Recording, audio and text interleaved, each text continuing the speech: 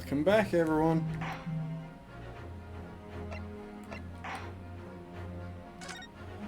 Oh, that's right. Last time when we left off, we were just about to start up the trial. Yeah, that was a good time to leave off, to be fair.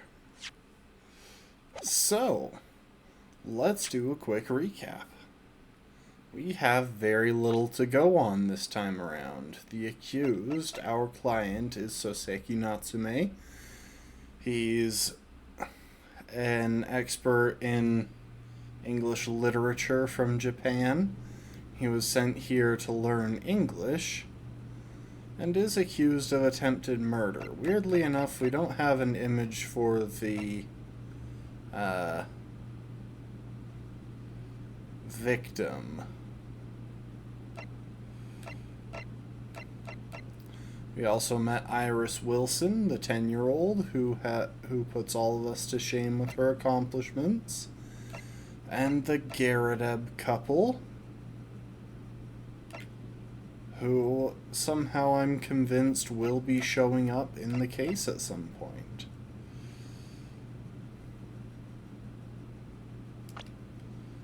And we have very little evidence to go on. Really, all we have is this receipt from a local bookstore showing that our client was there 15 minutes or so before the crime. Which doesn't help us unless we can prove that the crime actually took place at a different time than what we claim, than what they're claiming. And we have this map of the area around the crime. And our armband. I'm disappointed that we don't have our sword in the evidence list. Anyway, it's February 20th, 9:23. We're in the defendant's antechamber, presumably with our client. I never expected this. Who'd have thought we'd be back here again so soon? We are on a study tour of Great Britain, with the intention of learning the country's legal practices. In order to research the latest court procedures here, we need as much court experience as possible. Yes, I suppose that's true, but for the person in the dock, it may well be his or her one and only time in court, and it could be life-changing. In which case, treating it as research may seem a little crass.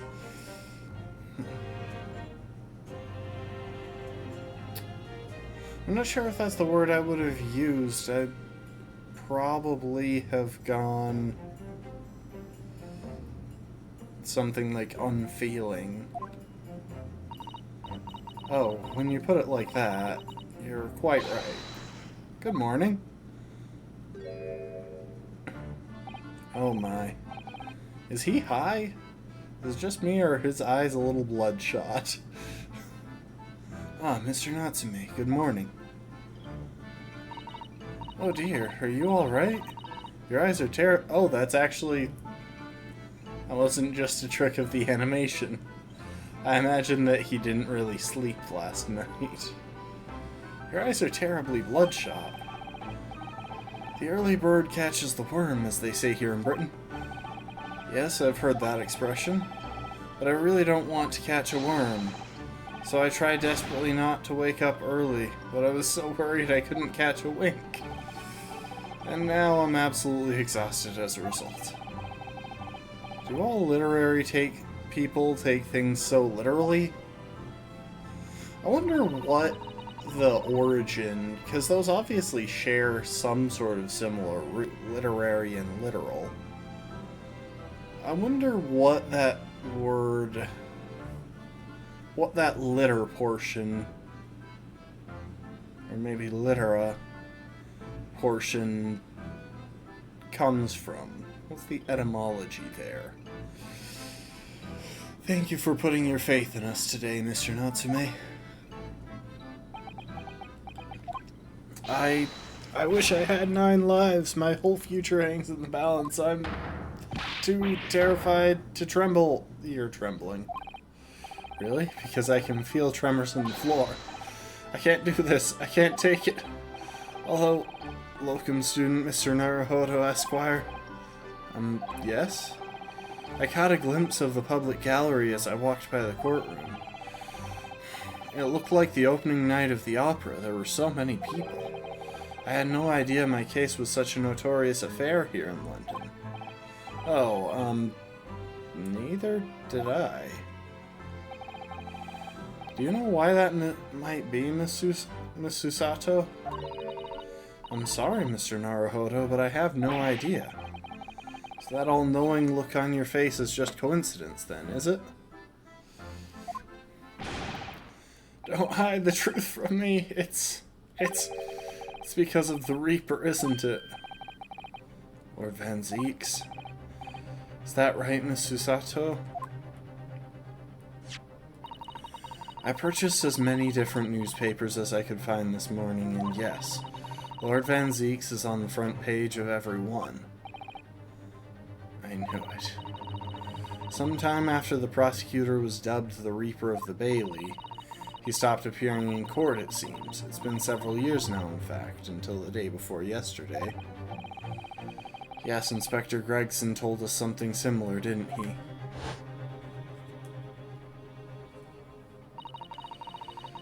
The trial 2 days ago marked Lord Van Zeek's return to the courtroom after a very long hiatus. So let's recap something here. We found out last time that regardless of whether the accused is found guilty in the trials that Lord Van Zeeks is in, they are all damned, which seems to be that, and they all disappear eventually. So it seems likely that someone is killing off the people who get the not guilty verdict against Lord Van Zeeks, which makes me think probably obsessed fan trying to prove, like, someone who is so determined that Lord Van Zeeks is correct that anyone who gets away can't be allowed to live. That's my current theory, but I really don't know for sure. The trial of Magnus McGilded. What a harrowing experience that was. I believe that appearance made even greater waves here in the capital than today's. But we wouldn't have realized, of course, having only just arrived in the country. Why is the Reaper back in the Bailey so soon for what appears to be a mundane murder? It's not even a murder, it's an attempted murder trial. That's the question the papers are asking, and they are all speculating various answers. Mundane? Mundane? It's the most significant saga of the century to some of us. Oh dear, I meant no offense, Mr. Natsume, but that's how the papers are describing it. Well, lest we also forget the fact that it could spark an international incident. Obviously, the reappearance of this infamous prosecutor has caught people's attention. There's another blatant similarity with the trial of 2 days ago. Yes, I agree. Welcome, student Mr. Naruhodo, Esquire. It's you. Me? I suppose that's true. Both times it is you who stands against this legendary prosecutor. It can only mean that you're friends with the Reaper. Please, I don't rub shoulders with Deathbringers. I'm afraid there's really only one other explanation. It can only be another example, Mr. Naruhodo, of your uncommon bad luck. You know, I think she's got a point there. No, don't debate that, Ryu. She is right. Oh, this is just my luck. Why must I be represented by a man with such frail fortune? By the least lucky lawyer alive. Well, let's not forget that it was you, Mr. Natsume, who asked me to represent you. Yes, it's true that I'm just a student, new to London, with little in the way of experience or skills. Or luck.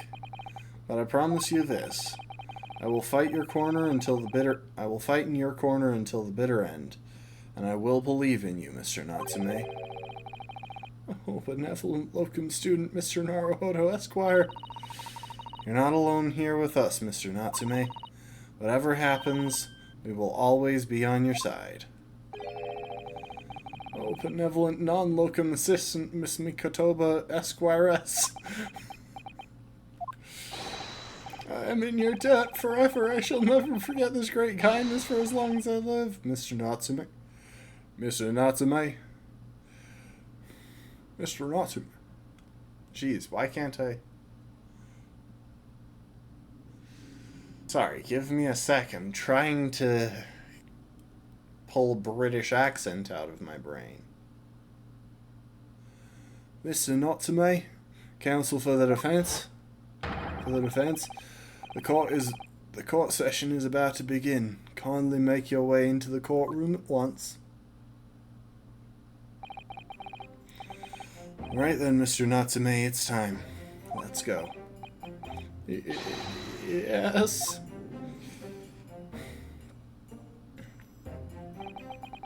This is it. My second appearance in a British courtroom, and my second trial against the Reaper. I hope you're watching over me, Kazuma, because this time I won't let my faith waver. I'll believe in my client till the last, just like you believed in me. And I believe I can do this now. I'm ready for this fight.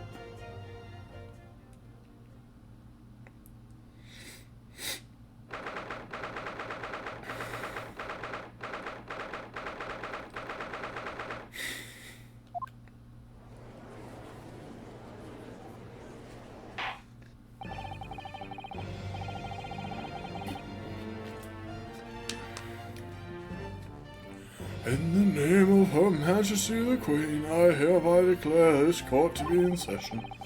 I now call upon the counsels for the prosecution and defense to declare their willingness to proceed.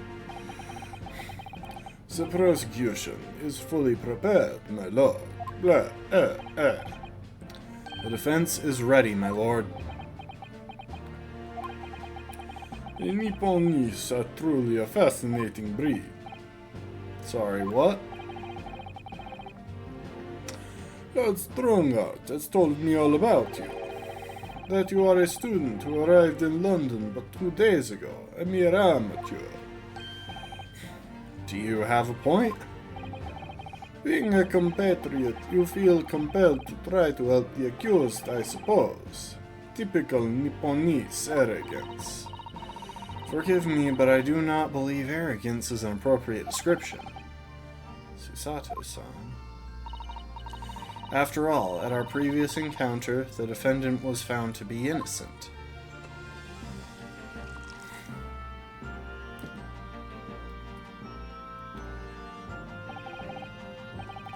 Very true. And the most fascinating, if dark, trial it was too. The tragic conclusion came later, of course. Here's to the acquitted, and his unfortunate, violent end.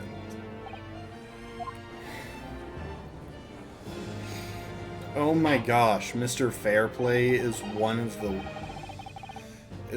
the jurors? I don't know if y'all saw that. One of the witnesses from last time is one of the jurors. This is great. Thank you, counsels. I see both sides are in a fine fettle. Now, ladies and gentlemen of the jury, are you ready to carry out your duties here in court as impartial members of the public? You never know when you might be down on your luck, but I believe in fair play for everyone. Well, I must warn you, I'm rather more ruthless than I appear. Oh, well, not me. What you see is what you get. I'm a peace-loving fella. I'm afraid to say. Hang on. Really? Joan Garrett... Do they vet these jurors at all? I'm afraid to say I think it's quite possible that the mustached foreigner did the deed. Come on, what are we waiting for? No doubt he did it anyway. Sorry, didn't quite catch that. Very well, let us proceed. Your opening statement, if you please, Lord Van Zeeks. Very recently, Great Britain signed an alliance with a rising power in the Far East. The accused in the dock today is a student from that same land, a certain Mr. Soseki Natsume. And while our country has extended this foreign student the warmest of welcomes, regrettably, the kindness has not been returned. In fact, the student is accused of a most sinister act. Of plunging a knife into the back of an innocent woman who was doing nothing but walking down the street. A knife crime. I tell you from bitter experience, those are the worst. Bloody oath they are. Just look at that sallow complexion and short stature. He's one of those dreadful Japanese. Jeez, how racist is this? How racist is this jury? There really is no vetting process here, is there? Come on, let's get this over with. With me now, everyone. 1, 2, 3. Sorry, didn't quite catch that. Pray, forgive the discourtesy of smashing my hallowed chalice in this great chamber. Allow me to call the first witness to the stand. Very well. Bailiff, lead the inspector in, please.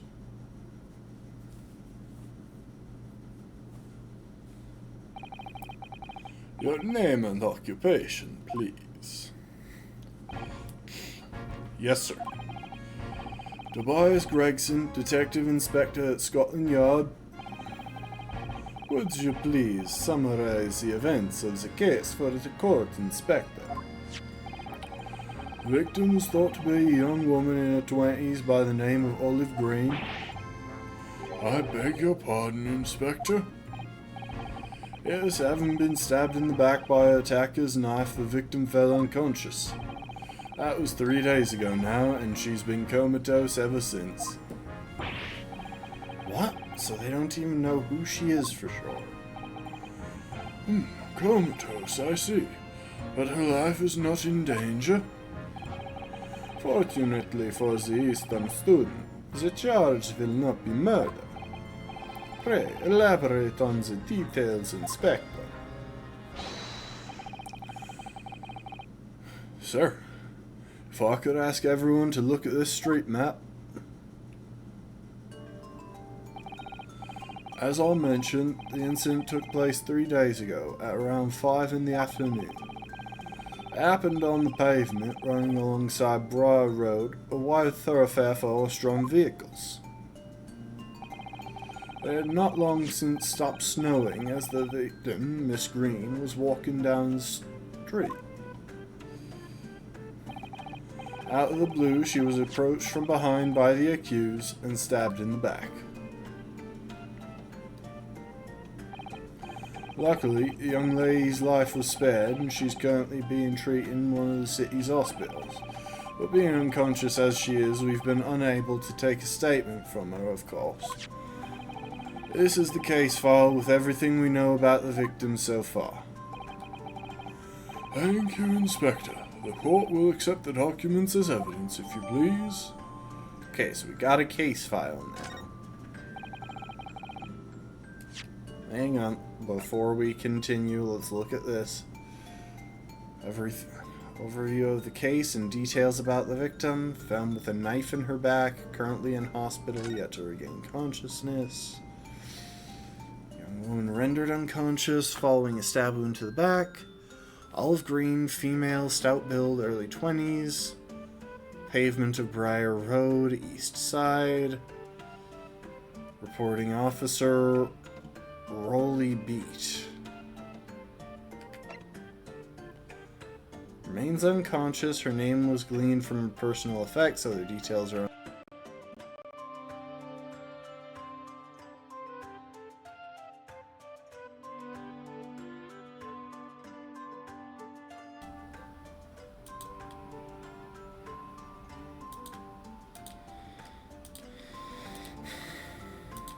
Sorry about that. I hope I caught my mic as it glitched out and not too late.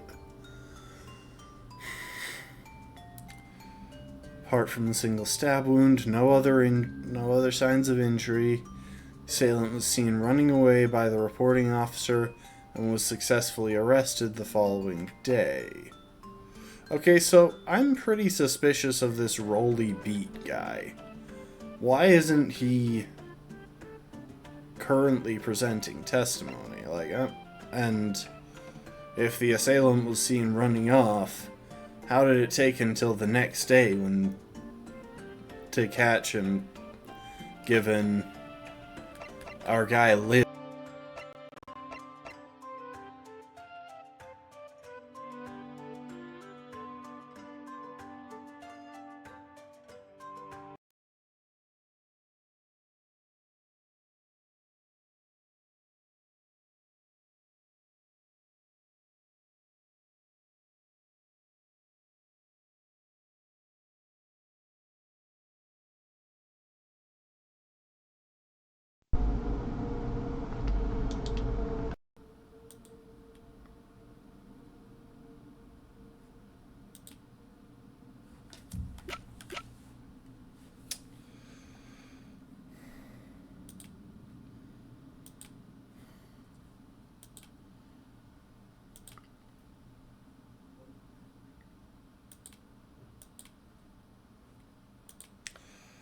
Welcome to the stream, Brittle. Sorry, I seem to be experiencing an unusual number of audio issues.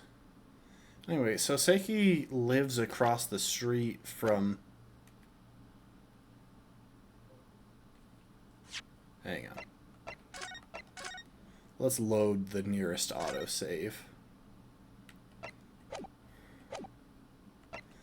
Actually, we'll drop a save to be sure that if that's too far back, we don't have to start over, but I want to load the nearest autosave.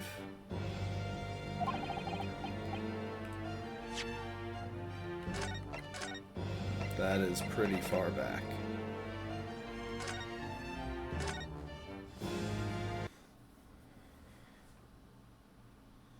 What was the weapon that was used? Sir, I have that here. It was removed from the victim's back. Ouch, that big thing is starting to make me scared to walk down the street now.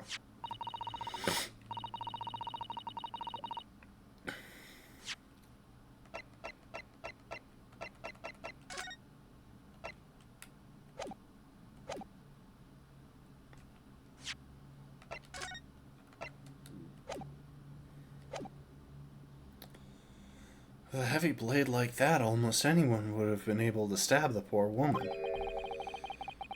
Even the scragged-looking Soseki-san, I suppose. The scragged-looking Soseki-san. I have no idea what scrag... Well, like, I can guess what scragged means, but... A common or garden jackknife, I would say, rather than nondescript. Thank you, Inspector. The court accepts the blade as evidence. Now then, what do we know of the motive? Money or valuables, I presume? Well, let's take a look at this knife.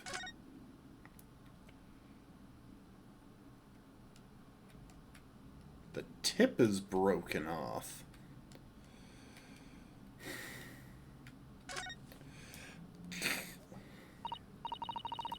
Oh, look here, Mr. Naruhodo, just at the tip. A small piece of the blade appears to be missing.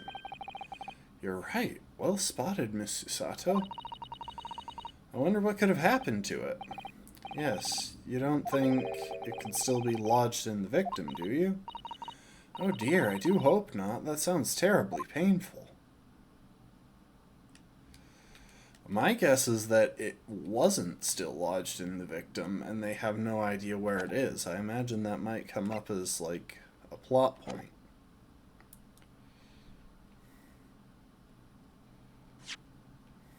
Hang on.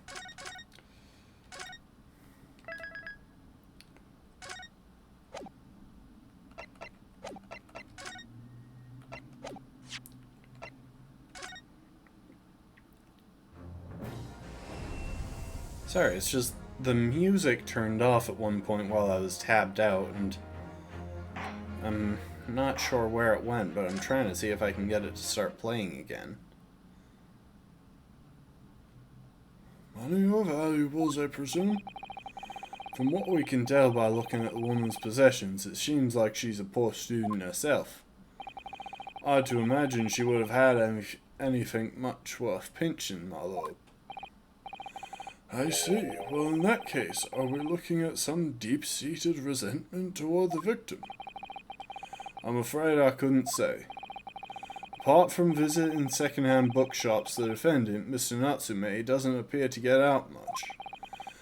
At this moment in time, we haven't been able to establish any sort of connection between him and the victim.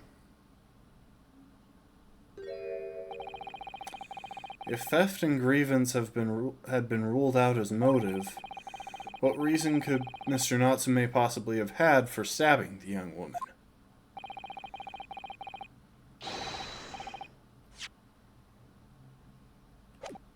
And yet you arrested the man in spite of that, in a totally unjustified and heavy-handed way. Objection!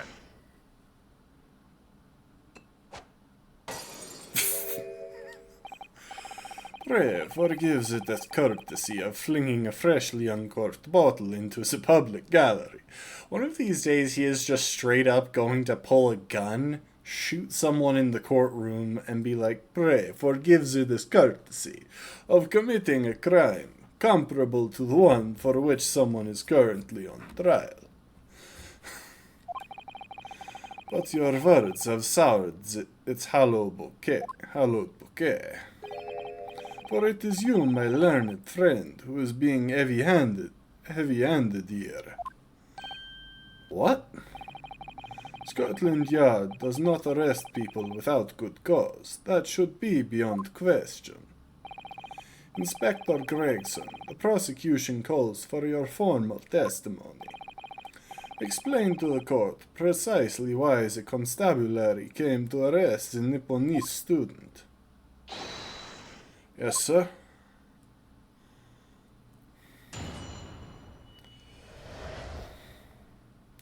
Mr. Natsume's arrest. As I said, it was 5 o'clock in the afternoon when the incident occurs, and there was an unusually light fog. Visibility was reasonably good, and there was no one else about but the victim and the accused. Out of the blue, the victim was stabbed from behind and subsequently collapsed on the pavement. The accused ran off, scattering his belongings all over the floor, those being a number of old books he'd just bought. He was on his way home from a bookshop, it seems. It was just a matter of working out who the books belonged to, and we found the bloke to arrest him. You keep asserting that no one else was around, when obviously someone was present to witness this, if this is what you're saying. And, like, we have covered that issue with him in a private conversation, but he does seem to be dancing around that point. Oh, books, you say? Yes, my lord. I have a photograph here of the scene of the crime, taken immediately after the incident. Oh, yes, I can clearly see the books to which you are referring. I will take that photographic print as evidence, please, Inspector. Oh, I forgot to put on the fan. Hang on.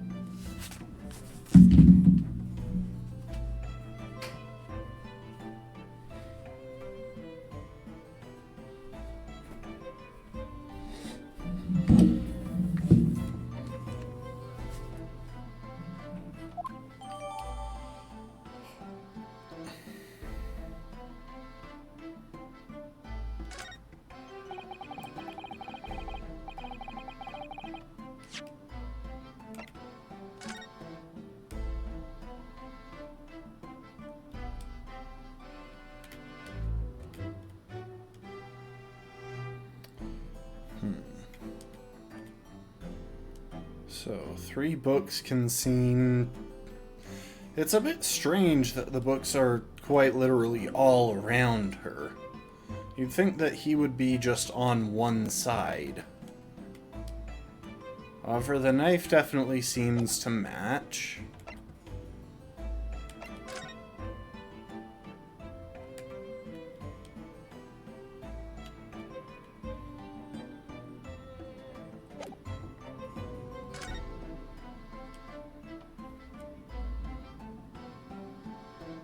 Oh, that's snow. For a second there, I was like, is this supposed to be the fog? Because if so, that is not an unusually light fog. That is an intensely heavy one. You Nipponese are a spineless breed, too cowardly to admit defeat, denying everything despite overwhelming evidence to the contrary. Well, Forgive me, Lord Van Zeeks, but the defendant is not denying everything, as you put it. What are you doing, Miss Susato? You go on. Mr. Natsume has admitted to playing some part in the incident. Isn't that right, Mr. Naruhodo? Now you mention it, when we visited him in the prison yesterday, he did tell us what had happened. As I was walking along that accursed pavement, I could make out the sole silhouette of another ahead of me. A woman, wearing a green overcoat she was, and just as I went to overtake her, she suddenly let out a little scream and collapsed onto the cold, hard slabs of stone at my feet. I was terrified. I had to get away from there, so I ran as fast as my legs would carry me back to my accursed lodgings. A green overcoat. Well, that's exactly what the woman in that print is wearing. Oh my, a photographic print in full color. What will the world come up with next? The defendant has done nothing more than admit he fled the scene of a terrifying incident.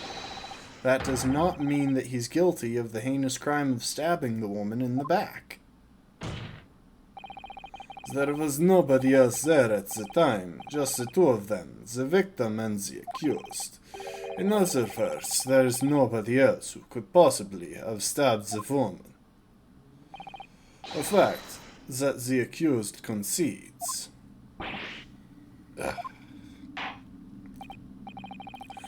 It seems this cross-examination could prove to be pivotal, Counsel. Proceed, please. Yes, my lord. Nothing for it. I have to use this cross-examination to turn the tables here. It's our only chance.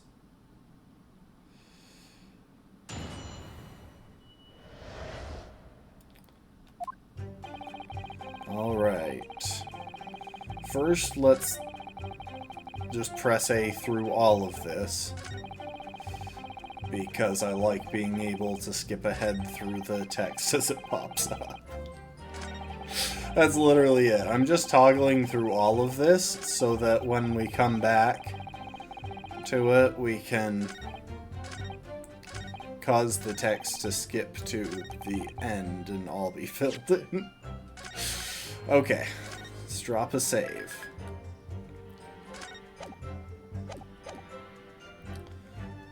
$5 in the afternoon, there was an unusually light fog. A light fog, you say? Well, light for London. You could see the opposite side of the street for once. Not much further, though. That's light? Around these parts, yes. Not something I expect a Japanese fellow like yourself to know, of course. I've heard that London is famous for its fog, but in my country, people usually imagine that gives the city a rather beautiful appearance. Oh, quaint. Oh, quaint. Yes, well...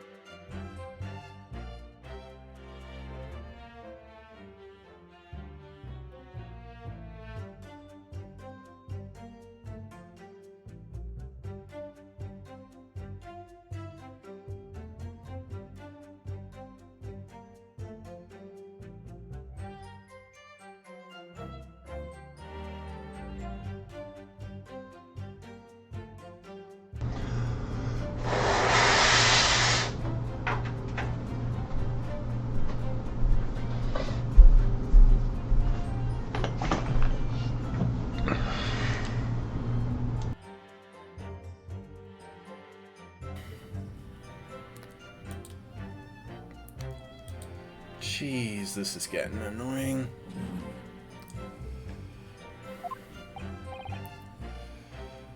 I see.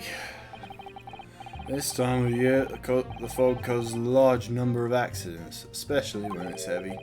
Sometimes you can't even see your own hand at the end of your arm.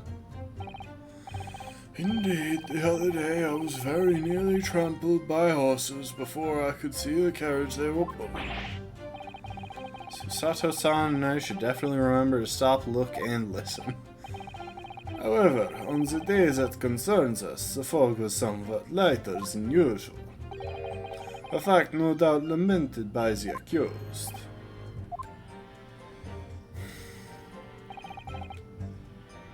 Visibility was reasonably good, and there was no one about but the victim and the accused. So this is likely to be the issue. Because how can you claim that when you don't have...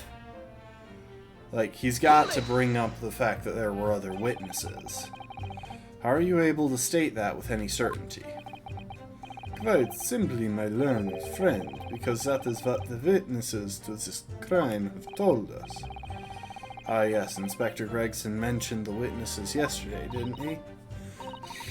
Right, one of them is a policeman, I believe, from Scotland Yard.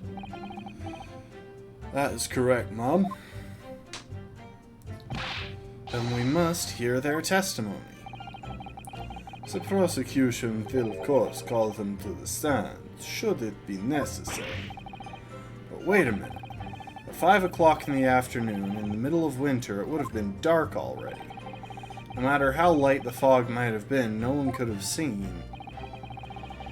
I'm unaware of the situation on your island in the east.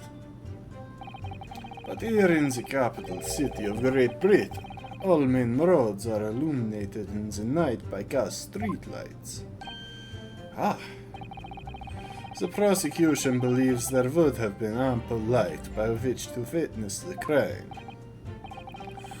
Right, here in London, for the first time in history, mankind has completely conquered the darkness. Which means we really need to hear those witness statements. If I could just get through the fog of this cross-examination, maybe we'll be able to. It seems the counsel for the defense is taking stock. Continue with your testimony, Inspector. Out of the blue, the victim was stabbed from behind and subsequently collapsed on the pavement.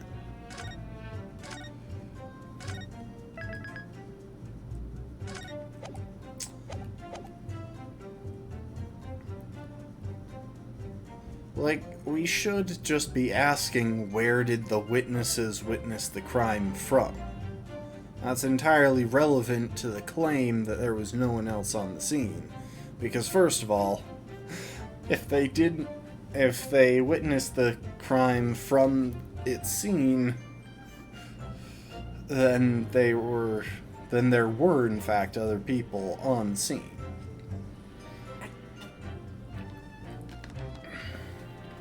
Out of the blue, the victim was stabbed from behind and subsequently collapsed on the pavement. Hold it! From behind, you say? That's right, as you can see from this print.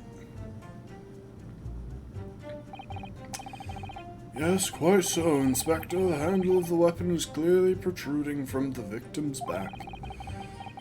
And you say this poor woman, Miss Green, remains in critical condition? Comatose, no less. I'm afraid so, my lord. Yes, she's being treated at Bart's. I was hopeful that she'd come round before the trial started so I could take a statement, but it wasn't to be.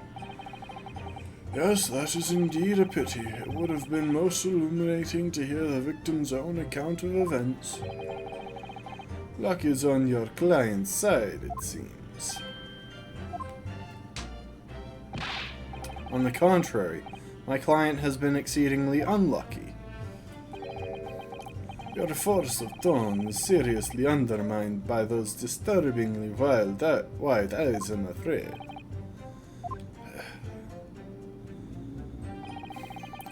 The accused ran off, scattering his belongings all over the floor.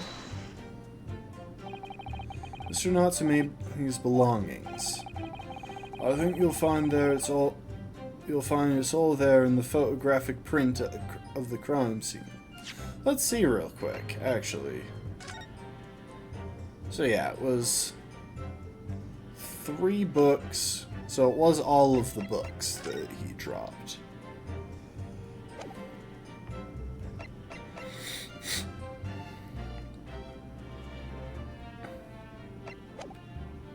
I wonder if he'll list out the titles.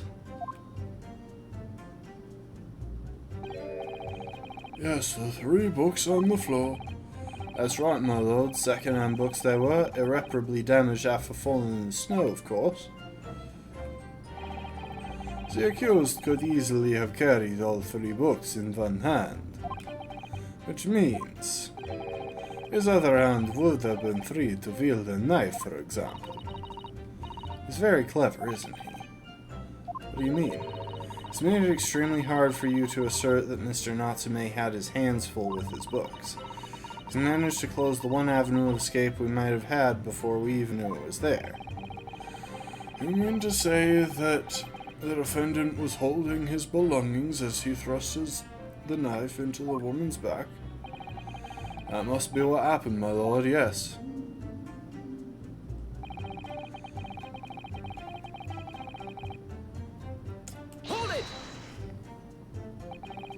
The defendant apparently visits a second-hand bookshop on a daily basis. Yes, so I understand. A shop full of old English literature. I commend the accused on the lofty subject matter of his scholarly attention. The bloke's room is stacked floor to ceiling with those musty old books. Can you tell us more about the bookshop in question, please, Inspector? Well, if I must, I'll have to ask you to look at the street map again, I'm afraid. Ooh. Relevant information. The closest second-hand bookshop to the accused lodgings is this place here, Bourbon Books. A little place on the corner of Briar Road and Meerschaum Street.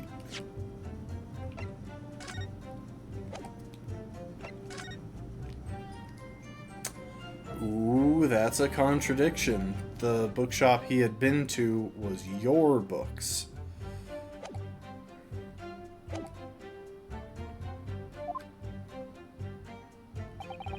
As it happens, the accused is currently living in lodgings on the other side of Briar Road at the opposite end, which means it doesn't take a genius to work out the route he would have taken home. Something like this. Something like this.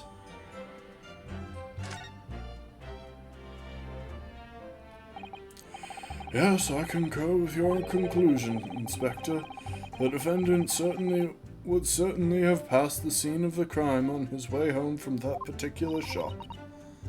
Mr. Naruhodo, I think that what the inspector just told us could turn out to be of vital importance. Yes, I agree. The most important point that the inspector just made being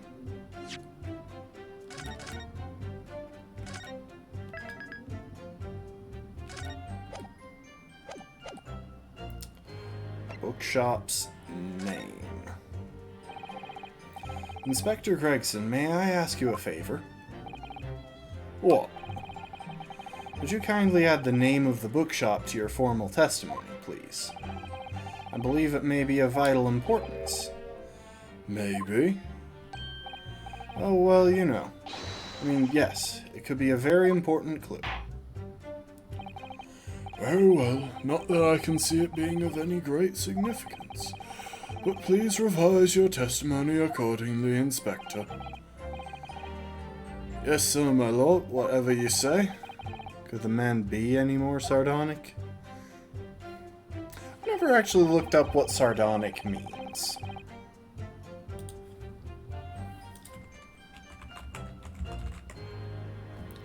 Grimly mocking or cynical. So it is just a synonym for sarcastic. And here we have a contradiction. Objection. If I could just stop you there, Inspector Gregson, I should probably save. as well.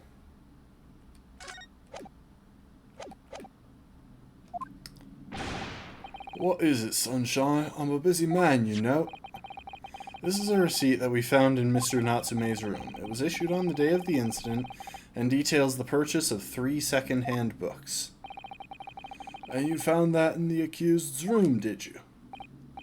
Yes, but the point is not where the receipt was found, but the name of the shop printed on it. Go on. This receipt was issued from a bookshop called Your Books. Your Books? Y-O-R-E, I presume? Yes, my lord. So Mr. Natsume did indeed purchase a number of books at a second-hand bookshop that day. However, the bookshop in question was not Bourbon Books. Eh? What?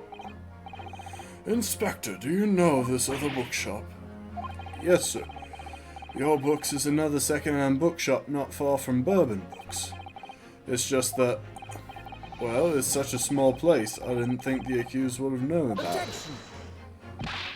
But in fact, that is the bookshop with which the defendant visited on the day in question, and this receipt proves it. Objection! Yes, for what difference it makes. Wherever the man purchased his musty tomes, it makes no difference in the final analysis. I disagree. I mean, after all, I have the street map here. Might this be of help? Oh, yes, thank you. Have a look at this, please. If the defendant had been returning from Bourbon Books, then yes, he would almost certainly have passed the place where Miss Green was attacked. However, if we take into account the fact that he was actually at another bookshop, Your Books, it may very well turn out that he wouldn't have passed that location at all. Could that be true? My. It rather depends on where this other bookshop is, but I do declare it may be a possibility. Is that right, Mr. Lawyer, sir? What you just said? Absolutely. It absolutely could be right. Inspector Gregson, where is this Your Books establishment? Well, obviously we looked into that. It turns out that Your Books is just here on the corner of Meersham Street going east. And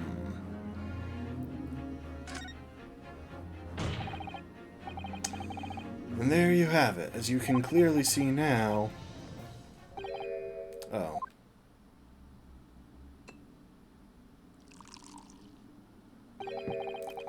My learned Nipponese friend is obviously in training to be a clown, the way he regales us with such witticisms. To your future career in the circus. Put that glass down now, or I'll put it down for you. Go Susato. I didn't think I needed to spell it out, but here we go. If the accused was coming home from Your Books instead of Bourbon Books, then there's no doubt he still would have passed the place where the victim was stabbed. That depends. Where's the entrance to Your Books? Yes, thank you, Inspector. Allow me to reiterate for my learned, if somewhat slow Nipponese friend. They really had to make him that racist, didn't they? Wherever the man purchased his musty tomes, it makes no difference in the final analysis. Ah!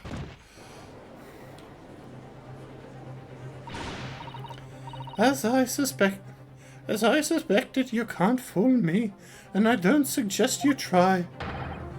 What did I say, eh? I've had enough of this now. Beg your pardon, terribly sorry, but would you mind repeating that? Mr. Naruhodo, we mustn't give up. What do you mean? If the prosecution's assertion is correct, the members of the jury may very well decide that Mr. Natsume is guilty. She's absolutely right. We must think. We must consider the assertion just put forward by the prosecution very carefully.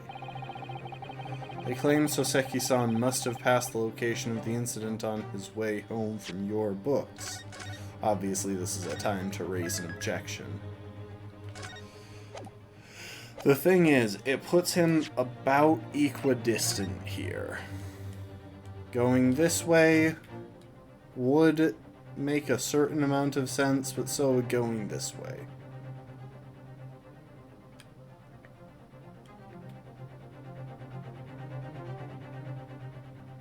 Especially depending on where the entrance of your books is. If it's on the east side of the bookshop, then it would make more sense to go this way.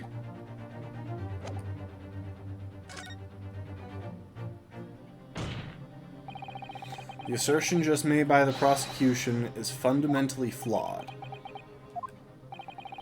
Explain yourself, counsel. Yes, my lord. You can see what I mean on this map. When returning from your books to his lodgings, Mr. Natsume could have followed the route suggested by the prosecution. However, that isn't the only conceivable route to take between the two places. If the defendant used these streets, look what happens. He arrives back at his lodgings without passing the location where the victim was attacked. Talking back to a clown is a fool's errand, of course. However, I feel compelled to point out that route is what is commonly referred to as the long way around.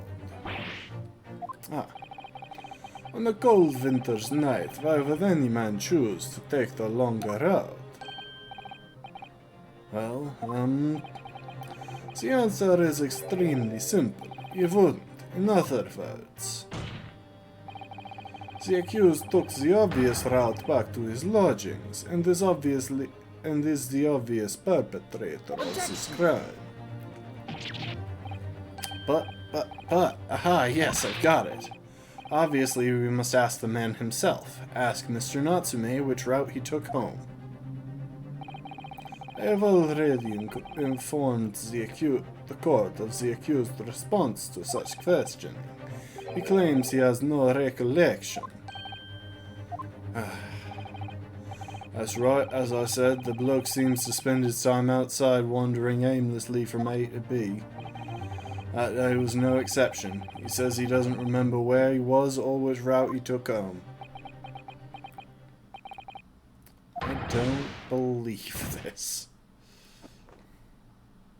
They are very animated. I thank you, my learned friend, and suggest that we do not waste any more of the court's time by wandering aimlessly around this subject. Pray, what say you, insightful jurors? But even if that is the case, the defense still...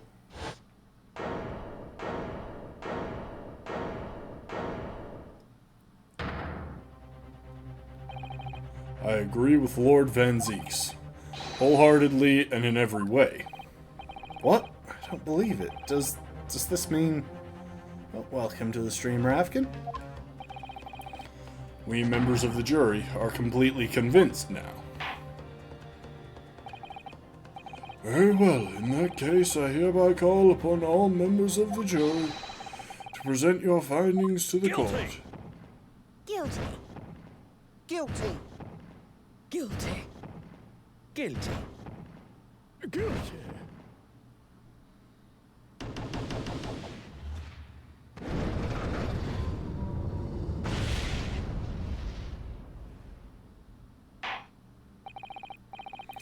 It would appear the jury's leaning is unanimous.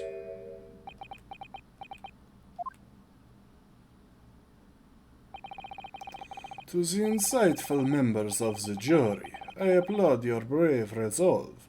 You serve Queen and country admirably. Mr. Naruhodo, time for a summation examination. No, not yet. This isn't over yet. Still have one last chance to sway the opinion of the jury. I have to tip the balance of those scales the other way. I have to turn this around, somehow. Those are the eyes of Quarry not yet willing to give up and die. So I presume you intend to wield your rights again in this trial. Rights of the defense written into antiquated British law that should have been buried long ago.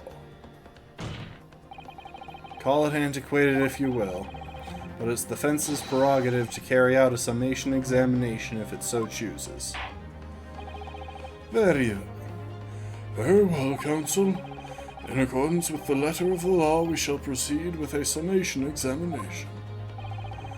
Are the members of the jury ready, Mr. Foreman? Of course we're ready.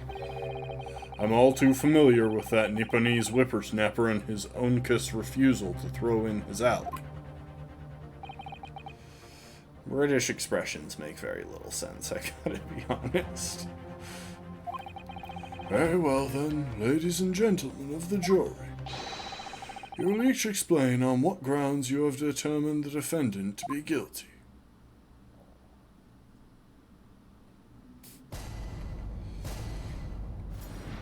Judicial findings. The jurors' contentions. For pity's sake, that little Nipponese oddity already admitted it himself, didn't he? If he said that a woman in green collapsed before his eyes, why it can only have been the victim. The man wouldn't have gone around the houses on his way back from the bookshop, not in winter. So the poor woman was attacked from behind, was she? How dreadful. I really don't care. Can't we just wrap this up now? I got work to be doing. Your books, yes. Nice shop, that. Bourbon books? No, not worth a visit.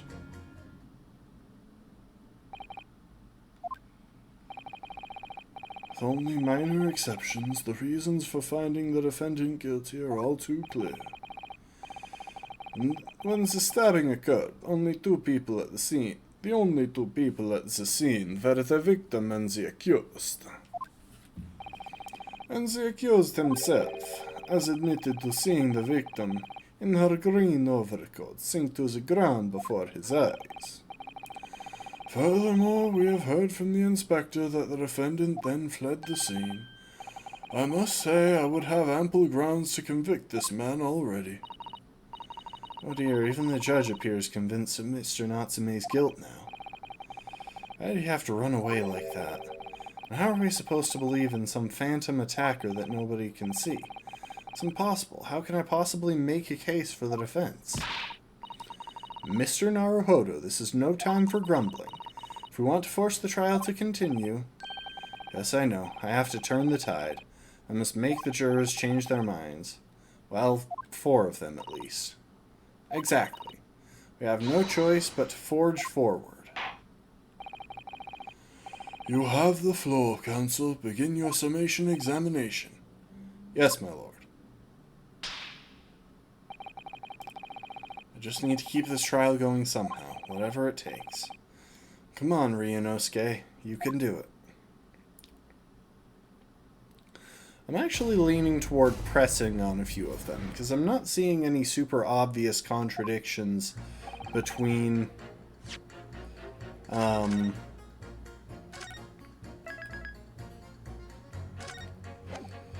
not seeing any obvious contradictions between their comments.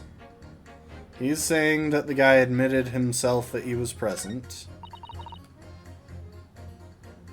She's saying that the only person who could have been the person he saw is the victim, which right now...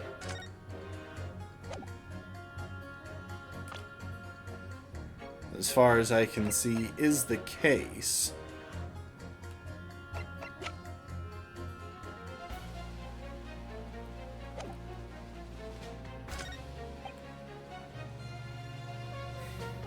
He's arguing that the dude wouldn't have taken the long way around.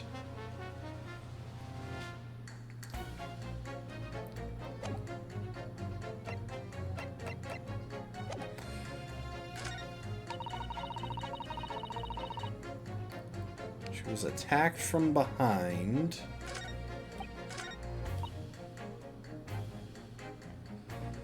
He said that a worm... See, I'm guessing which ones I will be able to pit against each other. I think there's going to be something between juror number 3 and juror number 6.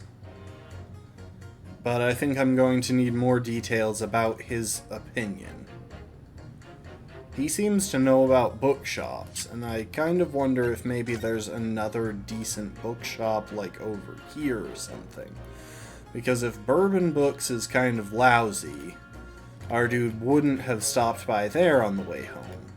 But if your books is good, and there's another bookshop like over here, that would give him a reason to go the long way around, since he does kind of just meander between bookshops.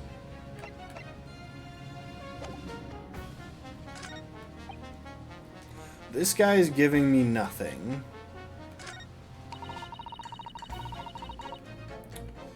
I feel like juror number 4 and juror number... oh, jeez. 2 might have something in contention here. If I get more details. Mr. Fairplay and juror number 5 don't really give me anything. Oh, I didn't mean to hit A.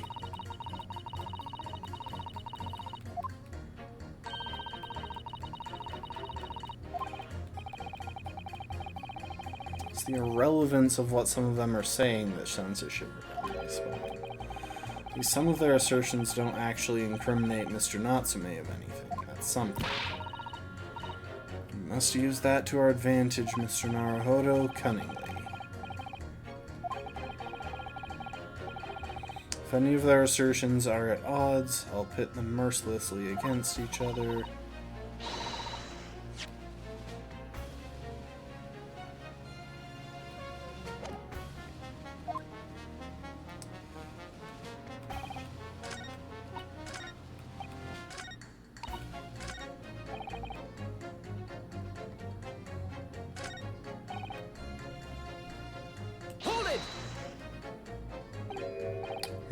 Sorry. Fold it, you say? Fold what? No, what I said was hold it. What I wanted to ask was, do you visit your books often? I like the old books they have in there, yes. I enjoy reading them over a nice cup of tea. That's my daily routine, you see. Same thing every day, including the day you're all talking about. And what time did you visit your books on the day in question? I was picking out books in there all afternoon, and it would have been just before 5 that I left. That's my... oh my gosh. That's my daily routine, you see. Same thing every day, including the day you're all talking about. Just before 5, you say? Exactly when the victim was attacked. Are you sure about the time? Oh yes, no mistake there. I remember it well. I'm not about to forget that day in a hurry, not after the dreadful time I had. What do you mean? Well, I was walking down Calabash Road when I slipped on ice and dunked my head. It's always worse after the snow stopped falling. That's when it's most slippery. I knocked myself clean out, I did. Really thought my number was up. Wait a minute, let me get this straight. This happened on Calabash Road. That's right, I live in Cornpipe, you see. Heading down Calabash Road is just the quickest way for me to get back from your books. Juror number 6, I must insist that you add that information to your formal statement. It may very well be extremely significant. Sorry, extremely sick? No, I'm quite alright now.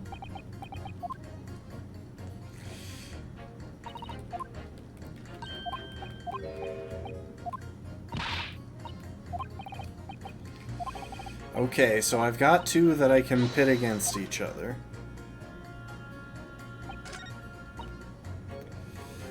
pit her against him. Those two statements clearly show a flaw in the juror's reasoning. A flaw? What are you talking about, counsel? Well, juror number 2, juror number 6? Why, whatever do you mean, sir? I think perhaps the old man didn't hear you. Unbelievable. It's not like I was loud or anything. Well, that might explain why he didn't hear you. There is at least one fact of which we can be sure. The bookshop receipt found in the defendant's room clearly indicates that on the day of the attack, he had been to your books and purchased a number of second-hand titles. Then he returned home on foot. The man says he has no recollection of his return journey. That's correct. But what he does remember is seeing someone appear in front of him on the way. Someone in a green overcoat who suddenly collapsed on the pavement before his eyes. Yes, we are all well aware of this. The poor young woman who was stabbed, obviously. Objection! Can we really be sure of that, madam? My, whatever do you mean? I'm sure you heard juror number 6's account of what happened to him that day. That same afternoon, there was somebody else apart from the victim who was wearing a green overcoat and who fell over on the icy streets in the neighborhood. Oh my! My goodness, you mean? That's right, I'm referring, of course, to hard of hearing juror number 6. Are you really suggesting that the person in the green overcoat whom the defendant saw collapse in front of his eyes was the jolly old gentleman on the end of the bench here with me today? That is entirely possible, yes. After all, the old man has a somewhat similar build to the victim. Well, look at that. My goodness me. I'm sorry, you need a pee. And crucially, we know precisely where the old man in the green overcoat fell. On Calabash Road. Therefore, if the person whom Mr. Natsume saw collapsing in front of him was in fact juror number 6, it means the defendant must have taken the long route back to his lodgings. And if that's true, then clearly, the crime scene on Briar Road where the woman was stabbed was not on his way home. Oh my! You idiot old man. If you hadn't been so daft as to be roaming about there, we'd have boxed this off hours ago. And really, what were you thinking wearing such a befuddling coat? What did you say to me? Is it a crime for the elderly to walk the streets these days, Is it a crime to slip over on the ice? Is it a crime to keep up with the latest styles and wear a beautiful green overcoat, is it?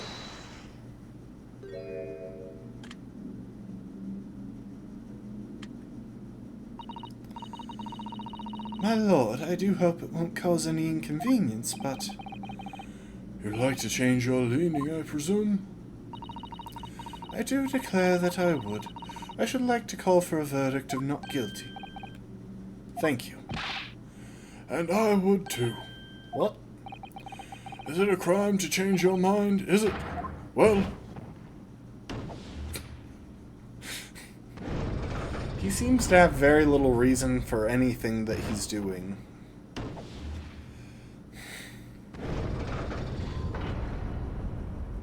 I think the jurors pretty instinctively understand that what they're doing isn't really declaring that they think he's not guilty. They're declaring that they would like to get to have more information before making a conclusion. Managed to change a couple of minds at least. It strengthened our position somewhat. And it will prompt the other members of the jury to reconsider their stance as well. They'll be asking themselves if their current leanings are really right or not. Now, if only we could just identify one more clue or discrepancy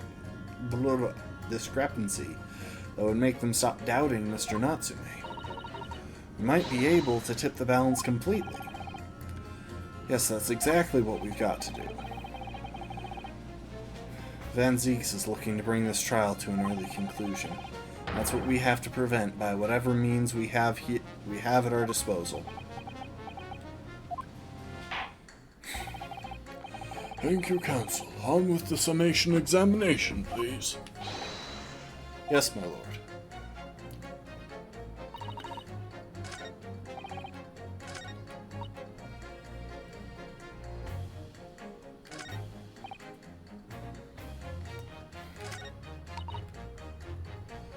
Poor woman was attacked from behind. I really just want to press on this guy, to be honest. His comment seems to be the relevant one. Well, like, his comment seems to be the least informative, and I feel like there has to be more information. A man's life is on the line here, sir. This will take as long as it takes. Don't get clever with me now, son. My life's on the line too, and so is my family's. Ah. Likes of you wouldn't understand, but a laborer like me can't afford to take time off. If I don't work, I don't eat, and neither do the wife and kids. Oh, I see. Must be very hard. I go to the union every morning to find out what needs doing. If you're late and the work's taken, it's tough. This time of year, there's water and gas supply pipes bursting left, right, and centre. They're after cheap labour to get the roads dug up to fix it. It's a hard slog from dawn till dusk, it is. So, you were out digging up the roads on the day of the incident as well, were you? That's right. In fact, if I remember rightly, I was just round the corner from where it all happened. By that old bookshop, as it was. What? Another coincidence. That's right, Meersham Street it was. He was digging up Meersham Street. That's a reason for the dude to have taken a different path home. Juror number 5, I need you to add that information to your formal statement, please. What's the point in that? Can't we just get this business over with now? Please, sir, it's important. Fine, I'll do it then. On the day it happened, I was digging up Meersham Street from dawn till dusk. Obviously, we need to pit him against him. Those two statements are clearly at odds with one another. At odds, Counsel. Explain yourself. Please, don't point. It wasn't me, I swear it. Eh? What? I just want to get this done and dusted. Well, juror number 3? Oh, me, sir? What do you mean? What do you mean? Juror number 5 were... I'm starting to lose my grasp of the English language after talking in British for so long. Juror number 5's words just now are extremely significant. Let's take a moment to consider the implications of what's been said on our map of the local area. So he was digging up stuff along here, along Meersham Street. And if there's construction, it's only natural to go around it. On the day in question, Mr. Natsume visited this bookshop to purchase a number of second-hand books. And on the same day, we now know that there were works being carried out on Meersham Street, making it impassable, which means that the defendant's route home could not have taken him along Meersham Street and down Briar Road. Oh, yes, of course. What do you think, sir? Well, yes, you can't argue with that, really, can you? We must have had a good 2 yards or more of the pavement up. Every gentleman and gentlewoman that came along had to turn back and go the other way. So the only conclusion is this. The defendant must have taken the longer route back to his lodgings. Yes, I suppose he must have. I suppose that must be right, eh? Juror number 3, you said the following. The man wouldn't have gone around the houses on his way back from the bookshop. But we see now that he had no choice. Oh, I didn't mean to do that. Yes. My lord, Mr. Judge, sir, if I may. Yes? I don't think in all good conscience that I can say the man's guilty now. Yes, I'd like to see this trial continue so we can get to the bottom of what really happened.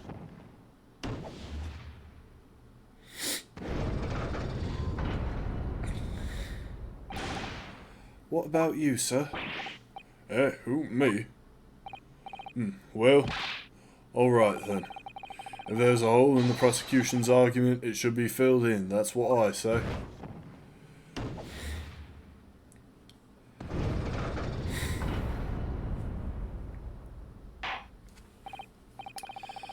Well, that summation examination has concluded with a rather large shift in opinion. The ayes 2, the noes 4. So the noes have it, not guilty, they say. Which means we no longer have a consensus among the members of the jury. The trial will continue. Objection!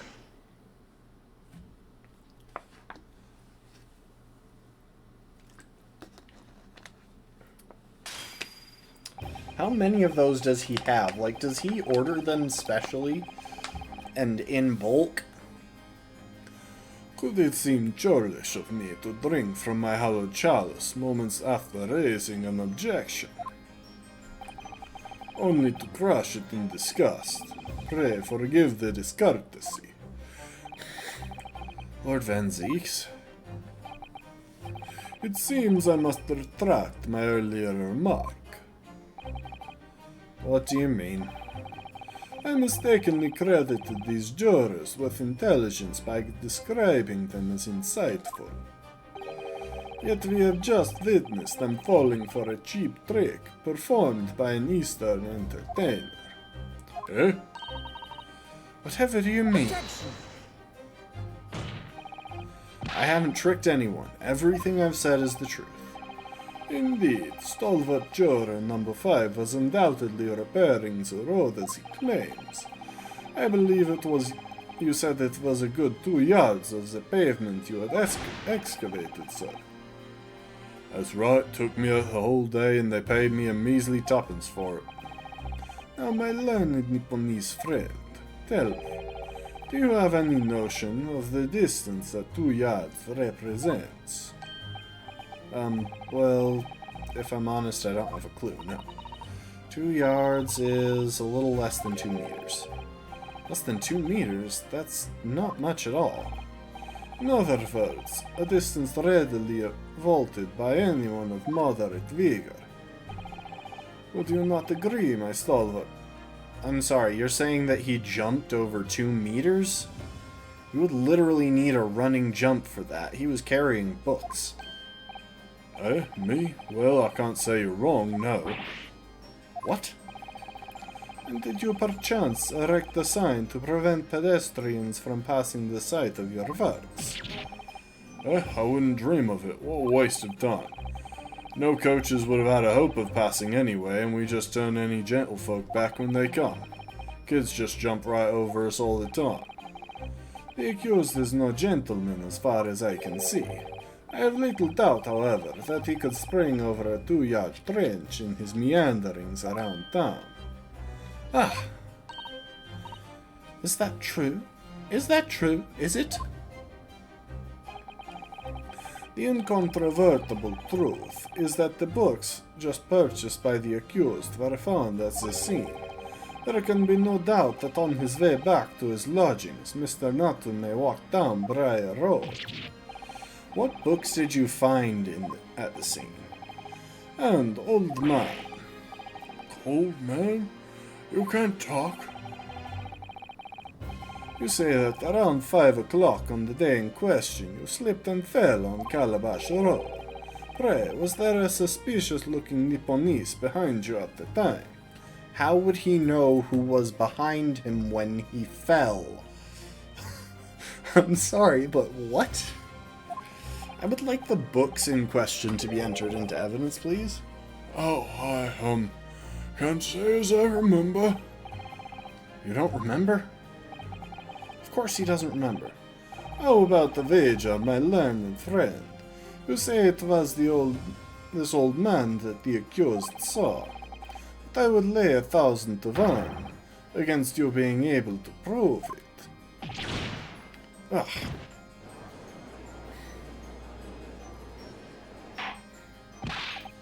Order, order.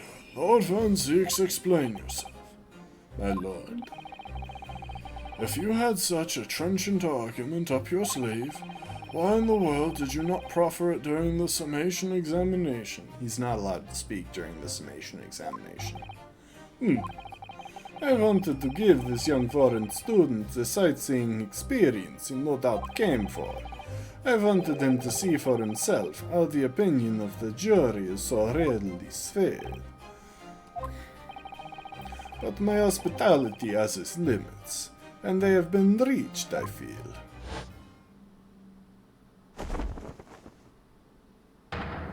Bro is so frickin' stylish, though. Like, seriously. That is some mad drip right there. So, my learned friend, today's sightseeing tour of London is now over. What are you talking about?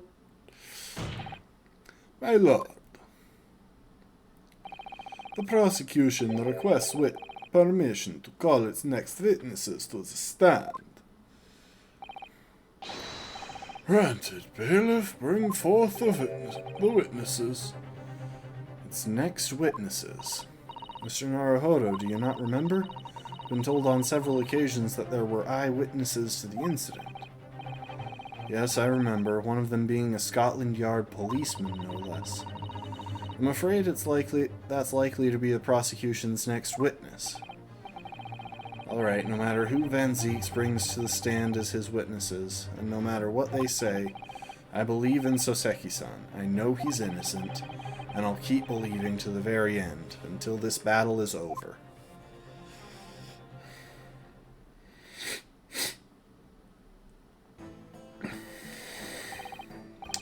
Witnesses, please state your names and occupations for the court.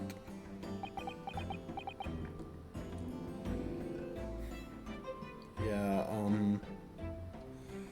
what in the world are we looking at right here?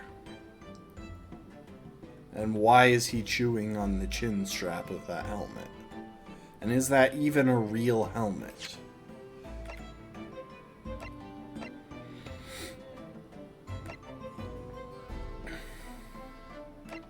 And can we please have the books that were found at the scene submitted into evidence so we can verify whether they are in fact the books that were purchased by the defendant?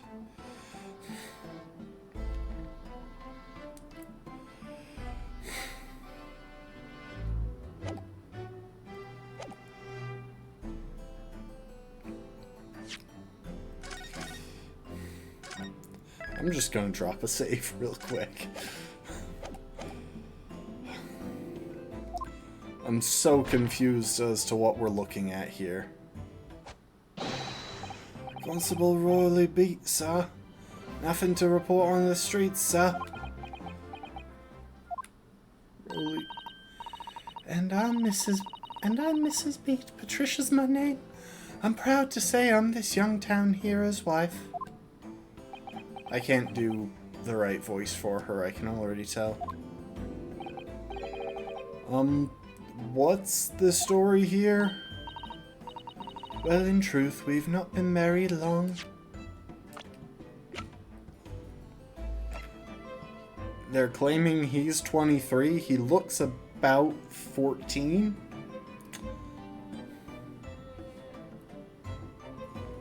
Devoted London Bobby who witnessed the incident whilst walking down the street with his wife of a year, Patricia, wife of Constable Roly Beat, who was witness to the incident. She's relatively recently married and fiercely proud of her policeman husband. Well, in truth, we've not been married long. In fact, we celebrated our anniversary only the other day.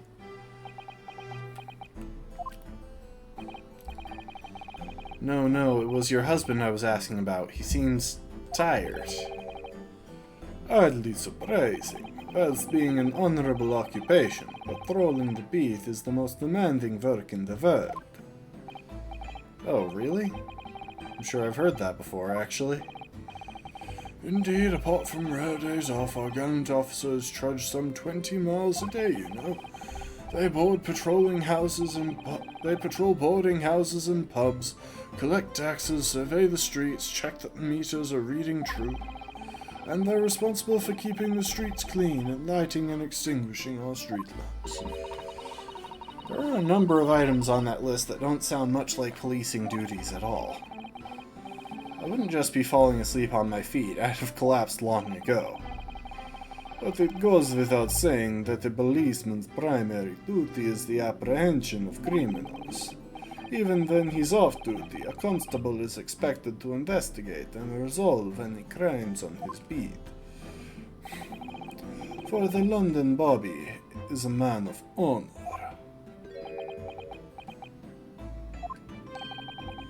And a man of slumber. On the day in question, this man and his wife were walking down Briar Road in the opposite direction, and they witnessed the incident as it occurred. Is that not correct, Mr. and Mrs. Beat? That's right, sir. Isn't it, Raleigh?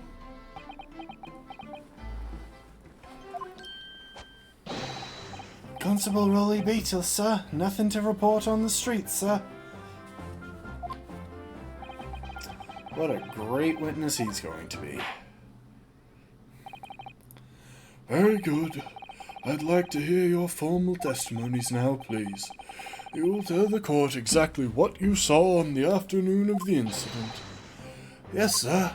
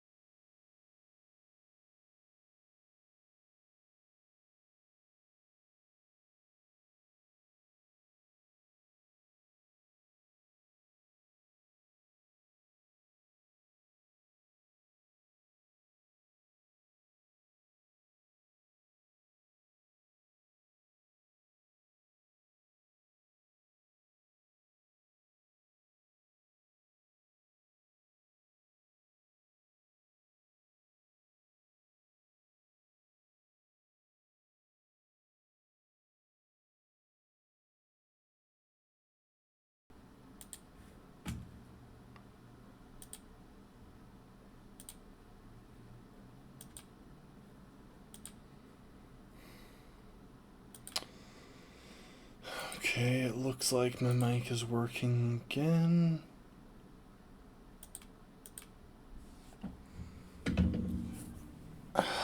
This is getting annoying.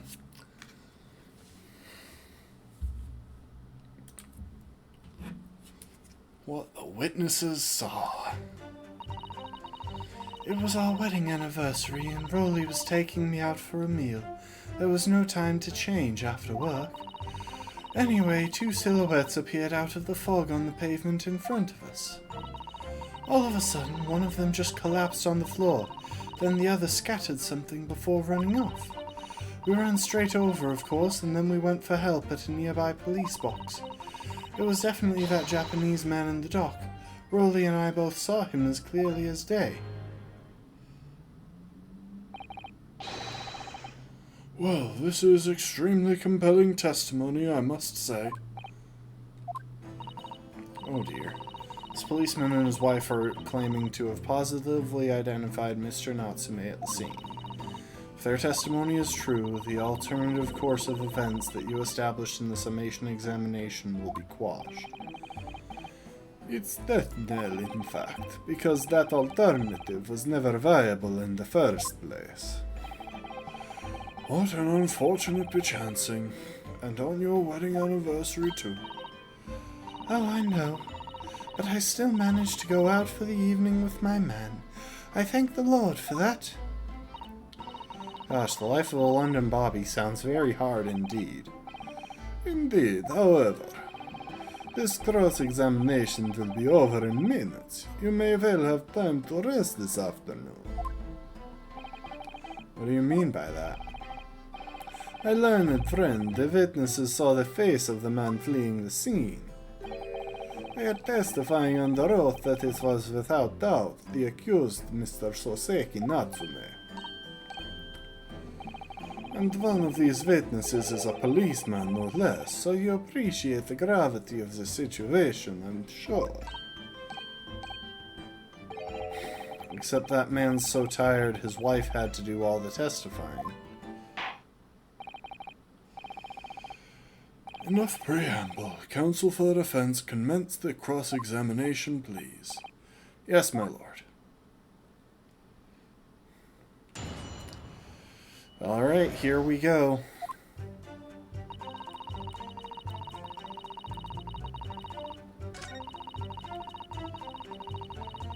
Two silhouettes.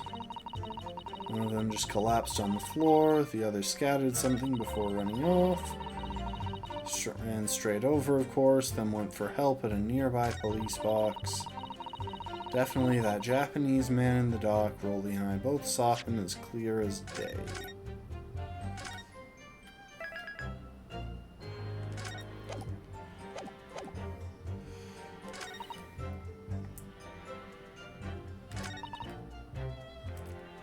I'm just going to press this last one, honestly.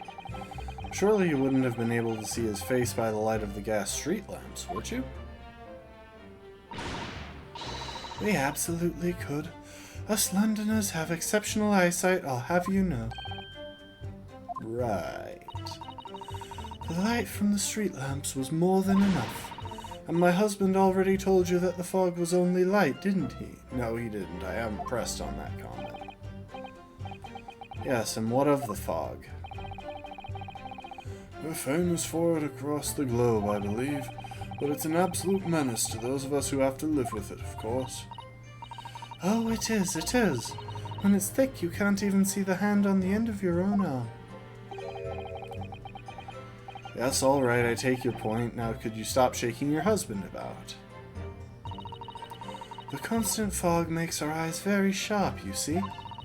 That's why we can tell you for sure and certain that it was that little Japanese man we saw. Can't we, darling?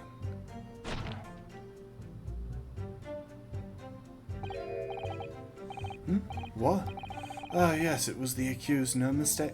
It was the accused, no mistake, and no mistake. The mustache, the hunchback, the cat-like eyes, the top mouth, the snub nose, unmistakable, sir. As far as this couple's testimony is concerned, there can't be any question. It was Soseki-san they saw running away from the scene.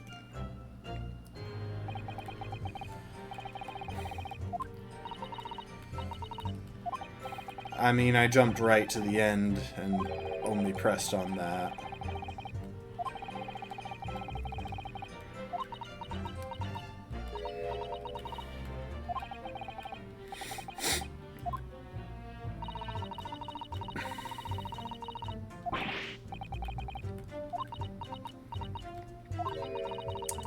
Kazuma-sama were here.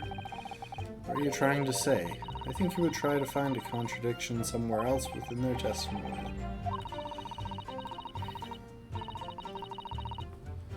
Calling their statement about seeing Mr. Natsume into question won't help. If you could identify some other part of their testimony which appears to contradict the facts, you might be able to discredit them to make the jury doubt if the pair's memory of the day is accurate. Put simply, we must focus on finding a discrepancy in these statements somewhere. Yeah. I'm wondering where they went to dinner. Okay.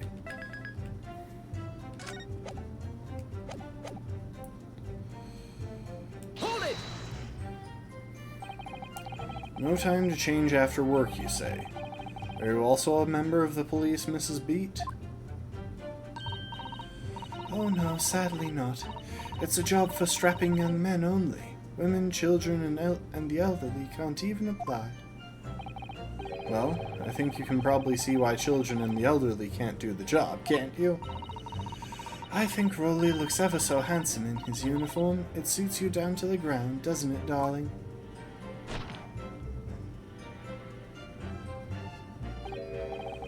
What?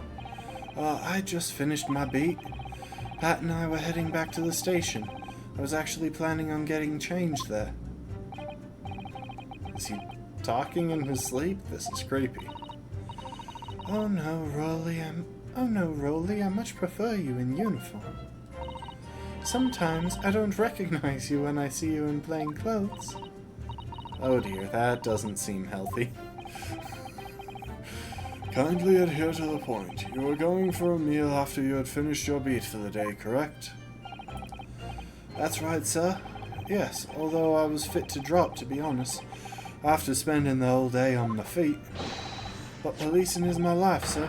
As long as I'm the proud owner of this, I'll serve my city and my queen to the end. What's that now? My warrant card, sir. Proof that I'm a London copper. It has the noble founding principles of the force written on it as a reminder to all of us policemen of our sworn duty to patrol the streets of London town and uphold the peace of the common man.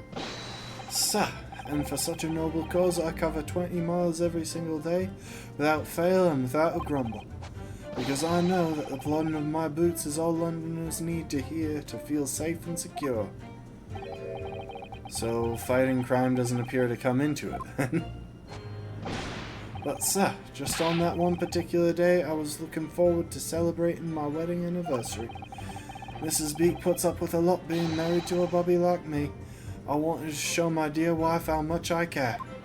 Wow, that is the first time he's seemed literally alive in the entire thing.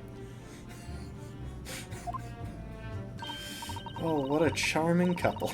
Their young love is such a joy to behold. If a little over the top, perhaps. And then kindly describe what happened next. No, where did you go to dinner? Two silhouettes appeared out of the fog in the pavement in front of you. Two silhouettes. That's right, they were coming towards us, walking up Briar Road in the opposite direction. There was a rather plump figure, followed by a scrawny, thin-looking man. That does sound exactly like the victim as pictured in this print, and like Mrs. Natsume. Or Mr. Natsume. Yes, unfortunately it does. And you're certain at that time there was nobody else nearby? Oh yes, quite certain. It was dark, but there are street lights on Briar Road, you see. There was nobody else around at all. Isn't that right, my darling? I am wondering why there's no blood visible in the picture. Like, surely having a knife stuck that far in your back would cause some bleeding through your clothes. Also, why can't I examine the books? There was nobody else around at all. Isn't that right, my darling?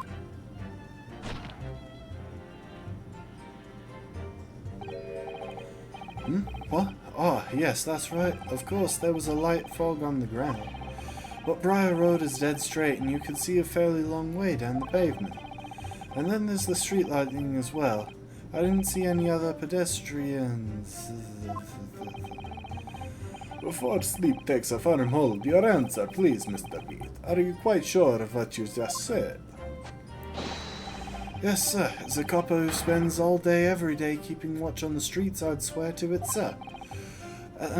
As sure as my love for Patricia is true. Oh my gosh, they have to slip that in. It was vaguely charming once, but still maintaining there was no one else around other than the victim and the attacker. Starting to seem like that must be how it really happened. It's beginning to seem like there's nowhere to turn. There's nowhere to run. Well, that didn't stop Mr. Natsume, did it? He fled the scene all too convincingly. Thank you. I believe we have a reasonably clear idea of the situation just before the incident now. What happened in the crucial moments that followed? All of a sudden, one of them collapsed and the other scattered something before just running off. Scattered something? What do you mean by that? Oh, well, I couldn't quite make out what it was at the time. Then when we got closer, we realized what it was. Didn't we, darling?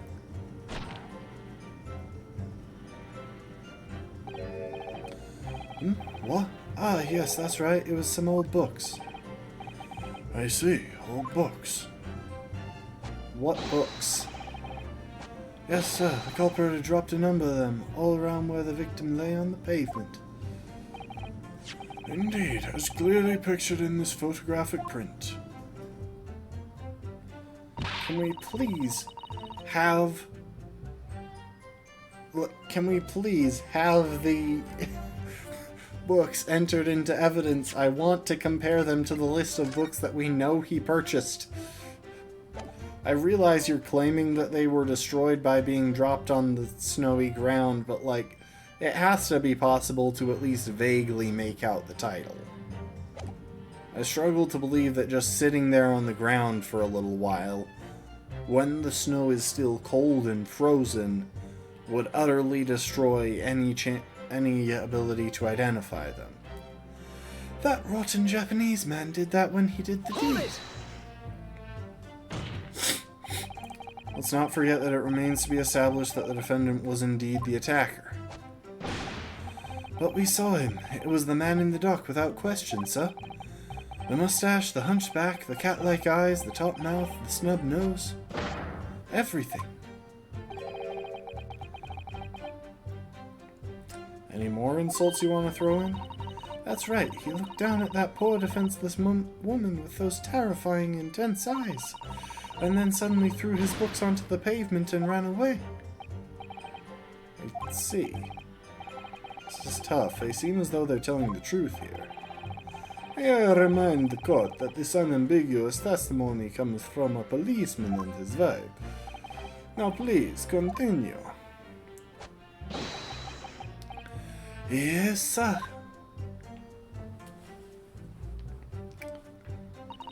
They ran straight over, of course, and then went for help at a nearby police box. Was it your husband who went to fetch help? No, I went. I may not be a police officer myself, but I am the proud wife of one after all. Isn't that right, my darling?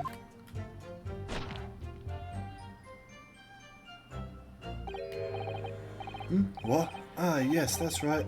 I asked Mrs. Beat to go. I was off duty by that point, but a Bobby's never truly off duty, of course, so I felt obliged to stay and guard the scene.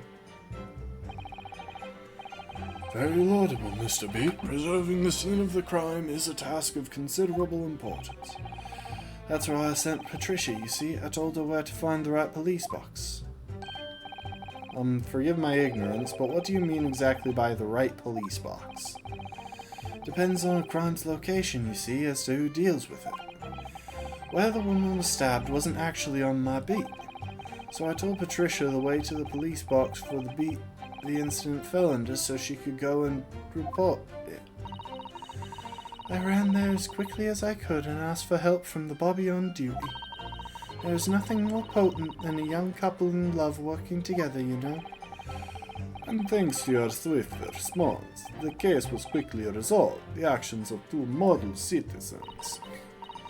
Oh please, you're making us blush, isn't he, darling?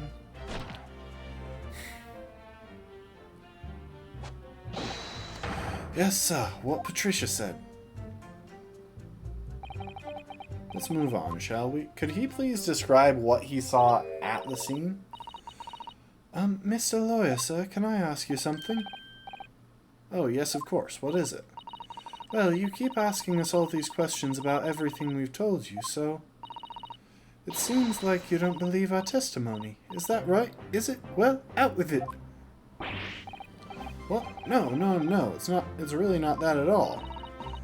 My husband's a policeman, remember? And I know what I saw. I remember every last detail, everything. Oh, I know. What about the books the man dropped?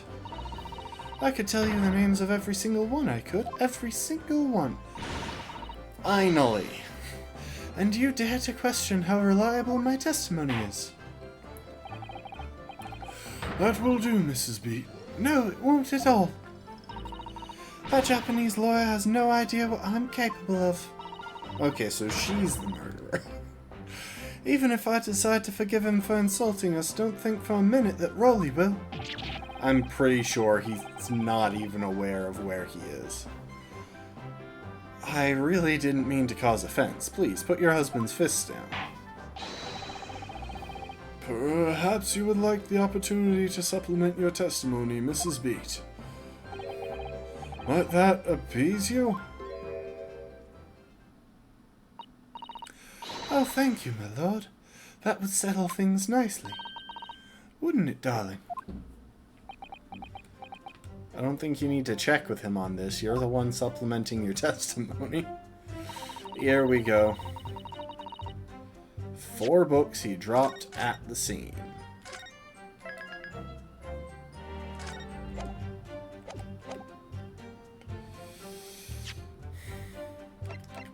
Objection! So, you're saying that there were 4 books? That's right, I remember all of them. The picture of Monsieur Somebody, What's It Yearnings, A Meal for Somebody, and the Thingamy's Something. I'm sorry, Mrs. Beat, but there is a fundamental flaw in that statement of yours. So she did accurately list the names of this one, of the 3 that we know about.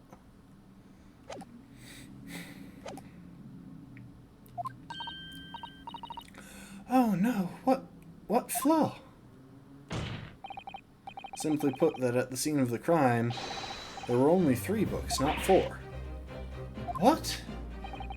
This is the receipt from the bookshop where the defendant bought his books. Your books? Yes, and it details Mr. Natsume's purchases that day. But as you can see, only 3 books are listed. Only 3? But no, that can't be. I'm just checking, actually. The Thingamy's Something. Like, that last one gives us no clue as to what she's even claiming that one was. We got a... Oh, you know what? I'll pause the game first. We have a request to show Turd, so I will bring him out.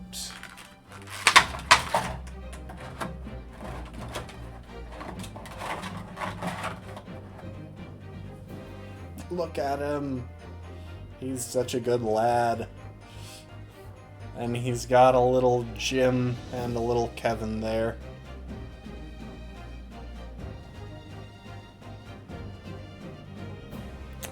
Look at that.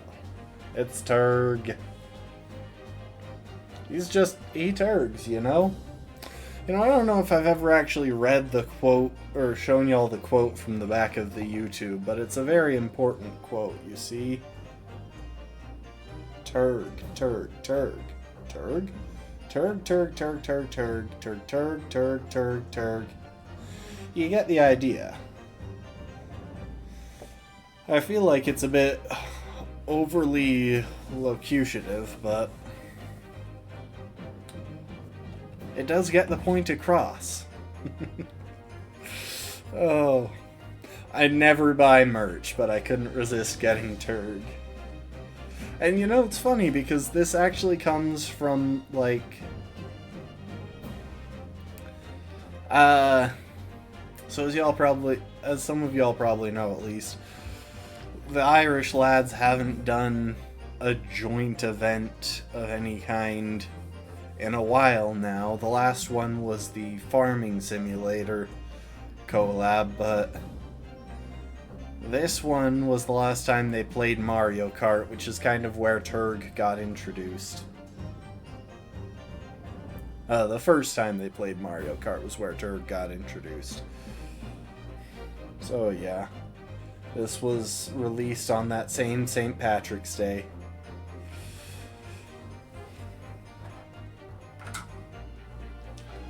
Alright, Turg, putting you back in the box. Thing is, I keep him on the windowsill here, and the box is pretty sun-bleached as a result. That's also why I keep him in the box, because I don't want Turg himself to get sun-bleached.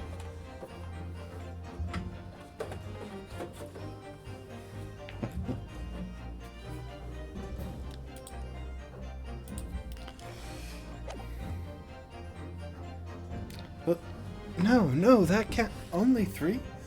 But no, that can't be. I remember seeing them. There were 4 books, I tell you. 4 dirty old books. Oh, really? Have a good look at this photographic print of the scene of the crime. I probably could have also presented that when she claimed there were 3 books. That might have also been a contradiction. As you can clearly see from this evidence as well, there are only 3 books. But I just don't believe it. I saw them there, I swear it. I saw them. No, madam. I'm afraid your powers of observation cannot be relied upon. So it cannot be denied that though you say it was the defendant you saw, you could very well be mistaken. Oh no, no! Objection!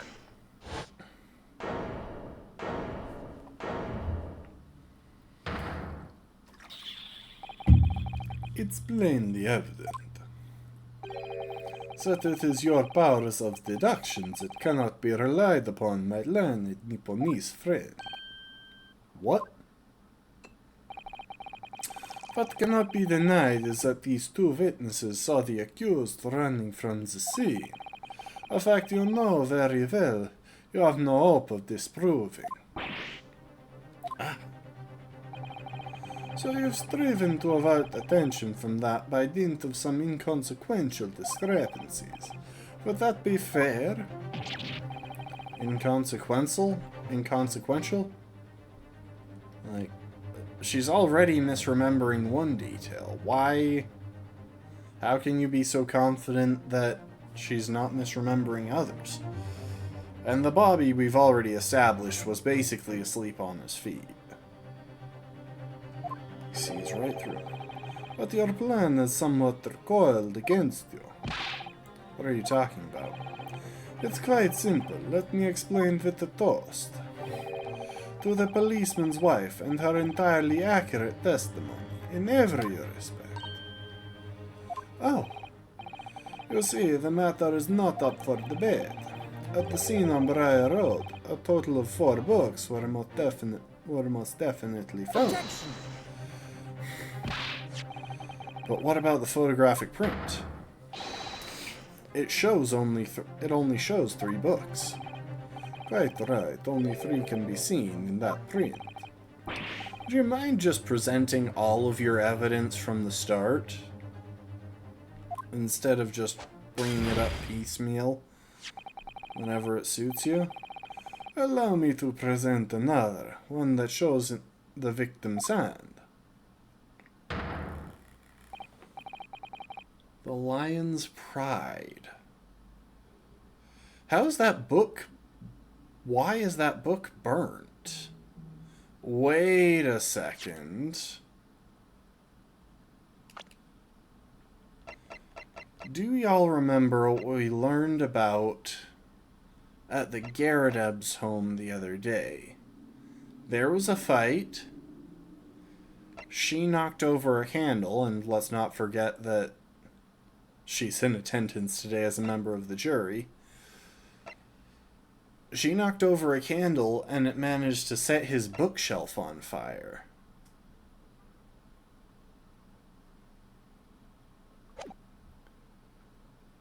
Which means it's very likely that this book is from that bookshelf. I don't believe it. It's the 4th book. As you will observe, the 4th book was hidden from view in the original print by the victim's torso. No. No.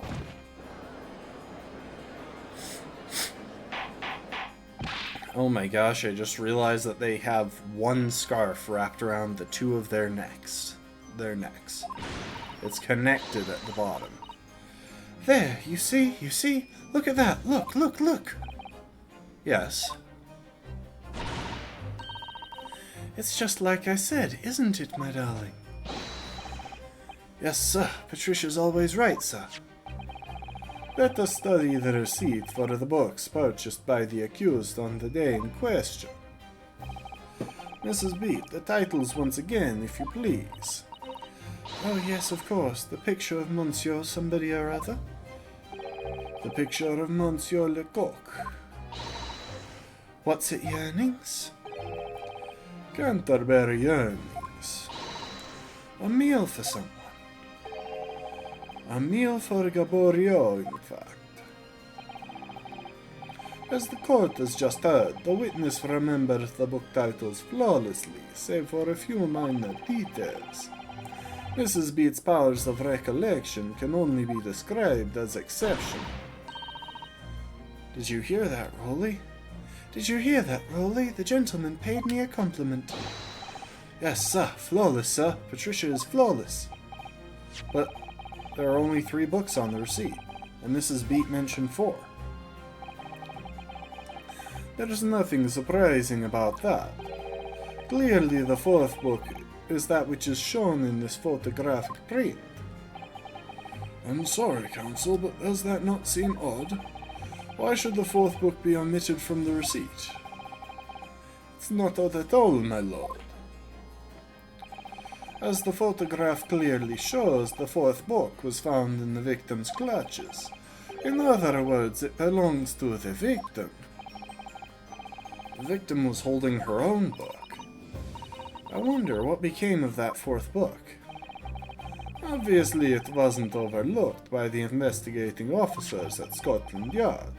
We have it here as evidence. What about the other 3 books? Are they evidence as well or not? You will submit that and the aforementioned photographic print to the council, please. To the court, please, counsel. My pleasure, my lord. Second crime scene photograph. And the 4th book.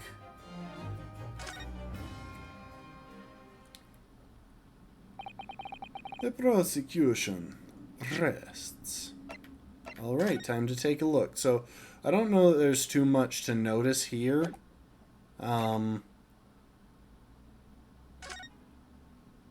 There's no contradiction with the previous picture. Her strap is in the same... Her handbag strap is in the same place. And it is the hand that's hidden.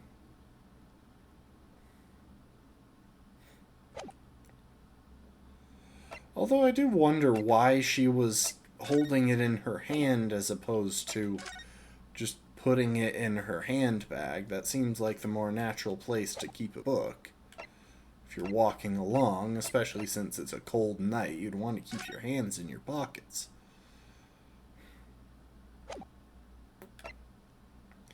But now for the interesting one, because this is half burnt. Let me see. It's a book entitled The Lion's Pride. I'm afraid I don't know any English literature at all, so it wouldn't be something I've heard... Wait a minute. The Lion's Pride? That's strange. I think I have heard of a book by that name before. Very recently, too. It's a title I recognize too, Mr. Naruhodo. Yeah, you recognize it from Mr. Garadeb's comments yesterday.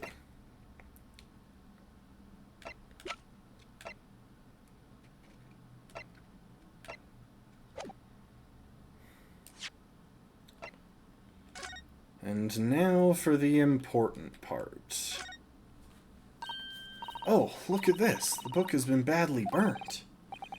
You're right, you'd never be able to read it in this state, especially not the latter pages. What a terrible waste. Judging from the scorched edges of the paper, I think the damage must have occurred very recently. A book recently damaged by fire. Why does that seem to raise a red flag with me? The back cover is badly burnt. I have nothing further to add. What? You seem surprised, my learned friend, but your resistance until now has been in vain. Entertaining, yes, but futile. The spurious longer route to the accused lodgings that you tried to establish in your summation examination, and the attempted discrediting of the witness's powers of recollection in your cross-examination. Feudal? Oh, wait. I walked right into this, didn't I? You see, everything we've said is true. Isn't that right, my darling? Yes, Pat. Marry me, Pat. So perhaps ladies and gentlemen of the jury would like to reconsider their positions, should the court waste any more time on this Nipponese travesty. Or is the decision you have to make all too apparent already?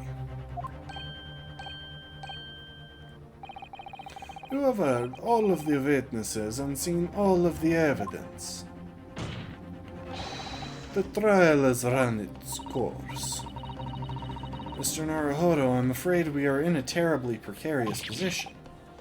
I know, but if I fight back in the wrong way now, I could very well just make matters worse.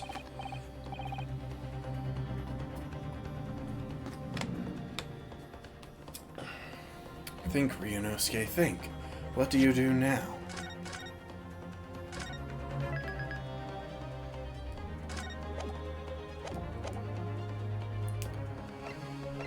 You know what? Let's go ahead and raise an objection. Objection! I'm not done yet. Oh no. No, my learned friend, it's over. The last cross-examination was your final chance to establish a credible defense, and you failed. The die has been cast. There is no more room for debate. Well, it might be over as far as you're concerned, but I can't think of what to say. If I may, Lord Van Zeeks, it seems somewhat boorish to close down the debate at this point. Your insignificant little Eastern Isle must be a lawless hole indeed. For lowly judicial assistant to have the audacity to intervene at a moment like this. Oh. I am, to my shame, still a very inexperienced lawyer, so you will have to forgive me, but I consider my assistant's advice essential, and her opinions invaluable. Mr. Naruhodo. One of this land's great guiding principles is tolerance, so the council will hear you, madam, despite the extensive racism we have entertained in the court today. Like, come on. I'm not saying any of the evidence, even without raising an issue of the evidence, there's some pretty blatant racial intolerance going on in this courtroom today, and no one's protesting it. Go ahead, Mr. Sato, please. Very well. Pray, what insight can you give us? What have we all overlooked in this matter that you see fit to pursue further? Well, the court has been presented with new evidence, but only after the last cross-examination finished. I see. And you believe that this new evidence warrants further examination, do you? Mr. Naruhodo, what do you think? It's just possible that this new evidence might be the decisive proof we've been waiting for. The judge is sure to ask the members of the jury to announce their leanings in a moment. And of course, he's sure to ask you to explain what the crucial piece of evidence is and why. So we must take this opportunity to examine... Yeah, I already did.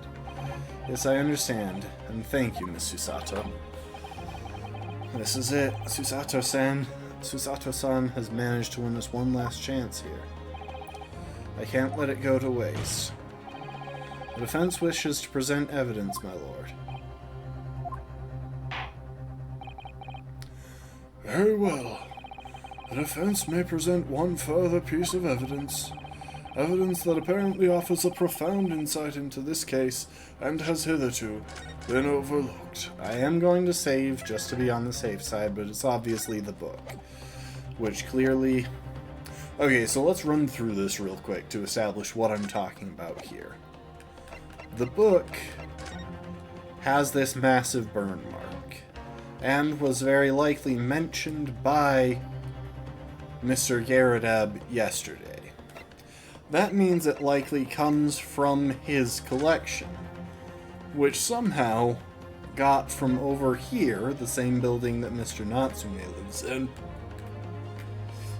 to this location across the street. Which means, at some point, the victim was traveling from here over to here, suggesting that she was going the opposite direction that our client was, which is different to what the folks in the stand claimed. Anyway. Take that! The evidence in question is what we can see from the newly presented photograph of the crime scene. The fourth book found in the victim's hand. Objection! We have already discussed the fourth book at length. Other than it being in the victim's grasp at the time of the incident, no significance has been attached to it. Pursuing the matter further would be a flagrant waste of the court's time, as you well know. Yes, I'm afraid, counsel, I must concur with the prosecution on this matter. When I afforded you this opportunity, you led the court to believe that the evidence in question contained a hitherto undiscovered clue. So I must insist that you elaborate, counsel. You will identify this clue at once. Do I make myself clear? Oh, yes, my lord. It's, Mr. Narota. I believe the prosecution is trying to avoid a thorough examination of the evidence, which means you may very well be on the right track. Yes, I think you might be right. So, counsel, precisely where is the vital clue to this case which this fourth book conceals? Got it! I would ask the court to observe the back of the book in question. The back? What do you... Good gracious! It's been burnt to a crisp. So we have to ask ourselves, why was the victim clutching what is clearly an unreadable book? It is undeniably an extremely unnatural thing for her to have been doing. However, one of our jurors likely has an explanation. Unnatural, you say, and what of it, my Nipponese friend? Oh? Were I to concede the point, if it bears no relation to the case, there is nothing to discuss. So, should you wish to assert that this fire damages some veiled clue as to what happened that day, pray do enlighten us all. What truth does this charred book hide? Charred book. There's just one possibility here which I can't quite bring myself to rule out. It's an outside chance certainly, but worth a try. Alright, I'll explain my theory. Don't keep us waiting any longer then, counsel. Explain this theory of yours. What are you suggesting that you can ascertain from the fire damage this tome has suffered? Its owner. My lord, the burn on this back of the book reveals a startling truth about the book's owner. I beg your pardon? But we already know who the book belongs to. The victim was gripping it in her hand as she fell to the floor, after all. It's obviously hers. Well, thank you for the hydrate, Brittle Lizard. The question of how this book came to be in the victim's hand has yet to be answered.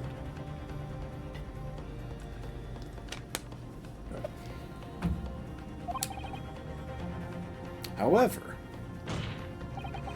as for the question of who the book really belongs to and where it originated, the defense has very credible answers. Good gracious, how can you possibly? Very well. I'll play along with this futile attempt to relay your inevitable demise. But do remember, the members of the jury may well burn you if your little gamble goes awry. Counsel, the defense's response here is very likely to influence the final outcome of this trial. So tell the court, who do you claim is the owner of this burnt book?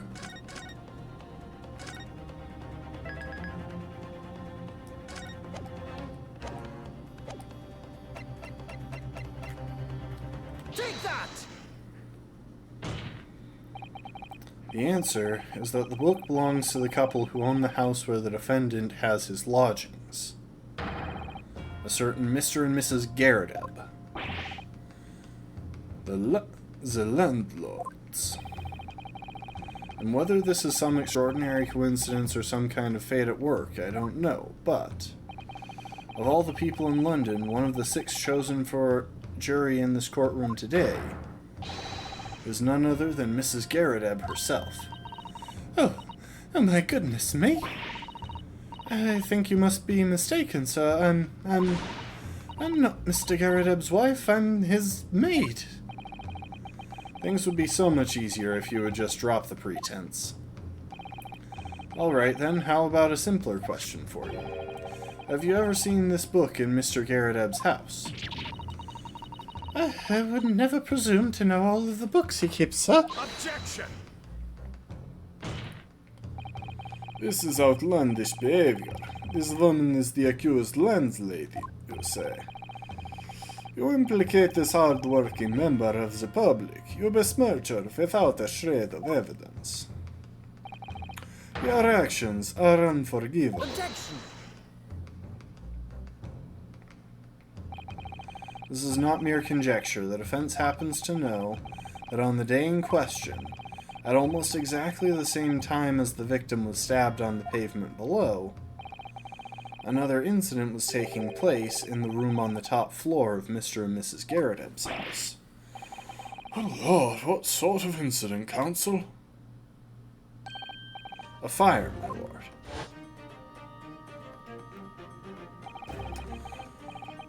Afraid to say it was. Happened in the blink of an eye, you know. The whole place filled with smoke, couldn't see a bally thing. Didn't take long for the fire to spread, of course. The bally furniture started going up as well. Worst of it is, I lost my favourite, book called The Lion's Pride.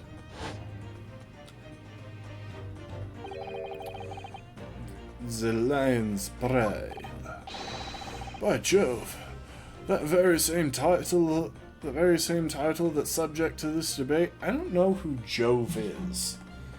I've never bothered to ask this question before. Hang on.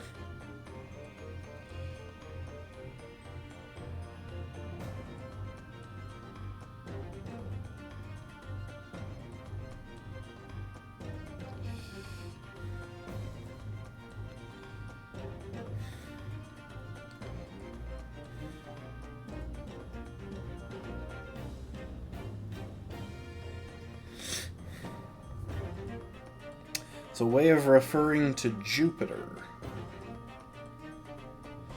Interesting. Okay then. Oh dear me. Objection! This is reasonable. All you've told the court is that a book by the same name was involved in the fire, in which case it would be reasonable to assume that it was burnt to ashes. And entirely unreasonable to infer that it magically removed itself to the scene of the crime.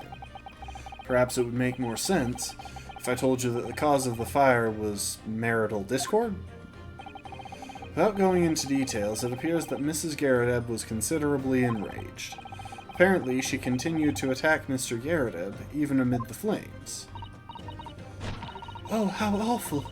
I can't even imagine being so horrid to the one you love. Can you, Rowley? Absolutely not, sir. My Patricia would never raise a finger against me, sir. She would rather strangle me with this scarf that she has bound around both our necks. In fact, if she were ever to jump off of a ledge and hold on to it, I would be choked to death or pulled along after her. She's expressed many times that if I ever make her unhappy, this is how she will end our marriage. I'm frightened for my life constantly, sir. I had all my favourite old novels in that case, but as soon as the fire got hold of them, that was it. Whoosh, up in smoke. Then the wife started hurtling things at me. There I was, back up against a window under heavy enemy fire, incendiary books coming in 10 to the dozen.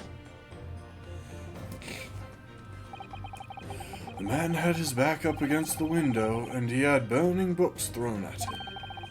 Goodness gracious, are you suggesting that the book was thrown through a window and landed coincidentally at the scene of the crime? Objection! No, a thorough investigation of the surrounding area was conducted the very evening of the incident, and there is no report of the Garadeb's window pane being broken. That's quite true. We also saw no sign of broken glass when we visited the Garadeb household. But it is not conceivable that the window was open at the time, and Not even remotely. Let us not forget the season and the chilling weather that accompanies it. No Londoner would ever leave a window open in the middle of winter. not even if the room was full of smoke and they were trying to be able to breathe? Does the defense postulate this scenario in all seriousness, counsel? Do you honestly claim that the book found at the scene of the crime was a flaming projectile thrown by Mr. Garadeb's wife? I believe it's a possibility, my lord.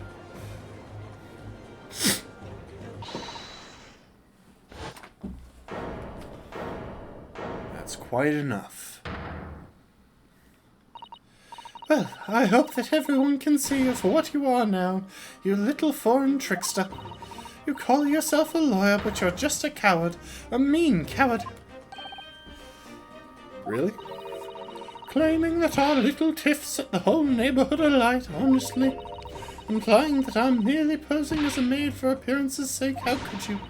There's nothing to do with this. It's nothing to do with this beastly case, not any of it. All you've done is sully our family's name. No, I assure you that was never my intention. Dragging an upstanding citizen's name through the mud, simply to divert attention from your failing defense. I should box your ears, that's what I should do. It's utterly unforgivable. To right. Here we go. How long have we sat here now, listening to this Nipponese spouting out fancy foreign theories? But, think about it. At the end of the day, the only person who could possibly have stabbed the victim is that little hunchback with the mustache, and he ran away from the scene, too. I do declare you're right. It's true. Unless she threw a knife out the window. Which I think might be where we're about to take this. Yes, what did I tell you? Makes sense to me. Sorry, what's that? Well, it would appear that the ladies and gentlemen of the jury are once again in full agreement. What is your position, Lord Van Zieks? In truth, my lord, I feel these have been unnecessarily protracted proceedings. But then, one must always exercise patience in order to savor the best vintage. No, wait. The mystery of the fourth book still hasn't been... Seriously, why are you putting your shoes up on the desk? If books are your predilection, my learned friend, study them on your own time.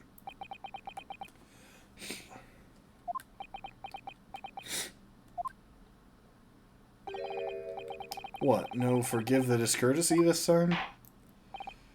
In that case, ladies and gentlemen of the jury, you will now state your individual decisions regarding the defendant's culpability for the court to hear.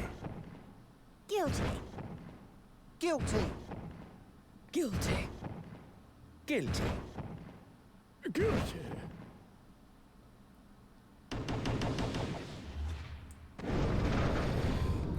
They reused a cutscene. I don't know if y'all noticed there, but before this, there were 4 off to the side. There were 4 votes off to the not guilty side, which means it would have been tilted slightly, but it was dead center, which means they just reused the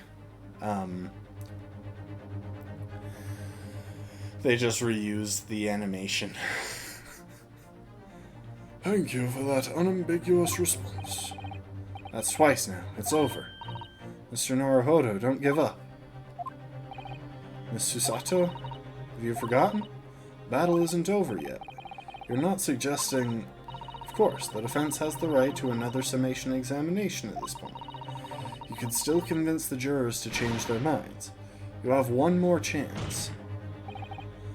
My lord, the defense asks to exercise its right to a summation examination. You believe you still have tricks up your sleeve. I don't intend to trick anybody. I intend to uncover the truth. This is no time to be downcast. As long as there's a chance, I have to stay strong and determined.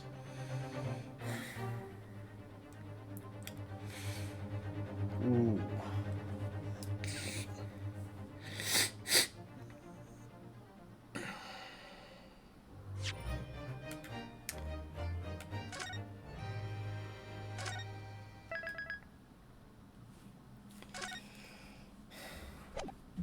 We could stop there. We've been going for 2.5 hours, and that is a pretty decent stopping point, but I'm kind of leaning toward continuing for a little bit longer. I have considered the defense counsel's request for a further summation examination of the jury, and I have determined that the court must uphold the defense's judicial right to this procedure. Yeah, I'm leaning toward going for a bit longer. So, counsel, you will now proceed with your second summation examination. I presume the jury is ready, Mr. Foreman. We are, my lord. Very good. In that case, I must ask each of you now to state clearly and concisely for the court the grounds on which you find the defendant guilty of this crime.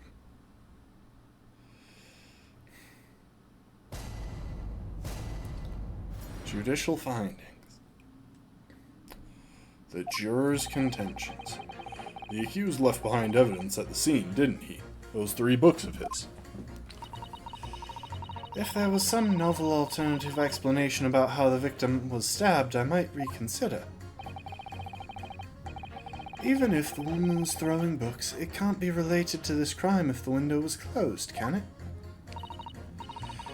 Dear me, it was only a little book. Hardly life-threatening, even with a direct hit. Look, I just want to get this over with. If I don't bring home some pay tonight, I'll be in a tidy bit of trouble. Come to think of it, we had a fire at home a while ago. It gave me the sneezes. Once again, I am going to press on the last dude. Yes, considerably more tangible arguments from all members of the jury this time around, it seems. With one notable exception, of course. My learned student friend was unable to find fault in the previous witness testimony. So the court must accept the fact that it was indeed the accused seen fleeing from the scene. And moreover, no one else was even at the scene to commit the crime. Well, if the eyewitnesses are correct, it would seem as if that conclusion is somewhat set in stone. I fail to see how it can be argued any other way. That means I'm afraid that during this summation examination, it's essential that you establish some other tangible explanation for the facts. But how? What would even constitute a tangible explanation here? Isn't it obvious? Who stabbed the woman and how? Those two details are all you need to provide. Simply give us a name and the method by which the attack was conducted. And there I was thinking this might be hard. But Mr. Naruhodo, you have to do it, otherwise this really will be where the trial ends. No pressure, then. That's quite enough preamble. Proceed with the summation examination, please. I presume you are prepared, Counsel. Oh, yes, my lord. Alright, Ryunosuke. Time to focus your mind now. Clearly, the key to this summation examination is going to be juror number 4, the maid, or should I say Mrs. Garradeb. We have a book that disappeared from the Garradeb's house on the evening of the incident, and the 4th book found in the victim's hand. There must be a way to link the two. Yes, that's what we have to find, using every technique I've learned in my short career so far, whatever it takes. Don't forget to keep an eye on Mrs. Garradeb and how she reacts, even to the things other people say. Ooh. So what I'm guessing is that when I press the old man at the end, he will talk about the fire and point out that they had to crack a window to let the smoke out.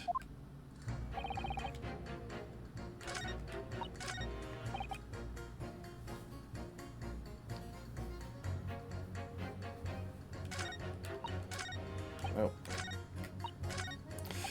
Jeez, I'm just trying to toggle to the end, but I'm tapping the thing too many times.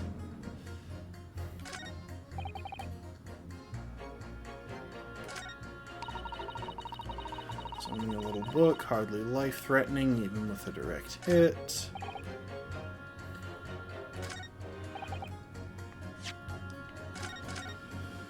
Alright, first things first. Let's press this guy with his distinctly vague but surprisingly insightful answer. Hold it! Does that have anything to do with your decision about the defendant's culpability in this case? Harry, what's that? You'll have to speak up, lad.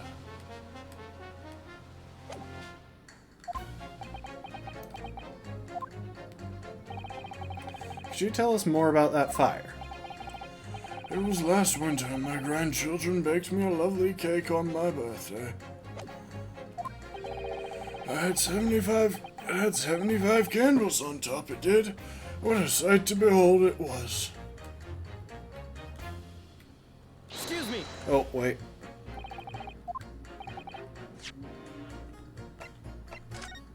I did not mean to do that.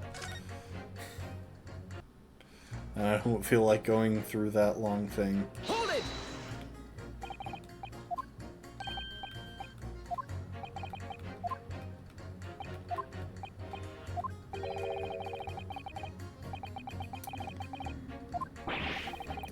You put candles on a cake? Was it some kind of devil worship?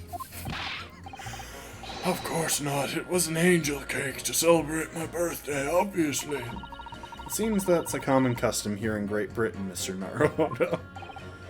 Anyway, I mustered all my puff to blow them out. Only I must have blown wrong somehow. The flames didn't go out, but the candles went flying all over the room.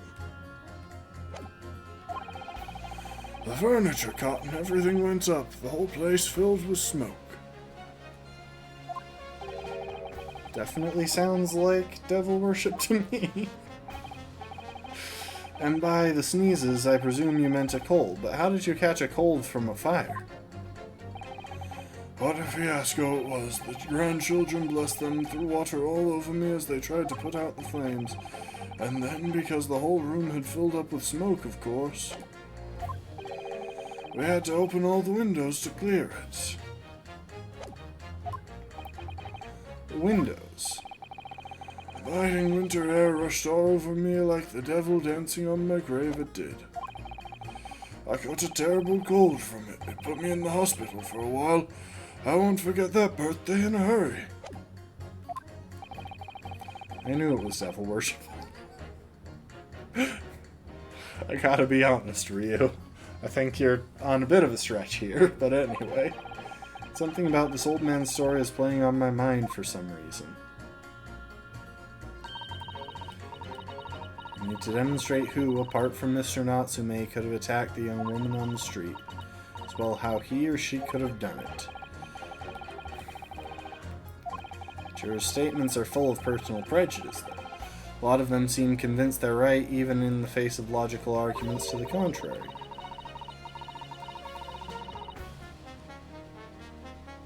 I think you're going to need to pit them against each other. Yeah. Just a connection might do the trick.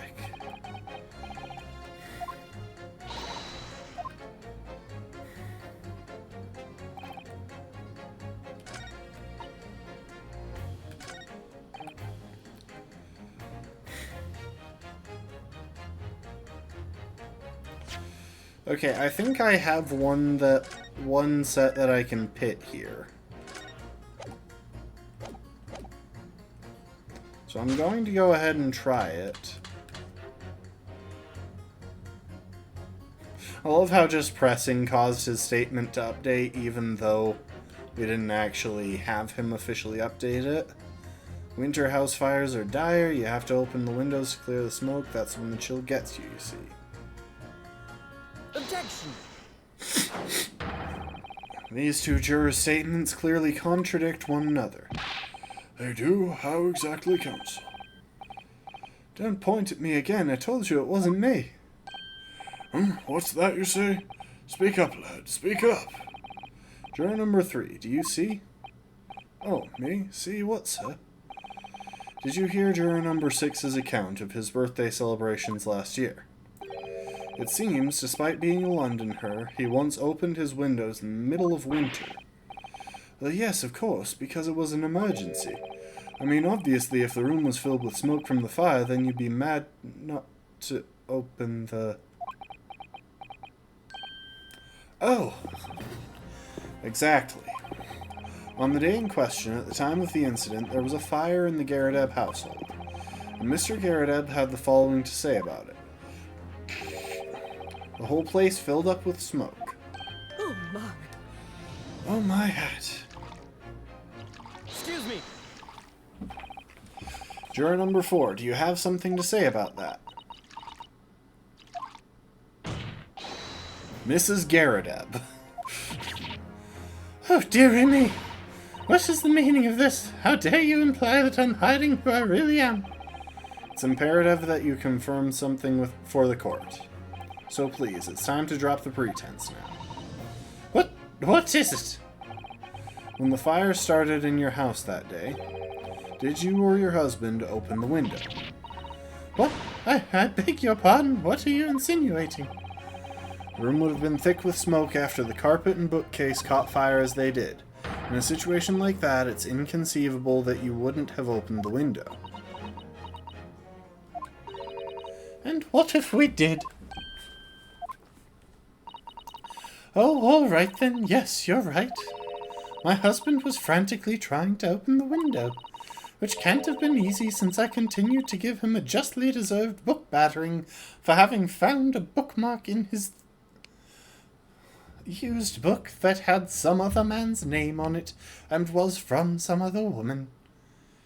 I'm clearly not an abusive spouse at all. And he obviously deserved to have flaming projectiles hurled at him while some of his most precious belongings went up in smoke. Welcome to the Street Bee. Even though your house was on fire? Oh, you never stop throwing until the anger subsides. It would be terribly bad for the nerves to do otherwise. Of course, I should have realized. That's a significant step forward, Mr. Naruhodo. You've managed to establish that the window was open. You simply must have that added to Mrs. Garadeb's formal statement.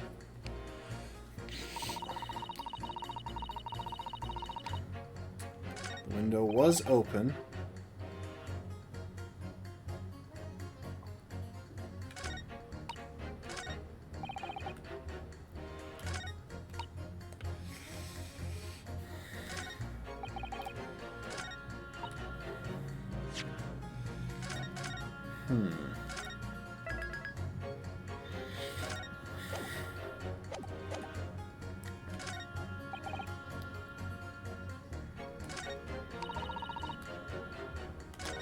I think I'm going to press on this one first. Hold it! It's a fun cheek wiggle. Yeah, fair enough. So, you might be willing to change your decision, you mean? Oh my, such delight on your face, but I'm afraid I shan't be swayed by emotion. Despite what you may think of me, I am a very modern, metropolitan, and rational woman. That's great. If one reads the morning papers, it's all forgotten by tea time, isn't it? So I read them in the first place. You see, modern, metropolitan, and rational thinking, wouldn't you say? And not at all extreme. As I see it, an overwhelmingly suspicious Japanese man has been implicated by overwhelmingly strong testimony. So despite one or two minor puzzlements, I do declare that the man is overwhelmingly guilty. Modern, metropolitan, and rational logic, wouldn't you say? Overwhelming. But us modern gals are always delighted to embrace new fads, you know. Ah yes, let's enforce stereotypes real quick. So I'd be only too happy to consider an exciting new theory if you could come up with one. Be happy to do that too, if only I could. Let's do our very best not to disappoint the modern and metropolitan young lady. Hang on, what was that last line? Right, I'm glad you omitted rational there. Okay, I'm going to save real quick because I have a suspicion here. I think I need to pit him against her.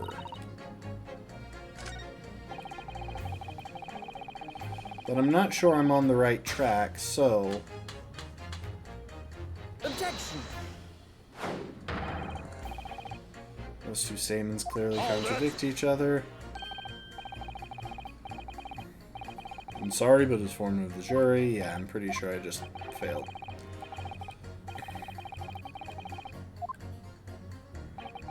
Yep, okay. So I jumped the gun there. I think I need to press on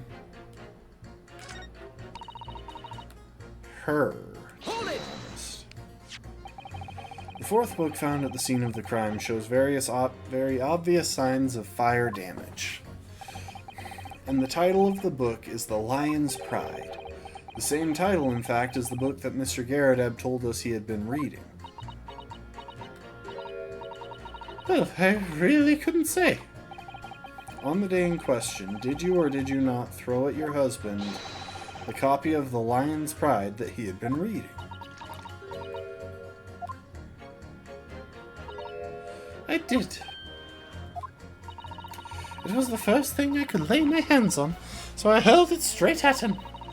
And now you come to mention it, yes. He was rather enjoying reading it, you're right. Why did you not reveal this information to the court from the outset? Because I couldn't, you innocent little man, I didn't remember. At times like that, you pick up and throw whatever you can lay your hands on, as you well know. I really don't. I barely noticed I was throwing a book, much less the title of it. Excuse me! What is it, juror number 5? You know something? I've remembered what it was. That memory I blocked out. Ah. I was listening to what this granny was saying, brought it all flooding. Oh my, she's not going to appreciate that comment, and she is probably going to leave you with a handprint like she left on her husband's face. One that was still visible quite literally a day and a half later. Or a full day later. Who are you calling a granny, you cheeky devil? I'm Mrs. Garadeb or the maid, I'll have you know. The man doesn't even flinch. Please tell me that's not because he's so used to being hit all the time. Oh no. It was about 2 weeks ago now. I just got back home from work, like. I put my hand in my pocket for the wages I just earned that day, and I nearly died. There was a hole. Every last penny had dropped out. Oh dear, what a disaster. You haven't heard the half of it, boy. Oh? The wife was cutting up some chicken at the time. I could hardly get the words out, but I told her straight, I've lost the day's wages, love. Next thing I knew, the blade was whistling past my ear, stuck into the wall it did. Next to me it did, about an inch deep. No words, just terror. I could smell it then, you know, that god-awful stench of the Thames. I was sure I was going to end up face down in the muddy banks that night, I can tell you. Now, that's a real disaster, isn't it? I'll never use the word lightly again. Anyway, the point I'm trying to make is this. When women lose their rag, they'll throw anything at you. Knives, hatchets, hammers, you name it. Mr. Naruto, you mustn't think that all women are so short-tempered and unrefined. No, I wasn't thinking that. I was thinking that Mrs. Garrideb is genuinely a terrifying woman, and I look forward to pinning this blame on her. This attempted murder on her. Throwing household objects at people is, well, it's so uncivilized. At least attack with honor, using a bow. Susato, no. What? Attack? Who are you going to attack? Never mind. Anyway, this man's words could be rather significant, I think. Alright, we'll come back to the bow and arrow thing later, if I dare.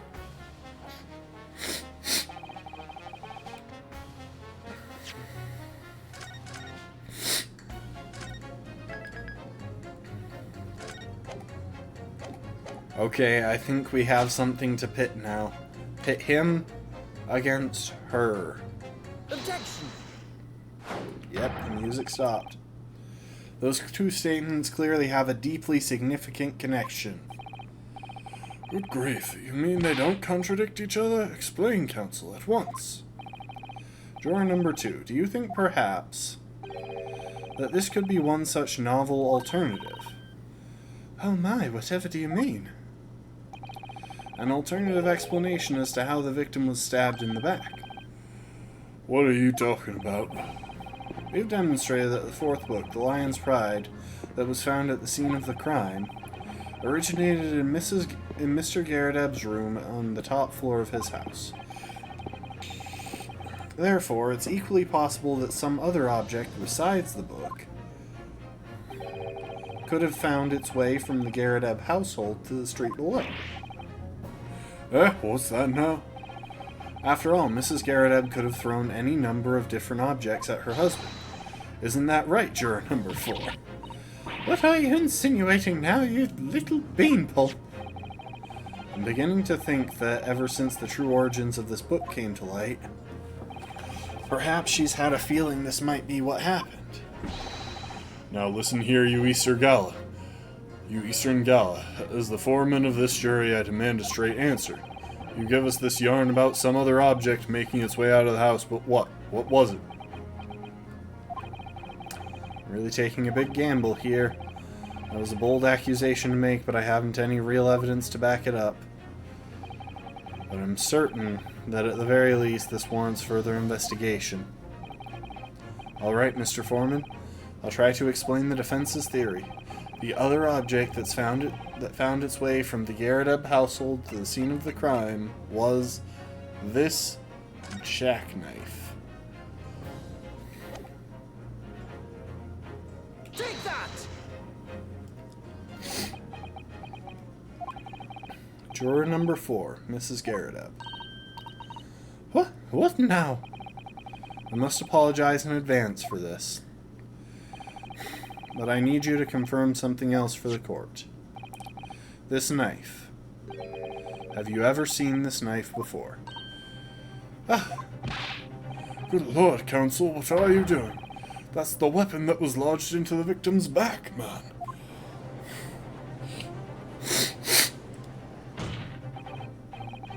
My lord, remember that when the victim was attacked, Mr. and Mrs. Garrideb were in the throes of an argument. Mrs. Garrideb was hurling anything that she could at her husband, who'd been backed up against the window. A window that had been opened to clear the smoke, and through which a book sailed to land at the crime scene. You can't seriously believe that. The book was found in the victim's grasp. Are you saying that it flew out of the window and across the street to land neatly in her hand? Huh? Even my missus hasn't got aim like that. Yes, I admit, there are many details we don't yet understand. I mean, let's be honest here. More likely is that she saw a flaming book fly across the street in front of her, and she picked it up. Well, that's the point. That's precisely why we must not allow this trial to end. Not right now. Oh my. Oh! Mrs. Garrideb, your answer, please. Have you seen this knife before or not? Oh,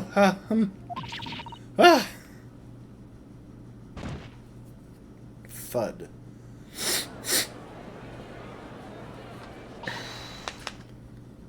My lord. I wish to change my decision. I'm a woman of my word, after all. Thank you, madam. Yes, I agree. I certainly didn't see this coming, but I just don't think it would be right for this trial to come to an end right now with so many unanswered questions. Mr. Foreman.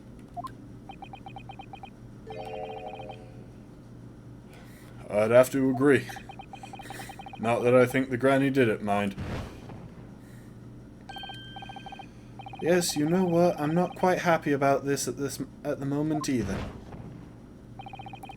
All together now, ladies and gents.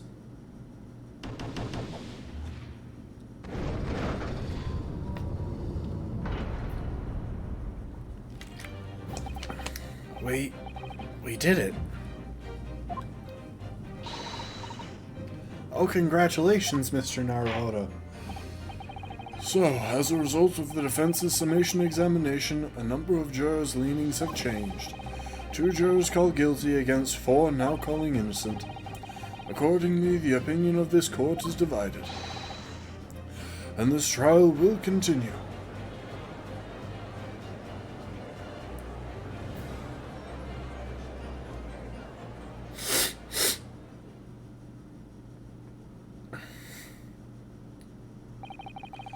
Now then, Lord Van Zeeks, how does the prosecution wish to proceed? Is this going to push to another day of trial? This trial is rapidly descending into a farce.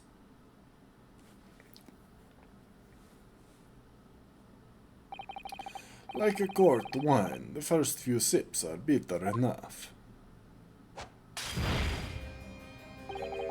But what follows is so repugnant, it's good for nothing save the gutter. If I may, Lord Van Zeeks, the defense has just put forward a credible alternative explanation for what happened. Credible? Is that your considered opinion, Mr. Foreman? The defense's argument is a joke to which I barely know how to respond, but let me start by insisting that you must all familiarize yourselves better with the relevant positions of those places being discussed. What do you mean by that? What's his angle this time? It should already be more apparent that between the crime scene and the Garrideb household runs a rather wide street, Briar Road. Which means that the distance from the Garrideb's house to the scene is some, 15 yards. Let me see, 15 yards, it's around 14 meters. 14 meters, oh, that's a little farther than I... You were there, bruh. You know how wide the street was. And, as you ladies and gentlemen of the jury have noted as having portentous significance, the 4th book was found in the victim's clutches. In other words, the smoldering book, wantonly hurled by the lady of the house, traveled some 15 yards to land on the opposite side of the road, neatly between the collapsed victim's fingers and thumb. Is that your final conclusion, my learned and deluded friend? No, my conclusion is that it was hurled across the street, she picked it up, and then was struck by the knife.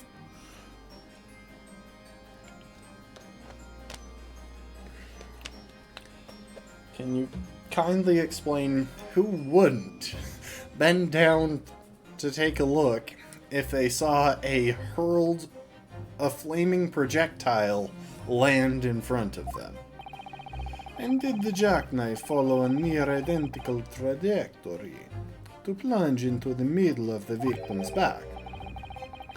This fantasy is somewhat stretching the notion of having a bad day for the victim, I think.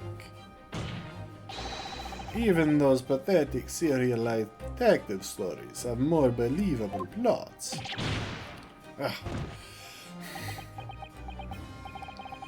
There's nothing I can say to that. That prosecutor loves the sound of his own voice. Mr. Sato. Serialized detective stories are pathetic, are they? I really don't think that's the hill to die on, Susato. Maybe let's pick our battles here. My lord, might I be allowed to speak? As judicial assistant, you may speak for the defense, yes? Prosecution may consider the idea a fantasy, but what the defense has postulated was believable enough to persuade the jury to change its leanings. As such, the court has a duty to explore this alternative explanation as thoroughly as possible. To that end, juror number 4, Mrs. Joanne Garadeb, must be called to testify and submit to cross-examination. Saints alive! A cross-examination of a juror?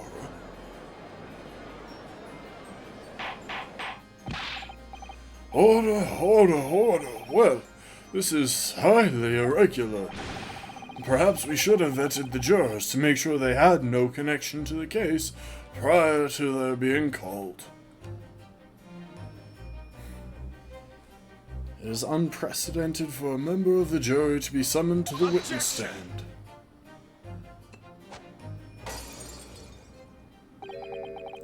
And unnecessary. Lord Van Zieks, there are already witnesses in the stand whose testimony the defense may further cross-examine. If my learned friend's farcical theory has any truth to it, then both a burning book and a jackknife must have flown through the sky before this couple's eyes. And we must assume they would be able to testify accordingly. What say you, witnesses?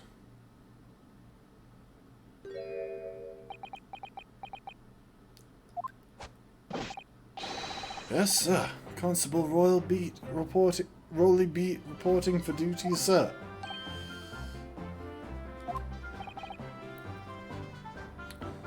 Well, good morning, officer.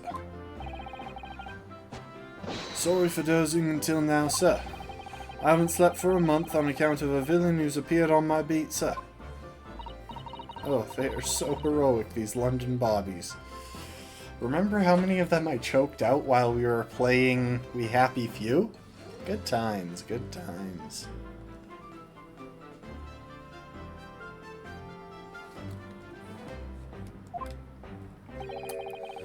Patricia, my darling, I've been neglecting you, but no more. Oh, Rolly, my hero, you make me swoon. Okay, but dude, could you get your strap out of your mouth? That's kinda gross. Very well, I hereby reject the defense's request. Oh. And order the witnesses in the stand to testify again. State forthwith before the court any details pertaining to the defense's alternative explanation of events. Yes, sir. He somehow seems like a more credible witness now, I'll admit. Even if his eyes are still drooping. Oh no. Constable Beats report.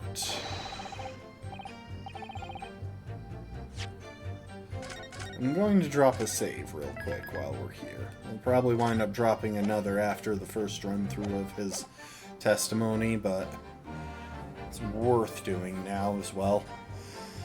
This case has nothing to do with Mr. and Mrs. Garadeb. Believe me, a London Bobby is good for his word. You see, sir, Windows on the top floor of the Garadeb household are top-hinged casements. Obviously, if anything had been thrown out of the window, we would have seen it. I did leave the scene to go and fetch help, but my trusty Rolly was there to make sure nothing was disturbed. I didn't take my eye off the crime scene for one moment, sir. Nothing strange to report on that front, sir. Well, this is quite startling. Top-hinged casement windows. I have no clue what that is. The detail was not in the police report, Constable. Yes, sorry about that. I must have been a little drowsy. You cannot excuse your sins with drowsiness every time, Constable. No, sir. I'm sorry, but what exactly is a top-hinged casement window? And you? You cannot excuse your ignorance with such trite remarks, my learned friend. It's a legitimate question, bro. Also, why are your pupils slits? Like, I've been meaning to bring this up, but I'm pretty sure he has cat-like slit pupils for eyes, which has to impair his vision, because those don't work that high off the ground. Slit pupils work much better if you're actually lower to the ground, which is why you never find them on, like, birds and stuff, and why big cats like tigers and lions have round pupils. They're very effective at gauging distance, but only if you're relatively low to the ground. They cast a bigger distinction, I believe, between farther and closer to things. They can't really see anything directly in front of them, and again, the benefits diminish as you get higher off the ground. Of course, sorry. I found it, Mr. Naruhodo. Cast your mind back to the windows in Mr. and Mrs. Garadeb's room. Alright, I'll try. So the window opens in order to allow air to circulate inside the house. But as it's a top-hinged casement window, it swings open along the upper edge, you see. I'm glad you've rectified your ignorance. A casement window's most prominent feature is its stay, a metal bar which prevents the window from being opened beyond a certain amount. It prevents it opening? This is all news to me. Absolutely correct, sir. In other words, if a book or knife were to have been thrown through the open window, it would have clattered against the pane and fallen straight down onto the pavement below. No. You see the problem then. Good, your education in windows is complete. There is never any possibility of either the book or the knife traveling 15 yards over the road. That is, unless the window pane had been shattered, something we've discounted already. That can't be. Did you see that, Rolly? The young Japanese man just collapsed in agony. Oh yes, my darling, I saw it. I saw how he crumbled before me. Oh, Rolly, you're so strong. How is this happening? I haven't even started the cross-examination yet, and already my argument's been destroyed. Counsel, if you could drag yourself upright again, the court awaits your cross-examination. You gotta find something. Oh, Lord. Oh, good. Another desperate situation.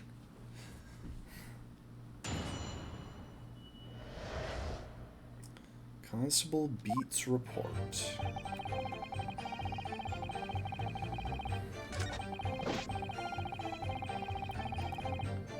Top-hinged casements. If anything had been thrown out of the window, we would have seen it. We'd leave the scene to go and fetch help, but Rolly was there to make sure nothing was disturbed. And take my eye off the crime scene for one moment, sir. Nothing strange to report on that front.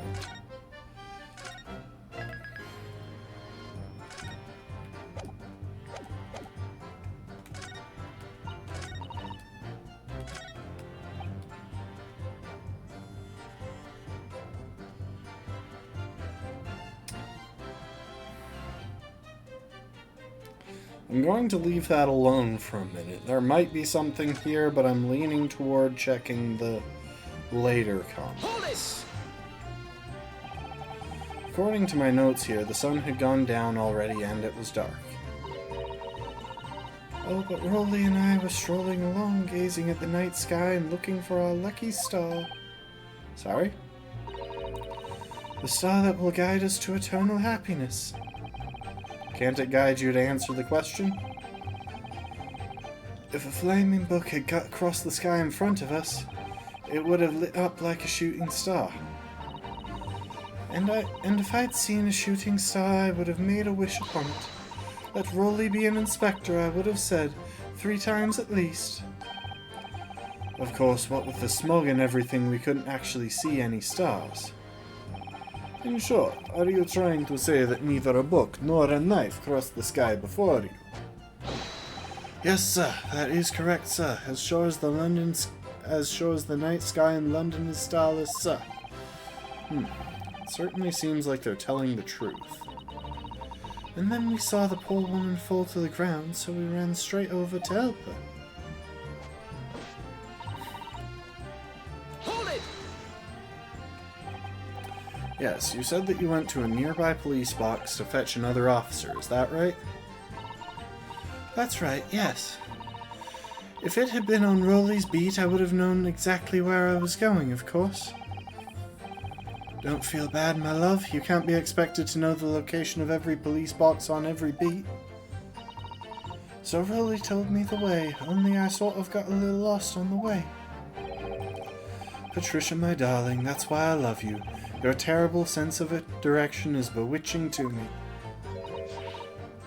Oh my. Oh, please. That's the correct response. So, I suppose I was gone for about 15 minutes. But like I said, my Rolly was at the scene the whole time, making sure nothing was disturbed. I was off duty at the time, of course, but a true Bobby is never really off duty, sir. I think we're going to more or less establish that he fell asleep while he was watching the crime scene. Hold it! Nothing to report. That's correct, sir. I had my eyes wide open the entire time. Never looked away for a second. No one else approached the scene and nothing was removed from it. I can swear to that on the yard's honor, sir. Really? That seems a little strange. Beg your pardon, sir? Strange, sir? Seems altogether regular to me. This burnt copy of The Lion's Pride was originally in the Garradeb's household. So the question remains, how did it find its way into the hand of the victim? Can you shed any light on that, seeing as you were at the scene of the crime the entire time? Ah, could it be a different copy, sir? One that just happened to be burnt as well? Even if that were possible, why would the victim have been gripping a book like that in her hand? As we can see from this photographic print, she had a bag over her shoulder. Well, we can't see from that photographic print. We can see from this photographic print that she had a bag over her shoulder, which is a good comment to make, but... Well, sir, that book was in the lady's hand from the moment we arrived at the scene. Is that so? Something about this statement that's not sitting right with me. 2 mysteries of how that knife ended up in her back and how that book ended up in her hand. There must be some common thread between them. I'm so sorry, Mr. Naruhodo. I had no right to speak out. What do you mean? I requested the cross-examination of Mrs. Garradeb without consulting you, even if the judge did deny me. Oh, I see. Well, I agree with you. We do need testimony from Mrs. Garradeb, if we're ever going to get to the truth of this matter. Do you really think so? Well, think about it. No matter how far it is across the road, or how that window opens, Mr. Garradeb's book found its way to the scene of the crime somehow, didn't it? You're right. And then there was Mrs. Garradeb's reaction to me showing her the knife.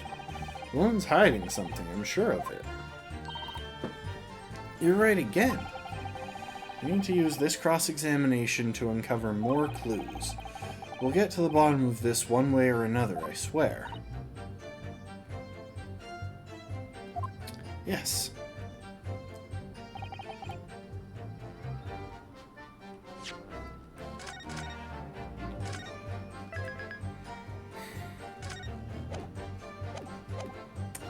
Alright, we'll press his two earlier comments.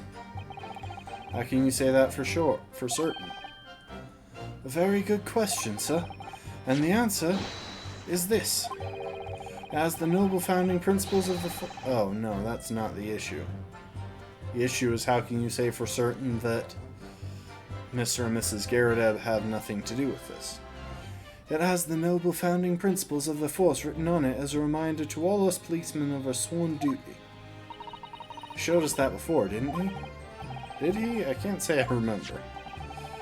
To patrol the streets of London town and uphold the peace of the common man, that's what the job's all about. And that is why I can stand here today beside my long-suffering wife and tell you our Bobby's good for his word, while rubbing my tired eyes admittingly, sir. Oh, Rolly, you're so manly. Of course I am, my darling Patricia. Wow. How many times do we have to watch this? Oh, it's so cheesy, I'm gonna get an allergic reaction. No, none of this is what I meant. I meant, how can you say for certain that this case has nothing to do with Mr. and Mrs. Garadeb? Ah, I see, sir. You should have said so early, sir. Yes, well, so could you answer the question? That was a waste of time. Absolutely, sir. I will answer it to the fullest of my abilities, sir. There's a surprising reason why Mr. and Mrs. Garadeb's domestic dispute can't be related to the case. But before I get into that, sir, just one thing. Yes? I'd very much like you and all your countrymen to understand the great British institution of Scotland Yard. So I hope you'll take back some tales of us London bobbies and how we uphold our guiding principles. I wasn't planning on going back just yet. I've only just arrived here. So to that end, sir, I'd be happy to lend you my warrant card for your perusal. Yes, we get more stuff in the court record. But I must warn you, you won't be able to get through it without shedding a few tears.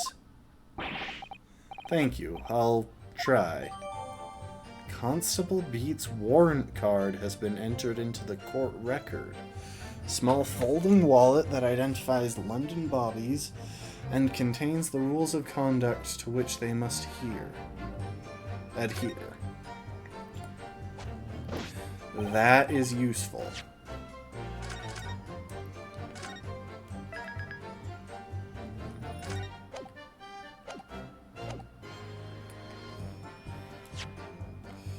Alright, let's take a look. A policeman must strive to preserve the peace within his allotted beat. Patrolling office... So these are principles of policing. Patrolling officer is expected to walk 20 miles around his beat every day for the furtherance of community relations. Any crimes that fall under the jurisdiction of the beat...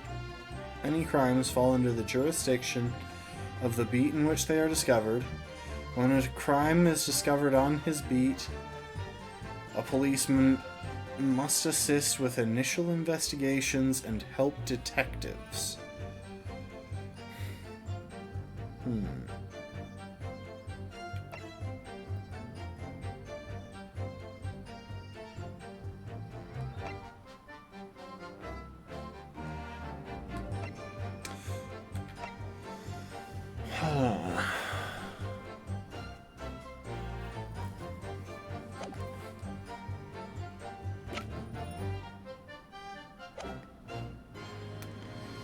Alright, I think I already saved after getting that, but I'll do it again, because why not?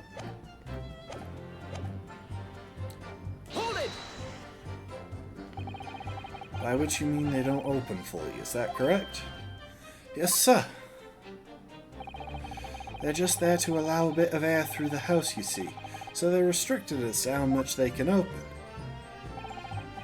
And therefore, anything thrown out of the window from inside the room would simply strike the pane and fall to the street directly below.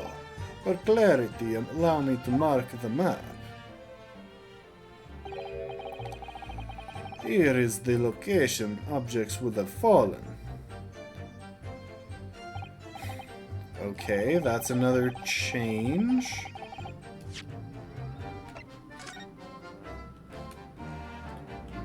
Oh, wait, that didn't update the map. Maybe it just hasn't yet.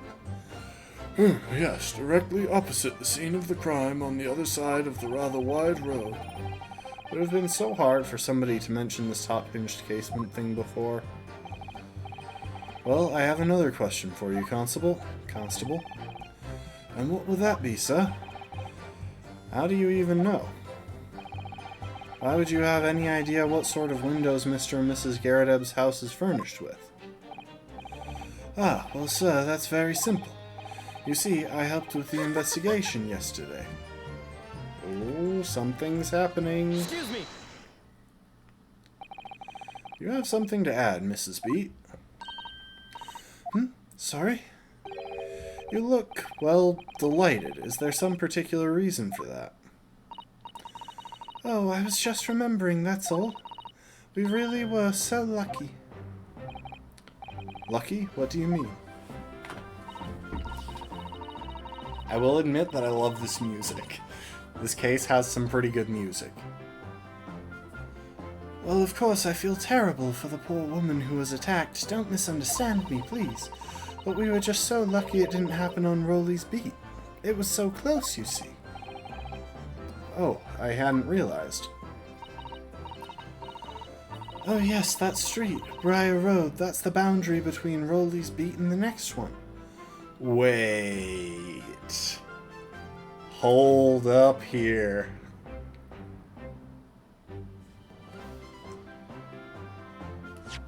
Okay, so I could see this going one of two ways. Either it happened on this side of the street, and while she was gone, he moved her to the other side of the street to make sure that it wasn't on his beat.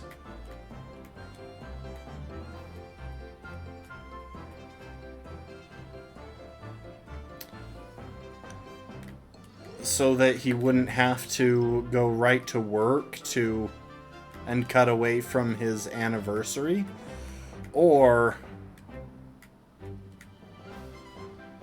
it didn't happen on his beat because it happened over here, and he moved it onto his beat to schmooze with the local detectives. So we need her to identify which portion of this is his beat. But this is going to produce a contradiction with this. When a crime is discovered on his beat, a policeman must assist with initial investigations and help detectives. And any crime falls under the jurisdiction of the beat in which... Any crimes fall under the jurisdiction of the beat in which they are discovered. He had very good reason to want the crime to not have taken place on his beat on that day.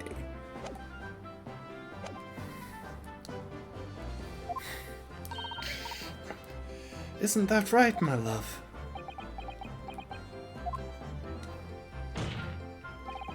Constable Beat. Oh, yes, that's right. That's the reason I was helping out with interviewing the occupants of the Garredeb household yesterday. Their house is on my beat, you see, sir. That really was cutting it close, then. Thank you for the hydrate, Brittle. Constable, I wonder if you could clarify something. If the Garredeb household is on your beat, does that mean that the pavement next to it is as well? Outside Mr. Garredeb's house? Yes, ma'am. The pavement on that side of the road is part of my beat. I see. I was unaware of that. Just think, if the woman had been attacked just on the other side of Briar Road, we would never have been able to go for that meal to celebrate our wedding anniversary. But that's the life of a Bobby, after all. Extraordinary people are Bobbies, tirelessly working for the benefit of all Londoners. Do you know what I think? I think it was the good Lord's way of rewarding my Rolly for all his hard work. Don't you think so, my darling? That must be it, Pat, my love. That must be it. I think perhaps we should make sure we have that information officially on record. Leave it to me, Mr. Naruhodo. I'll take care of it immediately. Case files information has been updated in the court record. And now it's my turn, I think. Can I ask you something? Please, Mr. Lawyer, sir? Oh, yes, of course. What is it? So they're about to try and cut off their testimony again, and we're about to have to cover something else. Anyway, let's see what happened to the case file.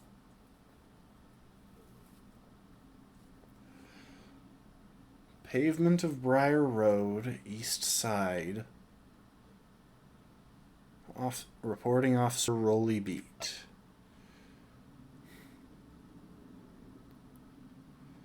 Apart from a single stab wound from the large knife, no other signs of injury were observed.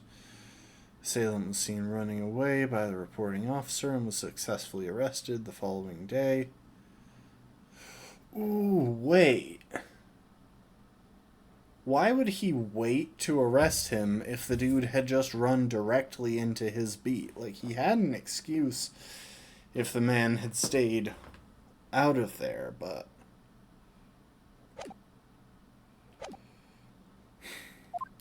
What is it? You're doubting us, aren't you? I can tell. What? I wasn't really, I mean... What's she doing? Please, just because I'm a woman, it doesn't make my testimony any less valuable. My judicial assistant is a woman, and I've been deferring to her any time she's felt the need to say anything. Like, Ryu is clearly not the sexist one in this court. You might just see me as the wife of a policeman, but I'm a woman of my word, I am. I really don't remember ever suggesting that I doubted you. Except that one time that I definitely did. No excuses. I don't want to hear it. My voice will be heard. My lord, you'll let me speak, won't you? Yes, Mrs. Beat, I will allow you to supplement your testimony if you so desire. Sometimes the path of least resistance is the sage one. That was a very loud mutter. I heard that. That Japanese man thinks a policeman's wife's word counts for nothing, does he? When did I say that? Like, I'm not the type to accuse someone of that. I may be Japanese, but I'm also Canadian, for goodness sake. Oh, I didn't mean to bump the trigger. Well, watch out, sir. I might let you get away with something like that, but my Rolly won't. Duly noted, Mrs. Beat. Please, I humbly ask you to continue. What could she possibly be about to say, I wonder? I know what I saw. My eyes never let me down. My sense of direction is a little off sometimes, though. Here we go. Now it's getting to the interesting bit. Let's press on this. Hold it! Mrs. Beat, nobody is questioning what you've told us. I saw it, I did. I saw it. That evening, I saw it clearly. That little Eastern man with the whiskers and the funny curved back slinking away from the crime scene. And I know I didn't see what I didn't see as well. I didn't see any flaming books or knives flying through the sky. All very clear. You also mentioned something about having a poor sense of direction? Oh, yes, well, it's a little embarrassing, really. I'm always ending up at the wrong place when I've made arrangements to meet Rolly. He gets ever so cross. Excuse me. Constable Beat, is there a problem?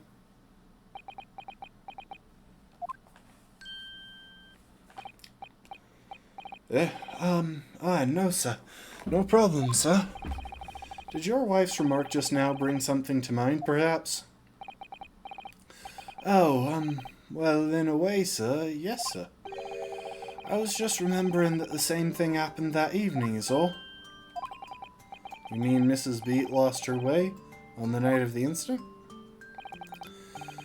Well, you see, I sent her off to find a police box in the next beat over from mine.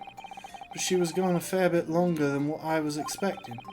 I thought she'd be back inside 10 minutes, but my darling was gone a good 15.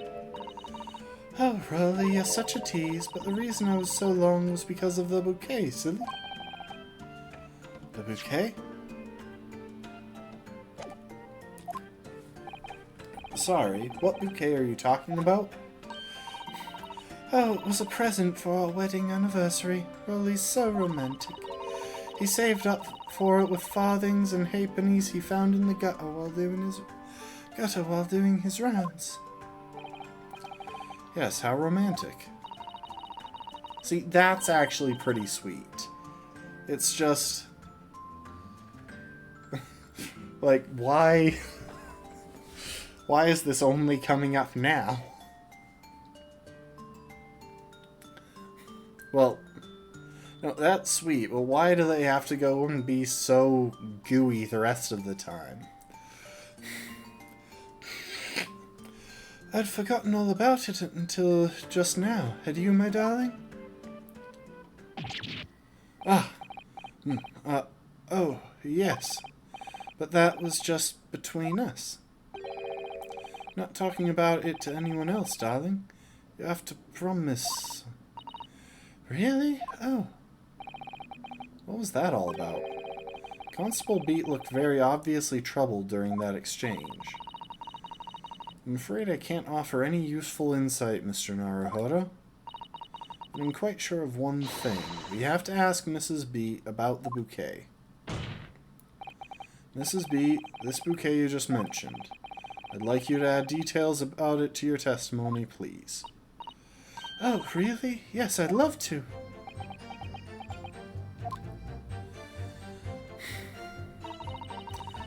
What happened was, I dropped my bouquet and ended up losing my way for a while.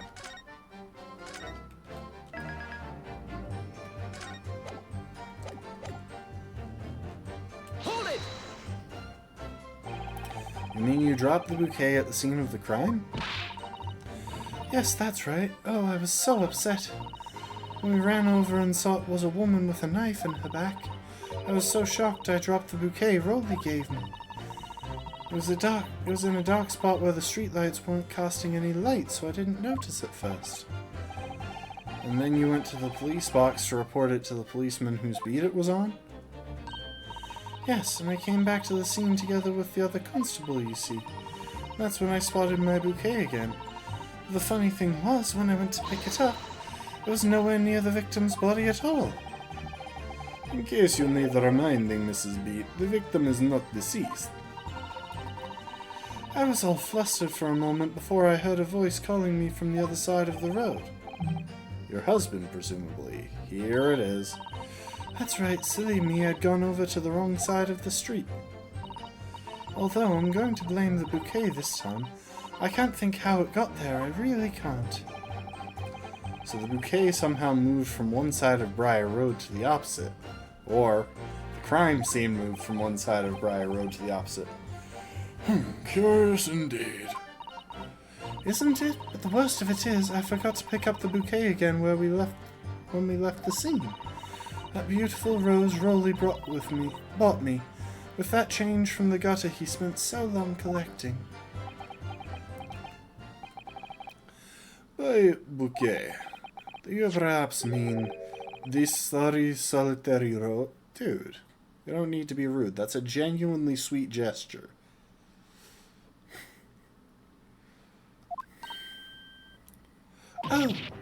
Oh, yes, that's it. That's the bouquet Rolly bought me for our anniversary, with all bits of change he found in the gutter. Maybe just call it a rose. Tell us, Lord Van Zieks. Tell us, Lord Van Zieks, where did you come by the flower? According to a report by the police officer in charge of crime scene investigation, it was found on the edge of the pavement in front of the Geradeb household. In front of the Geradeb's house. Although it wasn't noticed until the morning, as it lay where the street lamps cast no light. It was believed to be of no relevance to the case, since it was found on the opposite side of the thoroughfare. Oh, thank you, sir, thank you. Could I have it back now, please? No, I think for good measure this rose should be added to the court record as evidence. Oh. The anniversary bouquet has been entered into the court record. A present for Patricia Beat from her husband Rolly. Shock of seeing the stabbed victim caused Mrs. Beat to drop the rose where she stood. But it's a symbol of our love. I want it back after the trial, do you hear me? I want it back. Alright, let's take a look at this. An English rose. It's such a beautiful flower. Ah, this is a rose, is it? I've never seen one before. Do you not take an interest in flowers, Mr. Naruhodo? I wouldn't say that exactly, but I do know 3 types at least. Gosh, 3? Yes, plum blossom, peach blossom, and cherry blossom. I wonder why he knows those. Perhaps because they are attached to fruit. Perhaps you should consider branching out, learning some that aren't fruit tree based, for example. I think it was a thing with Phoenix as well that he literally only knew one type of flower. I think it was like daisies or something. Now, why can I look at this part in particular? It's a very stylish paper the flower's wrapped in, isn't it? It's just an old newspaper, Mr. Naruhodo. Oh, I suppose it's because I'm not used to seeing English print. It looks so exotic to me. Ah, I see. Something wrong? Oh no, I was just thinking that if you wrapped a stone-baked sweet potato in English newspaper, it might look like some sort of fancy cake. Oh, Susato-san, you do love your cakes. What, I can't read the newspaper here?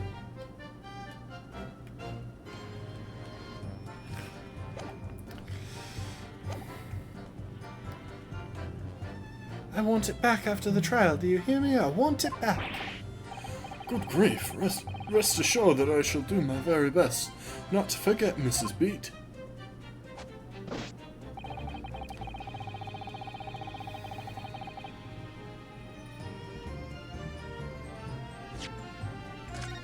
I think I just have to present the rose right here. Because if there was nothing strange to report, then how did the rose make its way to the far side? Objection! Your claim, Constable Beat, there was nothing to report in the 15 or so minutes you were guarding the scene. You claim there was nothing to report in the 15 or so minutes you were guarding the scene. But that cannot be.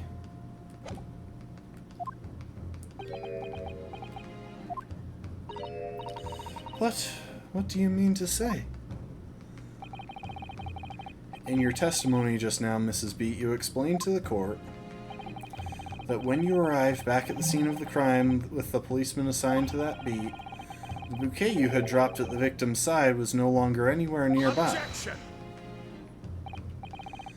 Yes, on the opposite side of Briar Road to where the victim was attacked. But considering the size of that meager bouquet, if a single blossom can be so described, no doubt it was blown in the wind across the street, back into the gutter where it belongs, dude. I recognize that you are the most stylish person in this courtroom, but lay off. The fact that he put that much effort into getting her a flower is very sweet, and, like, appreciate that. Mika. Objection! But if that were the case, why did Constable Beat not testify to the fact? I almost called him Constable Bean.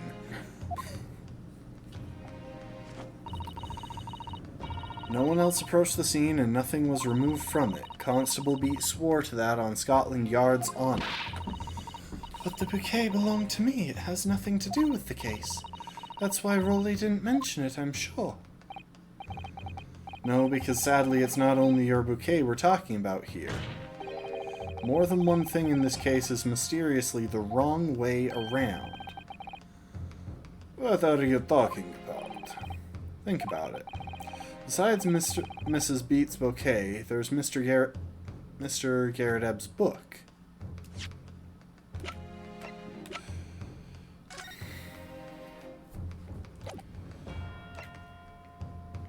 Oh, just the fact that it was on the wrong side of the street, you mean. For a second there I was like, are you saying that it should have landed with the burnt side up?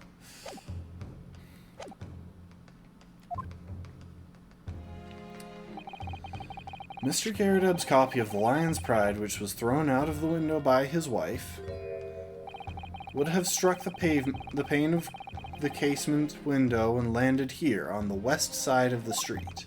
And yet, it was actually found here, on the opposite side of the road, in the victim's hand.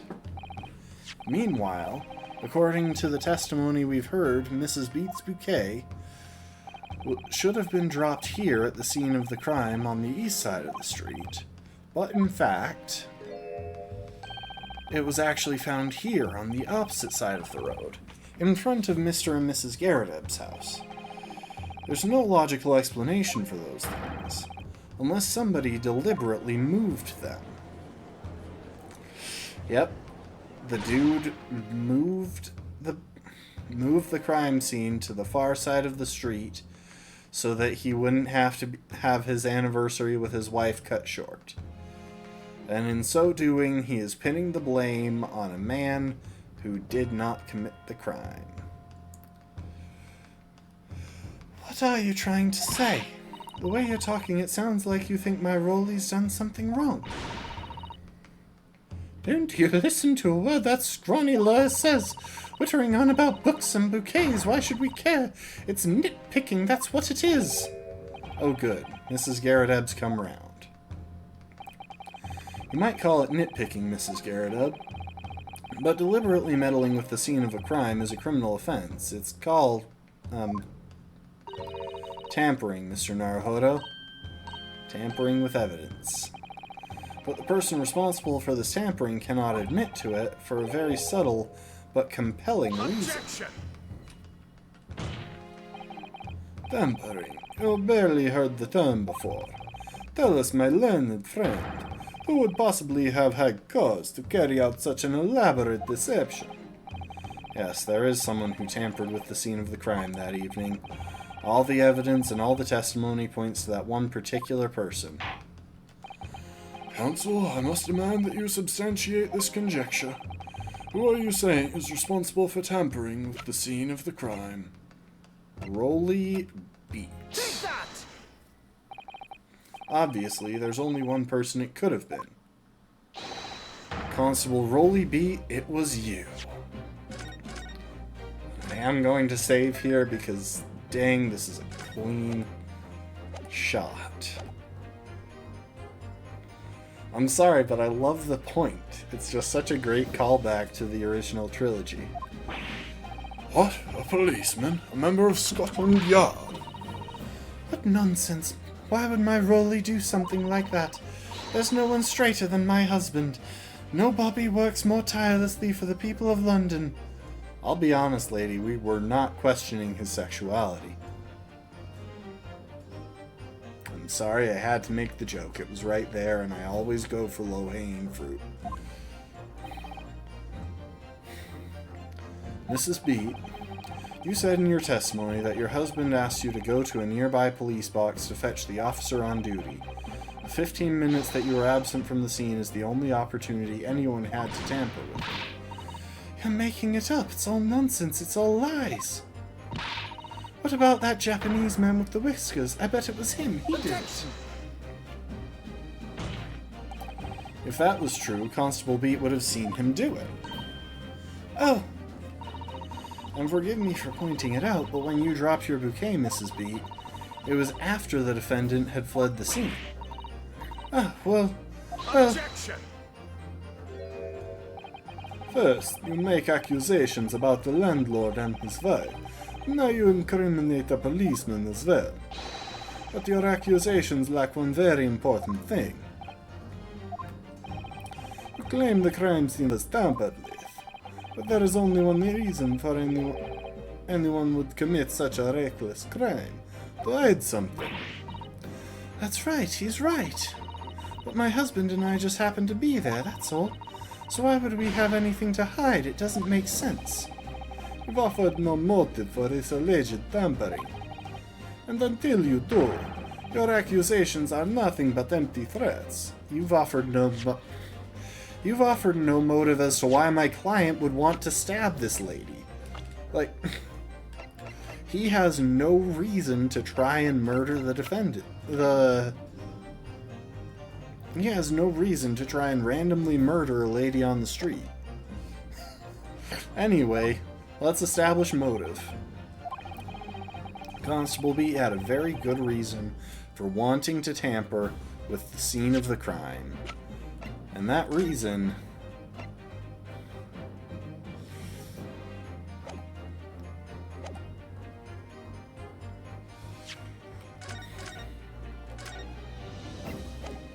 I'll wait another moment until it's actually time to present before saving. That's the key to this entire affair. Mr. Naruhodo, have you managed to solve this mystery?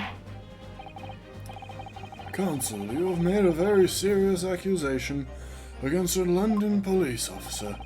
If you're mistaken, I'm sure I need not point out that your reputation as a lawyer will be irrevocably damaged. With that stark warning in mind, will you now explain to the court the motive for this alleged tampering? Yes, my lord.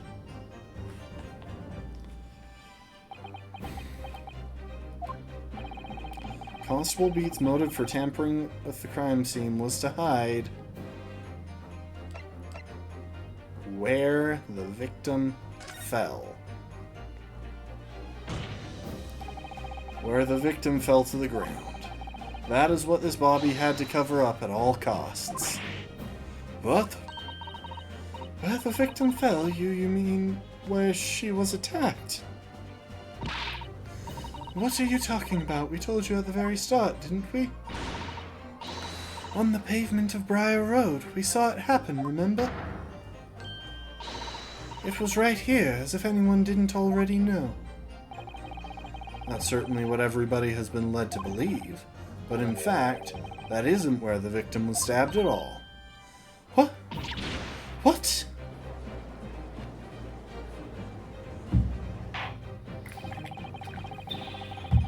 I'm beginning to wonder where this tumultuous trial will end, Counsel. If that's your assertion, then the court is dying to know, my Nipponese friend.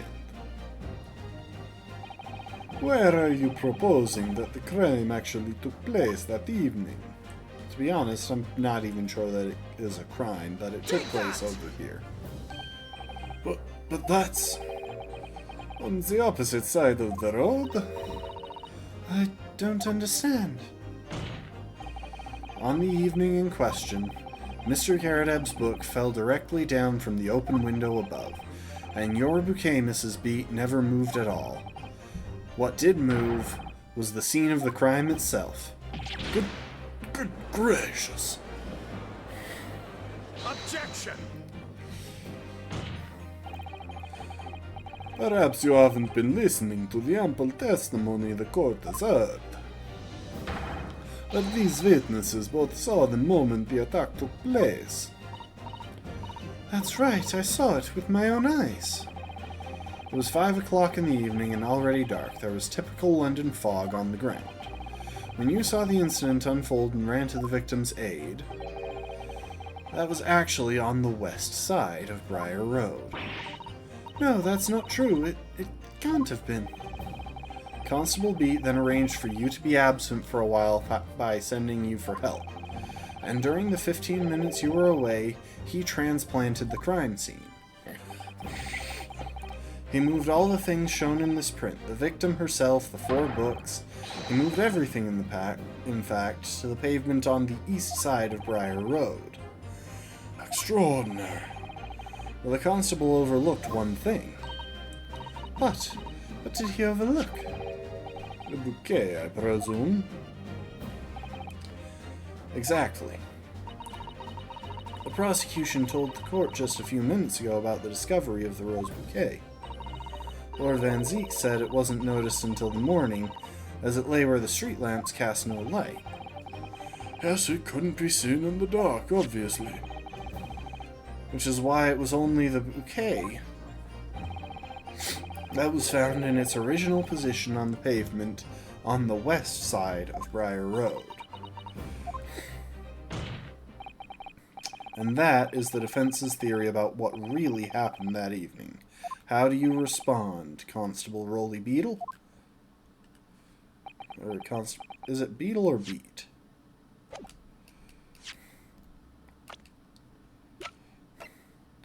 Beat.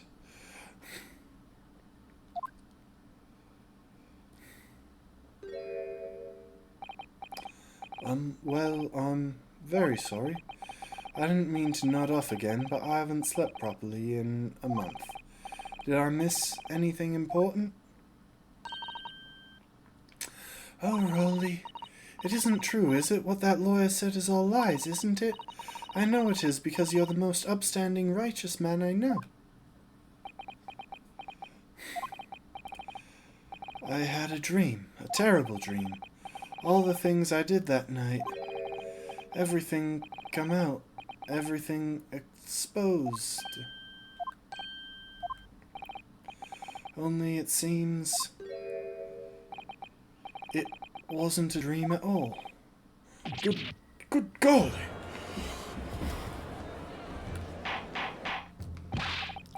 Order, order, order! What on earth is the meaning of all this? Oh, Rolly, why? Why would you do something like this? Moving a corpse is a criminal offense, isn't it? It wasn't a corpse. She was alive. Wishing the victim dead should be one, too. Constable, explain yourself. Why would you do this? As a respected member of Scotland Yard, your duty is to protect the good people of London town. I can't say, sir. What? I really am ever so sorry about all this. For damaging the Yard's reputation, for everything. I have a possible explanation for why on that particular evening Constable Beat felt compelled to move the scene of the crime. I can think of one reason. What? What? How could you possibly know? You, a foreigner, presuming to understand the mind of a Scotland Yard policeman. And yet, Lord Van Zeeks, it is this foreigner who has uncovered the startling truth of the matter thus far. I believe it would be beneficial to the court to hear this extraordinary young lawyer's theory. Counsel for the defense, if you please. Yes, my lord.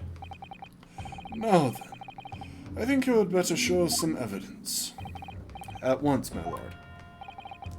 England, Japan, it makes no difference where you come from, human emotions are the same. And I think I have a fairly good idea of the feelings behind this man's actions. What gives away the motive for Constable Beat's unthinkable actions? That's very simple, Your Honor. The reason is because I'm a lawyer. Take that!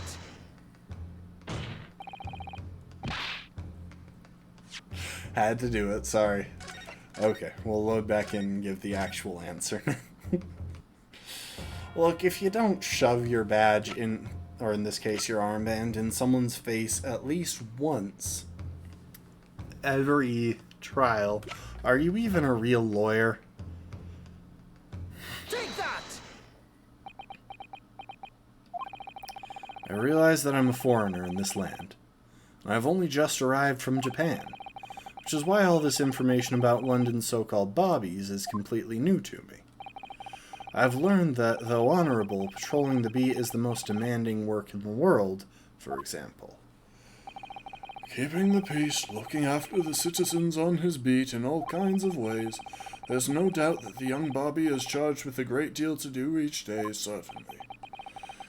But for Constable Beat, the day in question was special. Special? How? On account of this bouquet, my lord. Oh, yes. It was our very first wedding anniversary. Constable Beat had worked so hard to be able to afford this simple gift for his wife, and was so looking forward to taking her out for a celebratory meal. When me and Mrs. B stumbled upon a crime along Briar Road. And then he saw that shadowy figure through... Wait.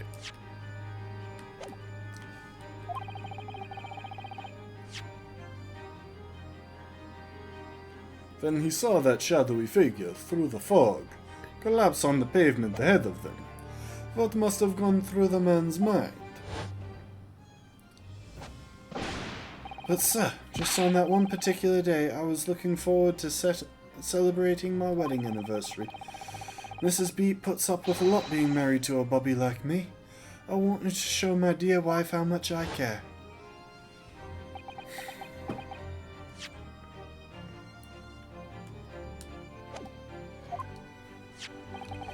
This is the warrant card that Constable B offered to lend to me earlier.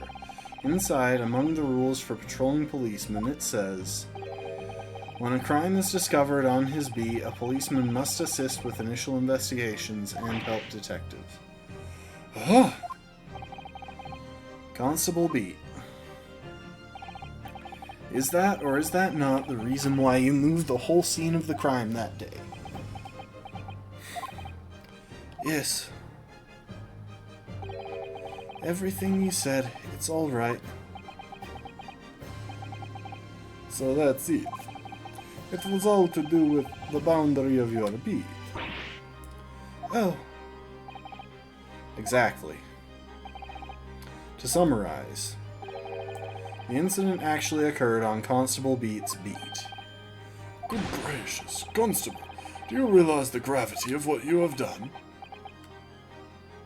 He assumed that it was obviously the person behind the lady who had done it, and that the location wouldn't matter, so he could shrug off his duties for one night and get away with it. But in so doing, he incriminated an innocent man, while the crime was actually just an accident of a knife falling out a window.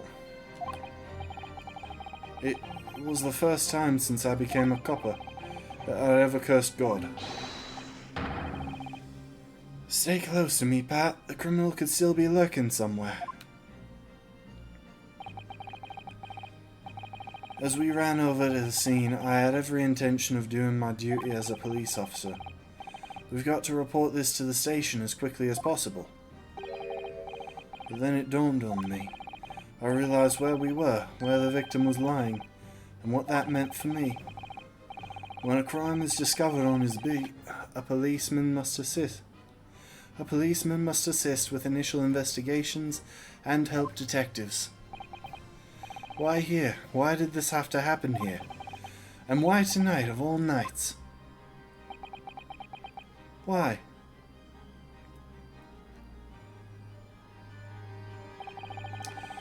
It's a copper's job to guard the scene of the crime, so I told Pat she'd have to go to the nearest police box and fetch whoever was on duty there. It was then, when I opened my mouth to speak, it just came out. I couldn't believe the words that were coming out of my own mouth. This is the next beat to mine, Pat. So you'll have to go to the police box that covers it. Turn right along Meersham Street and then...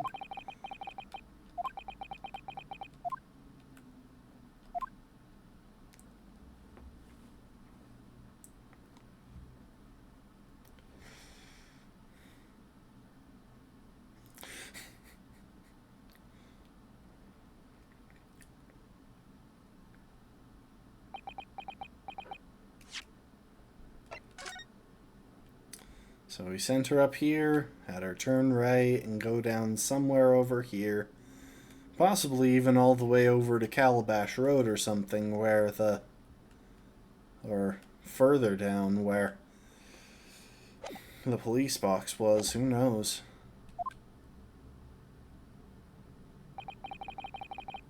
I'm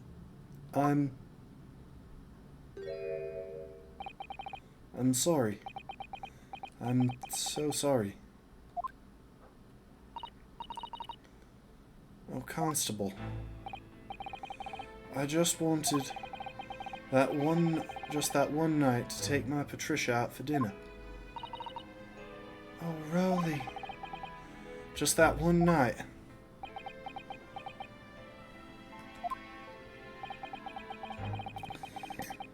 You know that if the incident was on your beat, your evening of celebration would be ruined, so you had decided to move the entire crime scene outside your jurisdiction, just across the street, to the east pavement of Briar Road, which falls under the neighboring beat's care.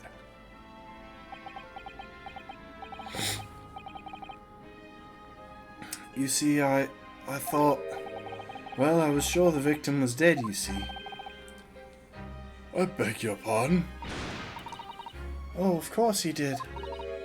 Otherwise, my Rolly would never have left the poor woman on the freezing cold pavement. Ah, I see your meaning now. But God got me back for my sins, didn't he? That's why I missed the rose I bought for Pat. Oh no, Rolly, that was all my fault. I should never have dropped it in such a dark place. I'm so sorry, Rolly. And you can tell us, Constable. How many books did you move from the one side of the road to the other in total? 4 it was. Yes, sir, definitely 4. 3 of them dropped by Mr. Natsume, and the 4th being the one that fell from the window upstairs in the Garadeb household, of course. But what made you place that book in the victim's hand? And all the others were scap-hattedly around, I mean. Oh, well, sir, that's because that's how I found it. Yeah, it fell from the window, she bent down to pick it up, and then the knife fell into her back. Oh, you found it. What do you mean? When we first ran over to the scene, the victim was already holding the book. So, when I moved everything, I made sure it was still in her hand. You're sure it was this book, The Lion's Pride, that the victim was holding? Oh, yes, sir. No doubt about it, sir.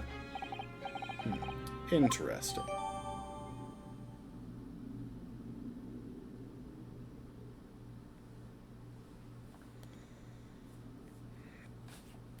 It was in the victim's hand when Mrs. B first ran over to see what had happened.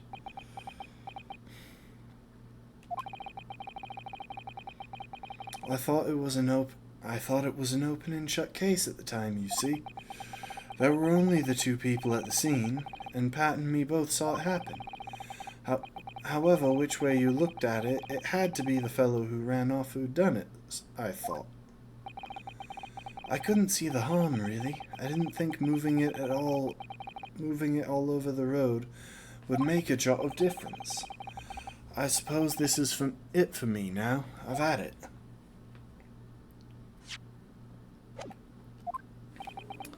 My lord. Yes, Lord Van Zieks. I believe that concludes the cross-examination of the witnesses. Constable, you may withdraw. Yes, sir. Mr. Prosecutor, sir, what will become of my Rolly? What will happen to him?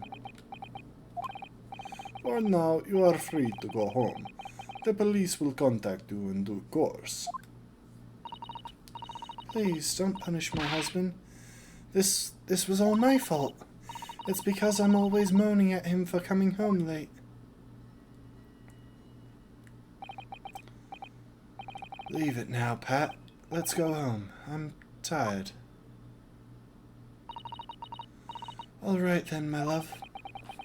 One last thing, Constable. Sir? Let this be a lesson to you.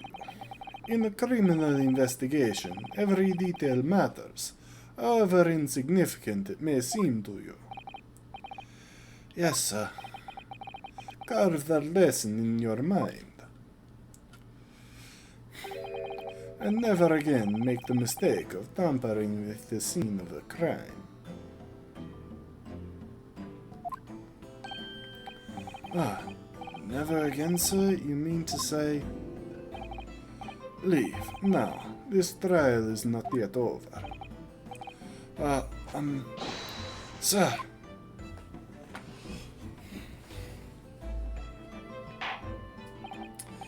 Well, quite a startling revelation, I must say. Whoever thought of a third party transplanting the scene of a crime like that? Indeed, my lord. Nevertheless, there are some immutable facts here. Principally, that the accused, Mr. Soseki Natsume, is the only person who could possibly have committed this crime. No, I disagree. Now that we know the true scene of the incident, there is someone else. Another person who could be responsible for the knife in the victim's back. Forgive me for being presumptuous, but I believe the prosecution is probably well aware of this possibility already. Lord Van Zieks, is this true?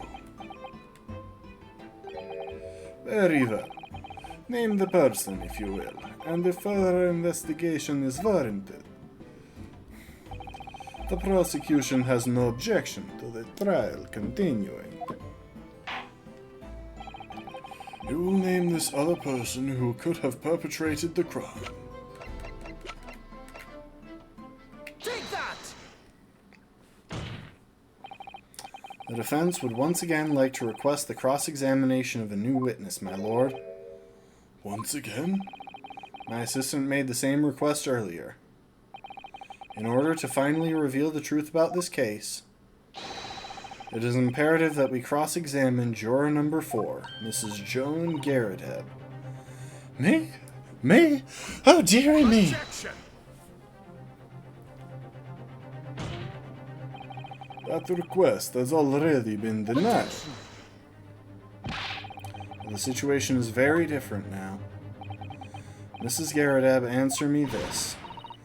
What do you want to know, you little toad? At the time of the incident, you were engaged in a violent argument with your husband, Mr. John Garrett. In the course of the argument, a minor house fire was ignited, and to clear the smoke from the room, your husband opened a window that looks out over Briar Road. Well, what of it? You threw this book at your husband when he was cornered with his back against the window. Upon striking the pane of the open top-hinged casement window, the book plummeted directly down, finding its way to what we now know to be the true scene of the incident. Yes, and as I said, what of it? During the argument, you were beside yourself with rage. As such, you threw not just books, but anything you could lay your hands on. So, let me ask you one more time, Mrs. Garrett. This knife, the one removed from the victim's back, have you really never laid eyes on it before? If you pass out again, I am just going to dump your tea all over you. I don't recall it. Seriously? Am I supposed to remember everything I picked up and threw at my husband? Anyway, the man over there and all that regalia said members of the jury needn't testify, didn't he? Conveniently, yes. Objection! No, I have no recollection of saying that at all. Juror number 4. Oh, Make no mistake, you jurors are not special in any way. You are not immune to the judicial process. If you know something about this knife, madam, let the truth come out. but that's just a common garden knife. It could have come from anywhere. We have several like that at home. If one went missing, how would you expect me to know? What's that? Are you joking? What are you saying, please, Mrs. Garrett? Now you listen to me. I refuse to believe all this nonsense. I couldn't bear the thought that I'd injured someone. Do you hear? I couldn't bear it.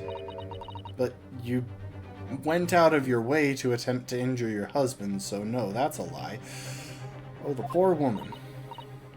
So yes, I want evidence. I want to see hard evidence if you're going to insist on this being my fault.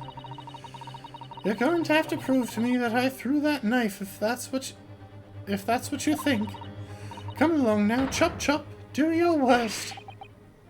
Well, I'm guessing I'm going to wind up presenting the knife, because the one piece of information that we haven't addressed here is the crack. Is the broken blade. Just a reminder, the tip of it is broken off in a way that it might well have been if it had, say, hit the edge of the window.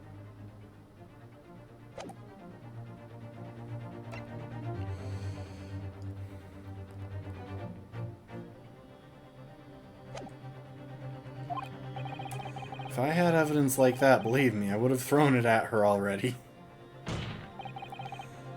Then take the stand, juror.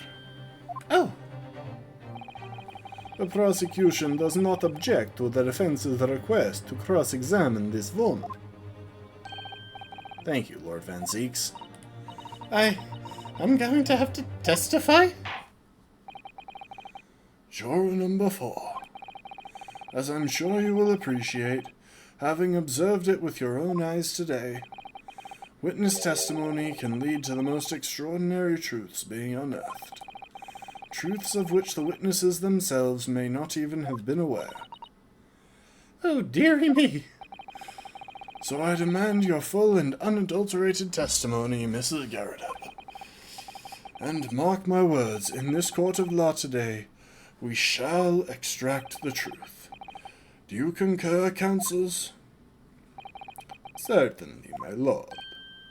Oh, that's what I'm hoping for, my lord.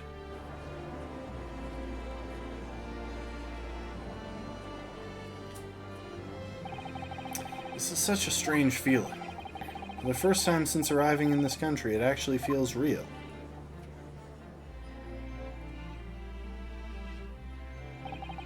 I'm here, in the Old Bailey, and I'm a lawyer.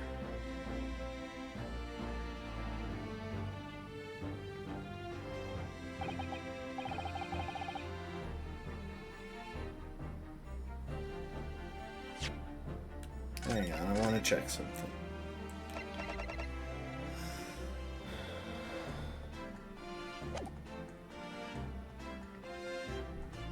Okay, real quick, we're going to load an autosave because... Oh, but we're surely so close to the end of this. I'm trying to decide whether that's where we call it tonight, but it feels like it would be kind of anticlimactic to leave off there. What the heck, I don't have anything else. I'll do it. Let's keep going. It's not like we're pressing midnight like we were last time I overran. Witness, state your name and occupation. Oh, yes, my name is Joan Garrideb, and I'm a juror and such like. Sounds like even she doesn't know if she's a housewife or a maid, or what anymore. The court has decided your testimony is required in order to clarify matters in this case. Do you understand, madam? Yes, my lord. You will tell the court everything that took place in your household on the evening in question. And I warn you, do not attempt to hide the truth. Oh, dearie me. Chin up, Joni. nothing to worry about now. Oh, I didn't know you were here, John. Well, at least the slap on his face has finally faded after roughly 2 full days. Wasn't only you in the room that day, old thing, was it? Rather think I ought to testify as well, don't you? But what about your knee, my dear? Don't you worry about that, I hardly notice it. I'm not the sort of chap to leave a comrade to face disciplinary action alone. Oh, John. I presume you are Mr. John Garrideb? Yes, sir. Former 2nd Lieutenant of the 3rd Regiment of the 4th Northumberland Fulsiers, sir. Seen my fair share of action, and now living the quiet life, as it were. The quiet life? Were you not engaged in an incendiary battle with your spouse on the day in question? Ah, well, yes. Quite. I believe this may represent a first in the proud history of the British court. Calling a juror to the witness stand is unprecedented. However, the court will hear your testimony now, juror number 4, and that of your husband. You will recount clearly and concisely the events in your home at the time of the incident in question. Sir, at once.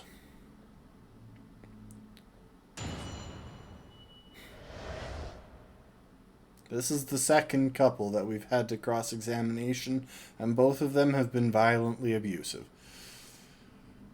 The Battle of Garrideb.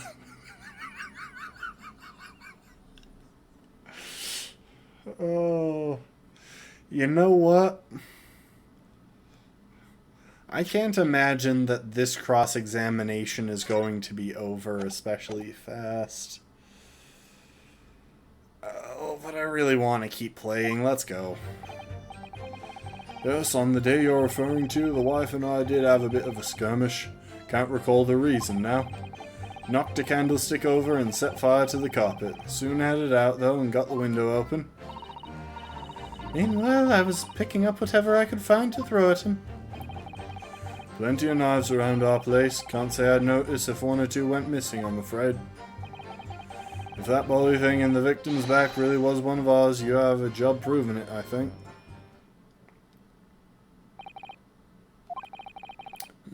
Sounds as though it was quite the battlefield in your household that evening. Although an entirely one-sided assault, it seems. The enemy caught us on the hop, sir. I had no choice but to dig in and take defensive measures. To be honest, if the enemy had kept shelling us for another minute, we'd have been toast. Of course, a veteran such as myself is only too aware that on every battlefield you're just a gnat's whisker from death at any moment. Are we still talking about a marital quarrel here? Because if so, that's very worrying. Like, again, you were frightened for your life, man. Well, I must say I'm dubious that this testimony will shed any light on the origins of this jackknife. In combat, one's focus narrows such that surroundings are barely noticed. These witnesses may not be able to offer anything more than they have testified already. This may be a dead end. He sounds like he wants to know, though. Because for the first time in this process, he feels like there's a chance he could be wrong.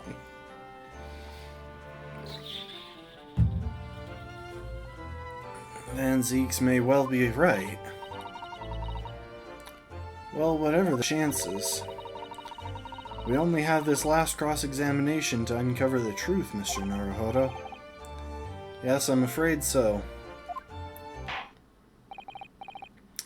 Very well, counsel. Begin your cross-examination.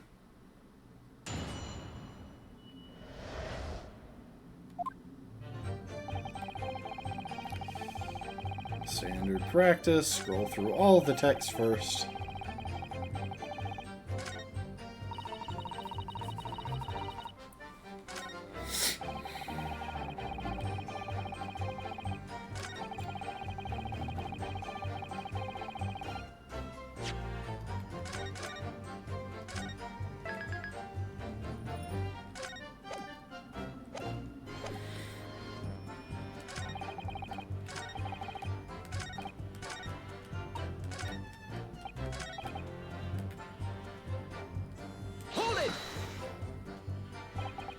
The reason is what you told us yesterday, I believe. Yes, that's right. If I remember correctly, it all started because of a note that was tucked into the pages of a book belonging to Mr. Garrett.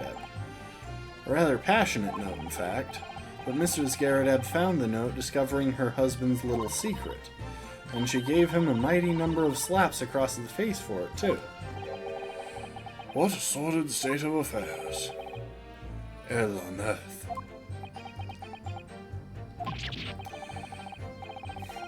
I say, when a chap says he can't recall such things, it's common decency not to drag it all up.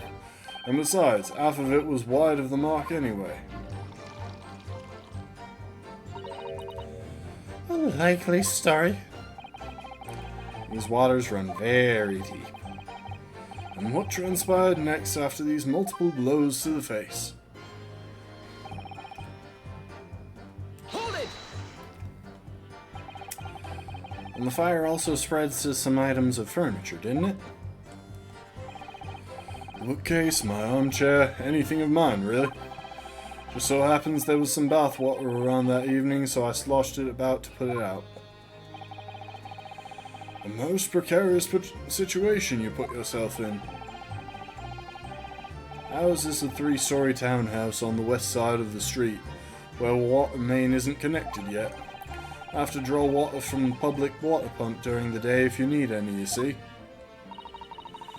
The lodgers are always moaning that they can't get any water at night, although that little mustached Japanese man buys water in bottles, I believe.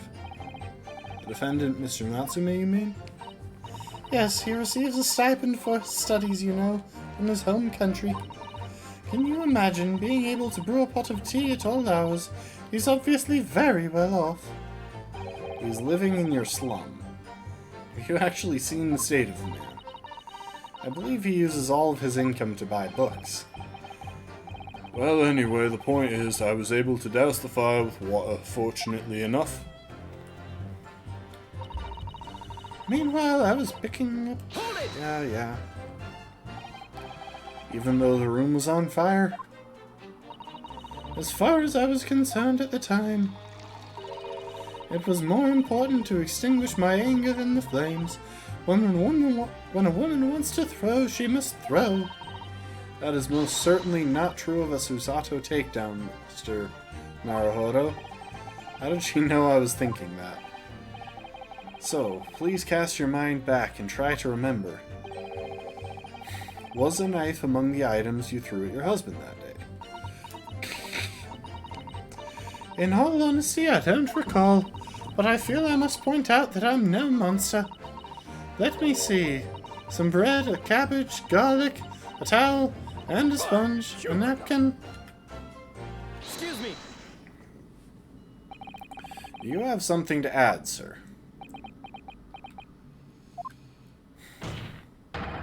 Mr. Garrett. Hey, don't shoot. Oh, sorry, I beg your pardon. Did your wife's remark just now bring something to mind? Nothing of any significance, no. Just that the barrage of projectiles this old thing launched in my direction was somewhat more solid than she implies. Books, bricks, and the fire poker, I seem to recall. Ouch. And the woman's aim is uncanny. She'd landed a direct hit with every bullet. Ah! Good grief, woman, we're not at home now. This is a court of law. Oh, dearie me, ever so sorry, dear. What's she even doing with a teapot in here? Finally asking the important questions. Honestly, John, I would never have thrown such things at you, obviously. Well, take a look at this then. How do you suppose that happened, Your pipe, sir? I had this thing in my hand as usual at the time of the onslaught. Knocked it clean out with one of her soft projectiles, she did, yes. And when I went to pick the thing up, it was broken in two. I'd like to see a sponge do that sort of damage. I see, your pipe was broken. It would never have been sent flying unless it was hit by something pretty solid. Anyway, I've managed to bandage the thing up for now. Ah, you are one to exaggerate, aren't you, dear? Can the pipe be entered into evidence, please? Wonder if what we should make of this account could be important. The defense believes Mr. Garredeb's remarks just now to be of great significance. This war veteran's words only tell us one thing. Betray a fiery wife, and pipes as well as hearts may be broken. Sentimental wisdom perhaps, but hardly worthy of adding to the formal testimony. Indeed, common sense one might say. Might one? In that case, would you at least permit us to examine the pipe, sir? Well, I don't see why not.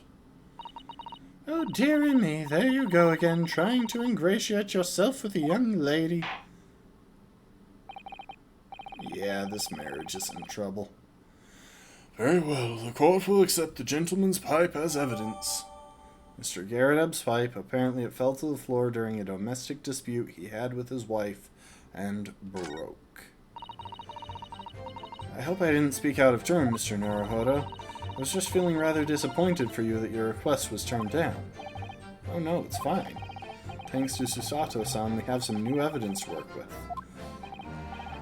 Well, thank you for that rebuttal, Mr. Garredeb. Now, if we could return to the crux of the matter, what can you tell the court about the knife used to attack the victim?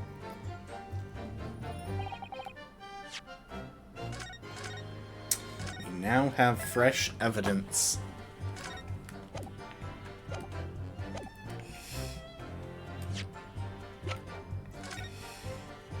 And somehow, yep, there it is. There is the tip of the knife.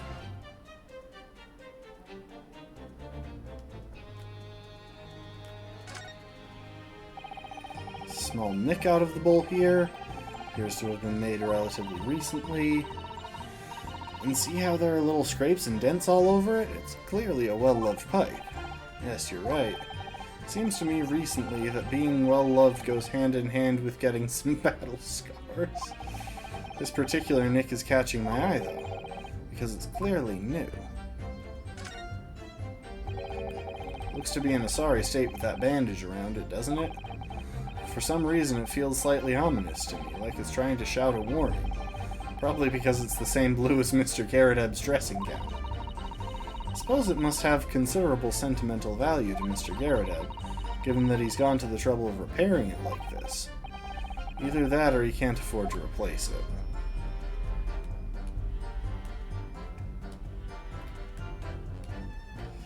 Alright, time for the remaining piece of information. Oh, something just twinkled inside the chamber of the pipe there. Yes, I saw it. Something stuck in there, I think. Let's turn it over and give it a shake. What's this? It's a tiny fragment of metal. Looks like the tip of a blade or something. The tip of a blade, surely it couldn't be. Fragment of metal. Small piece of metal looks like it might be the tip of a knife blade. It was stuck inside of Mr. Garredeb's pipe.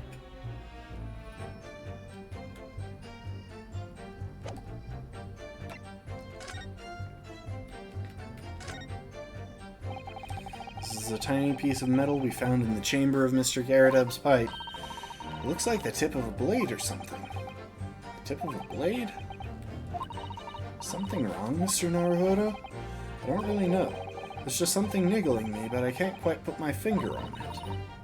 Perhaps in that case, it would be wise to examine some of the other pieces of evidence again.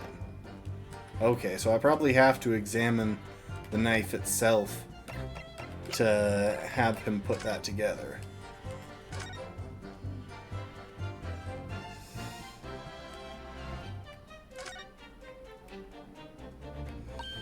Oh, look here. Just at the tip, a small piece of the blade appears to be missing. Wait, part of it's missing? I could be wrong, but I've just got a feeling. You remember this? Ah, that's the tiny fragment of metal that we found inside Mr. Garredeb's pipe. Yes, and just maybe... Oh my, it's a perfect fit! Somehow I just knew it.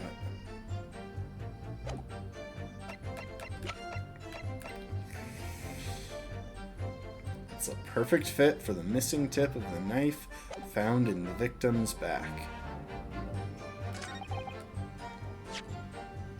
I think it's time to present evidence. Objection! Mr. Yaradab, could I ask you to take a good look at this, please? You can ask, but I can't see a bally thing. You can't? Used to call me Dead-Eye Deb back in the regiment, of course, but that was some time ago now. Even when I'm trying to enjoy a large print book by the fire these days, I struggle to tell a B from a D and a P from a Q, to be honest. Oh, he does, dearie me. It's rather wearing being asked about every other letter and every other word. You must be very dizzy. What is that? A tiny scrap of metal? Yes, almost certainly from the tip of a blade. And what may appear at first to be just a tiny scrap is in fact a crucial piece of evidence. Interesting. And where did the defense come by this evidence? It was lodged in the chamber of Mr. Garadeb's pipe. My pipe, you say? By Jove, I wonder how that got in there. And what precisely does this fragment of metal signify, Counsel? Are you suggesting that it is in some way related to the matter of the stabbing on Briar Road?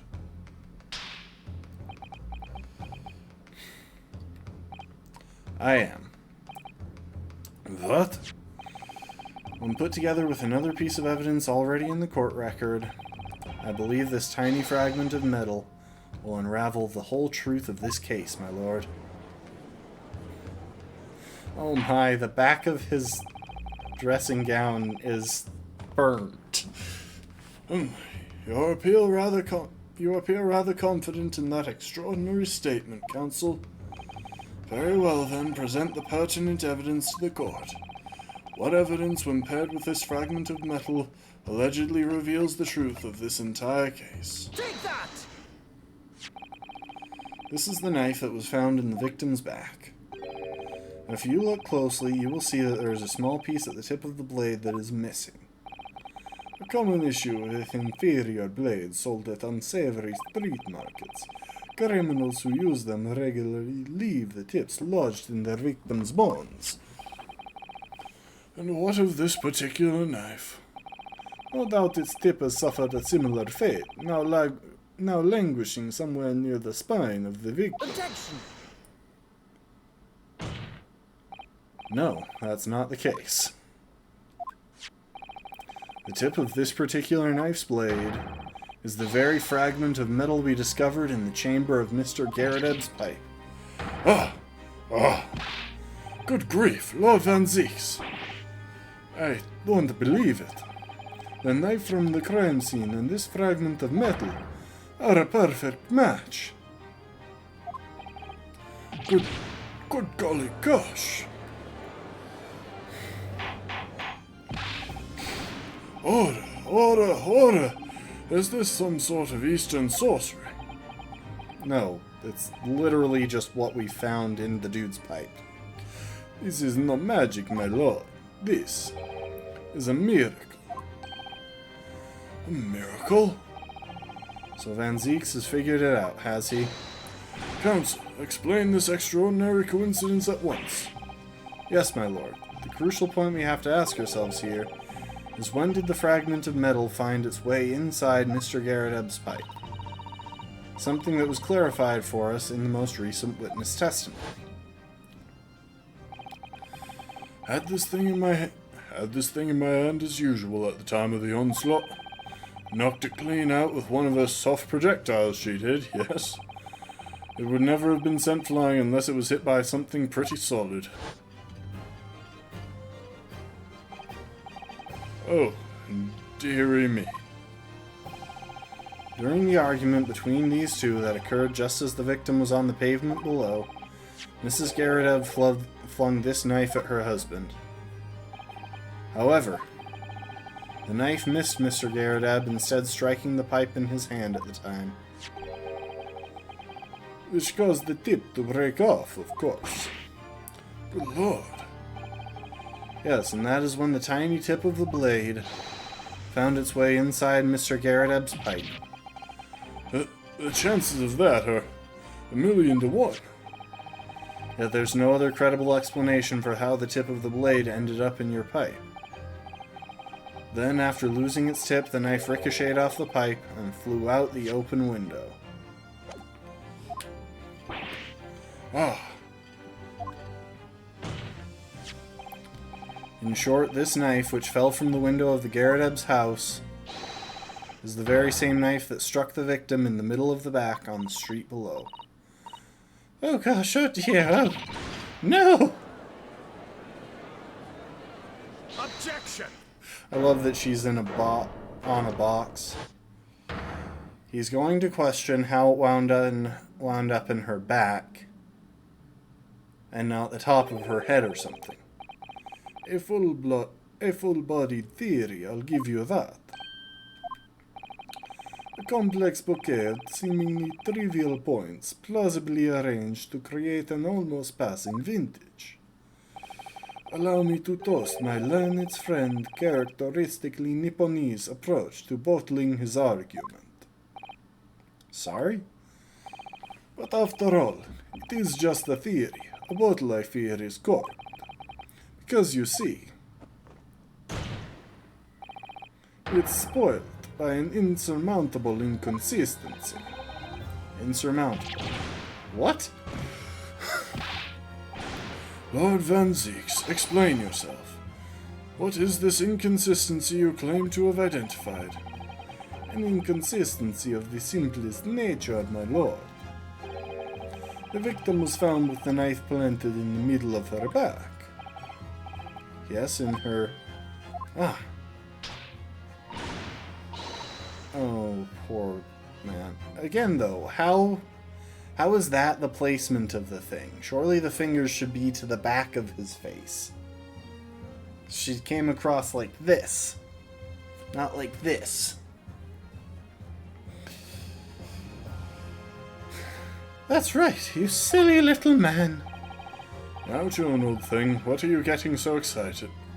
Now, Joan, old thing, what are you getting so excited about? Let us consider the basis of facts of the case once more.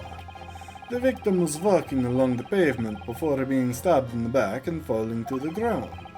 If the knife that struck her had fallen from above, there is no possible way it could have planted itself into the victim's back. Ah. Oh, come on, this is the easiest part to solve. Just give me the moment to present the evidence. Order, order! You see, that's quite right. That's exactly right. If the knife had fallen on her from above, it would have struck her on top of the head.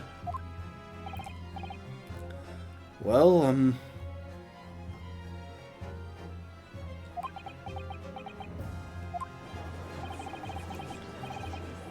he's lost for words, look.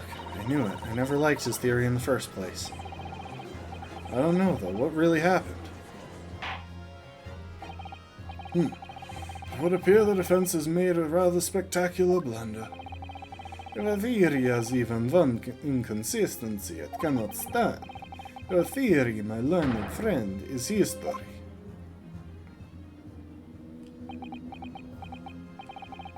We were so close. I could see the truth. I was so sure we were on the right track. But now the way has been blocked completely by just one simple inconsistency. Or in other words, we simply need to eliminate that one inconsistency and the theory will stand. Miss Susato. You mustn't worry, Mr. Naruhodo. You were just caught off guard, that's all, and your mind went blank. But if the path you are on is indeed correct, then a way will present itself. I love this, because this really is a callback to one of the big things that kept coming up in the original game. Don't ask why things happened. Don't ask if the knife struck her in the back. Explain why the knife had to strike her in the back.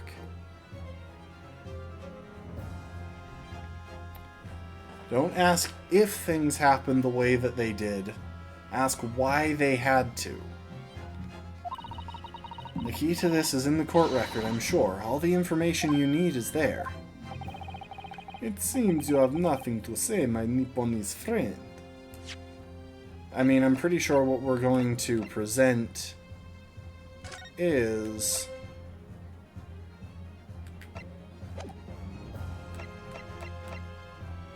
the detail... Yep, the fourth book. It seems you have nothing to say, my Nipponese friend. Very well. Your silence speaks volumes. A tacit acceptance that your theory is fatally flawed. Objection! One last objection. This inconsistency doesn't mean I was on the wrong track. It means that I need to sharpen my mind and dig deeper for the truth. It's a test. Yes. If the knife fell on the victim from above, there's no way that it could have hit her in the middle of the back. Under normal circumstances, that is.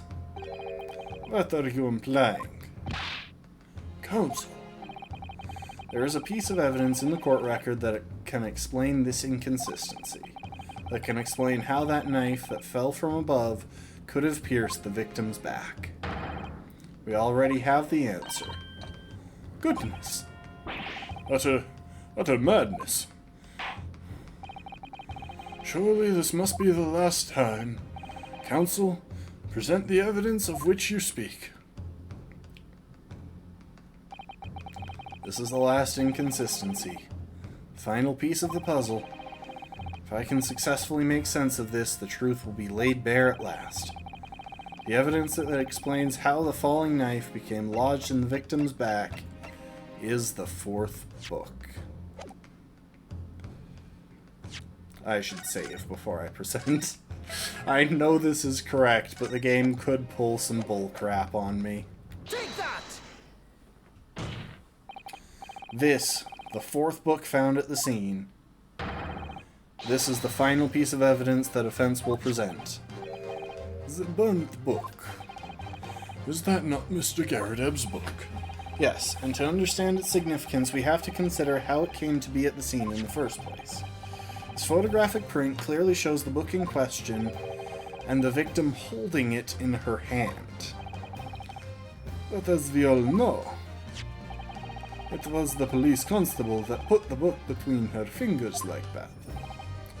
Quite so, as part of his wholesale transplanting of the crime scene to the opposite side of the road. That's true. However, as part of his testimony, Constable Beat made an extremely enlightening statement to that point.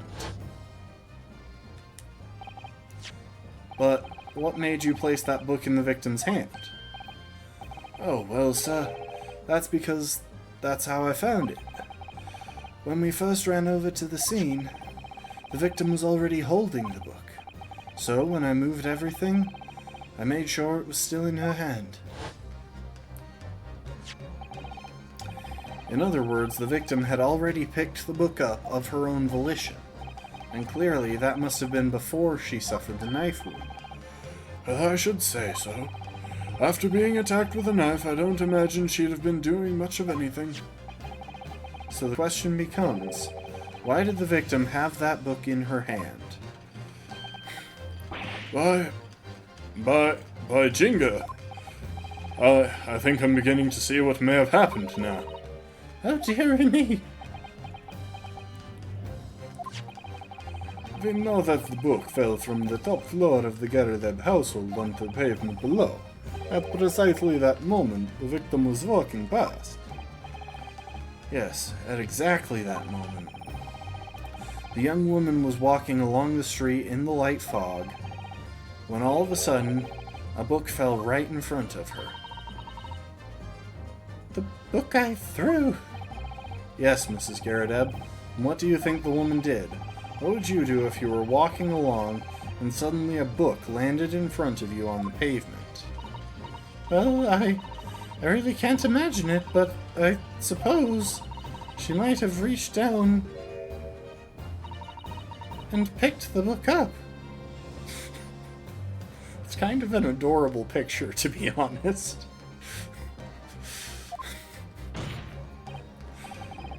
Yes, that is exactly what the woman in fact did. She picked up the book. Oh. Oh, heavens! And when the woman reached down to pick the fallen book up, what position would her back have been in? That's right, facing the sky, completely and utterly defenseless. Then, in the very next moment, while the woman was still bent over picking up the book,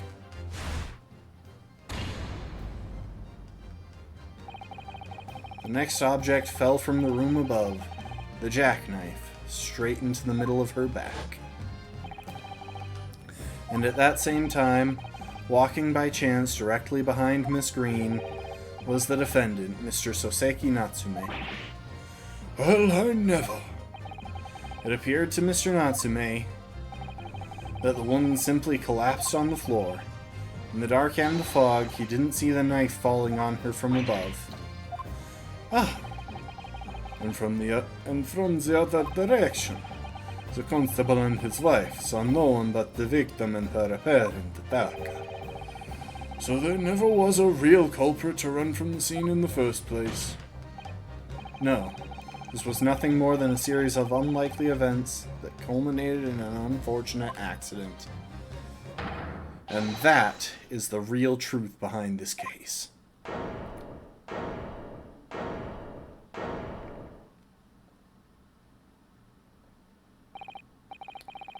Well, Mr. and Mrs. Garadeb?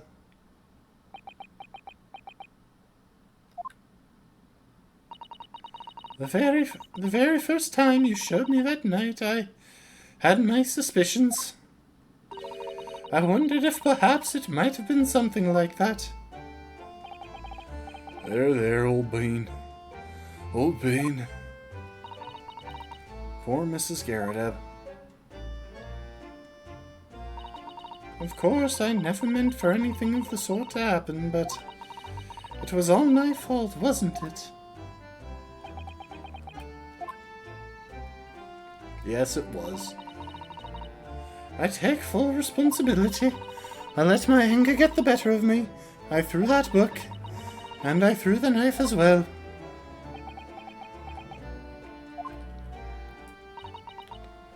John, dear. It's all right, I know. I'm ever so sorry. Truly, I'm sorry. Okay, you probably should have... Okay, you did catch her. That can't be good on his injured knee.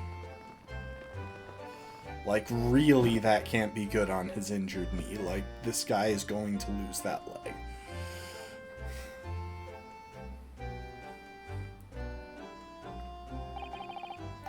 Lord Van Zeeks, what news of Mrs. Garadeb? She has been taken to the infirmary. It would appear today's events had left her in an especially flustered state. However, I believe she will recover in due course. There is no cause for concern. Yes, unbeknownst to themselves, they caused what could easily have been a terrible tragedy. They shall have to prepare themselves for the consequences of their actions. There is some good news, however, my lord. Oh, the victim has woken up just now in time for the trial to be over. I have just had word from the hospital where the victim is being treated. Her condition is improving steadily, and the doctor believes she will regain consciousness soon. It's strange. We've been talking about the victim all this time, but we've never once met her. How wonderful. The woman is out of danger, it seems. Yes, that is good news. So, Mr. Soseki Natsume.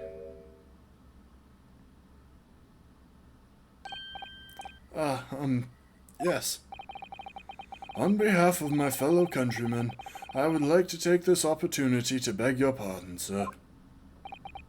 You came from your distant eastern homeland to study our great British culture, and have been repaid with immeasurable unkindness. Please accept our heartfelt apologies.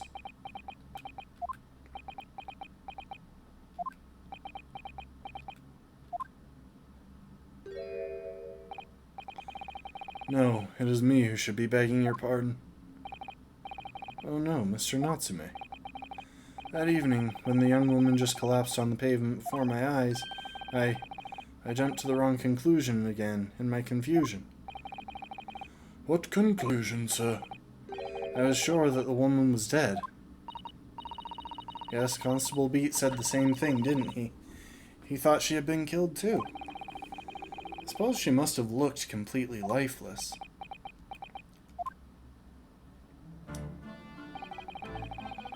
It's been about a year since I arrived in Great Britain now, but I still can't get used to life here. I can't relax. I'm sure there are evil spirits lurking in the fog. Like they're haunting me. Poor Soseki-san. His imagination really has got the better of him. Yes, poor man. So when it happened, I thought the young woman had been taken by the fog spirits. I should never have dropped my books like that and run away. I should have called for help, for a doctor, for the police. Instead, I've managed to create a rift in the relationship of trust between our two empires. And for that, I'm truly sorry.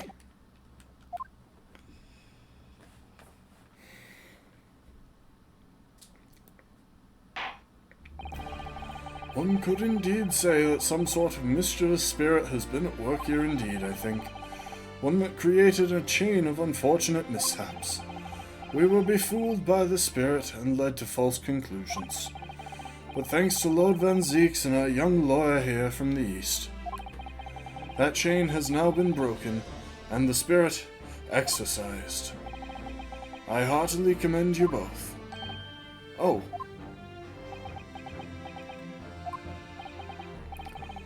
Now then, ladies and gentlemen of the jury. Yes, my lord.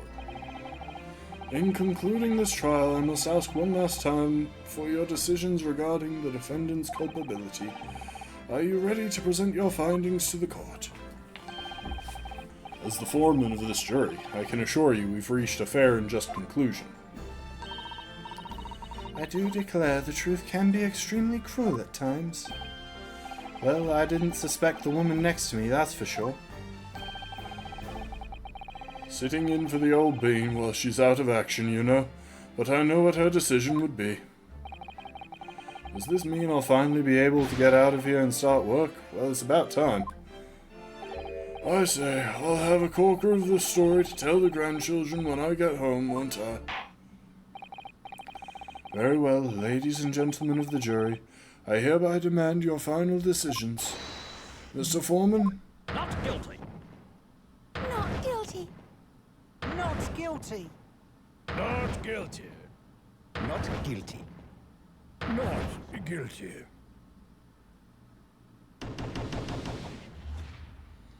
How did they manage to coordinate that so well? Okay, now let's put a guard on Mr. Soseki to make sure that he doesn't spontaneously die after the fact. Very well, Mr. Soseki Natsume.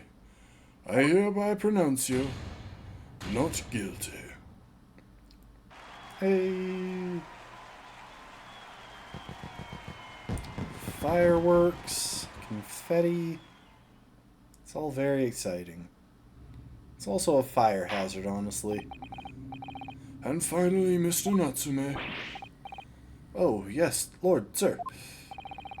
you are now a free man once more.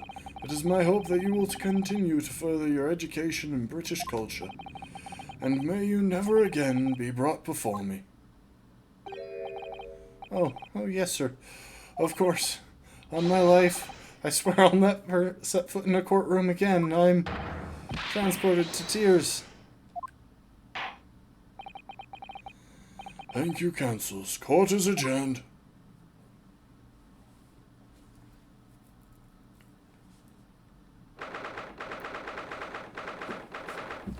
February, 3:17 p.m., Old Bailey, Defendant's Antechamber.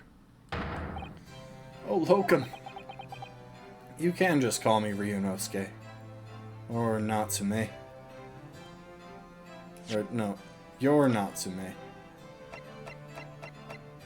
Naruhodo, that's it. They both start with an N. You can just call me Naruhodo. Wait, you mean me? Of course! Is there another locum here? Is there even one? Compared to the original locum student, Mr. Naruhodo Esquire, your name has become rather short, hasn't it? What's wrong with using my actual name? Oh, at last I'm free! I'm free! Joyful, joyous, jubilant, jubilation! Heady, hearty, happiness, hurrah! Oh, I am pleased. Mr. Natsume is delighted. Would it be so hard to just say that, then?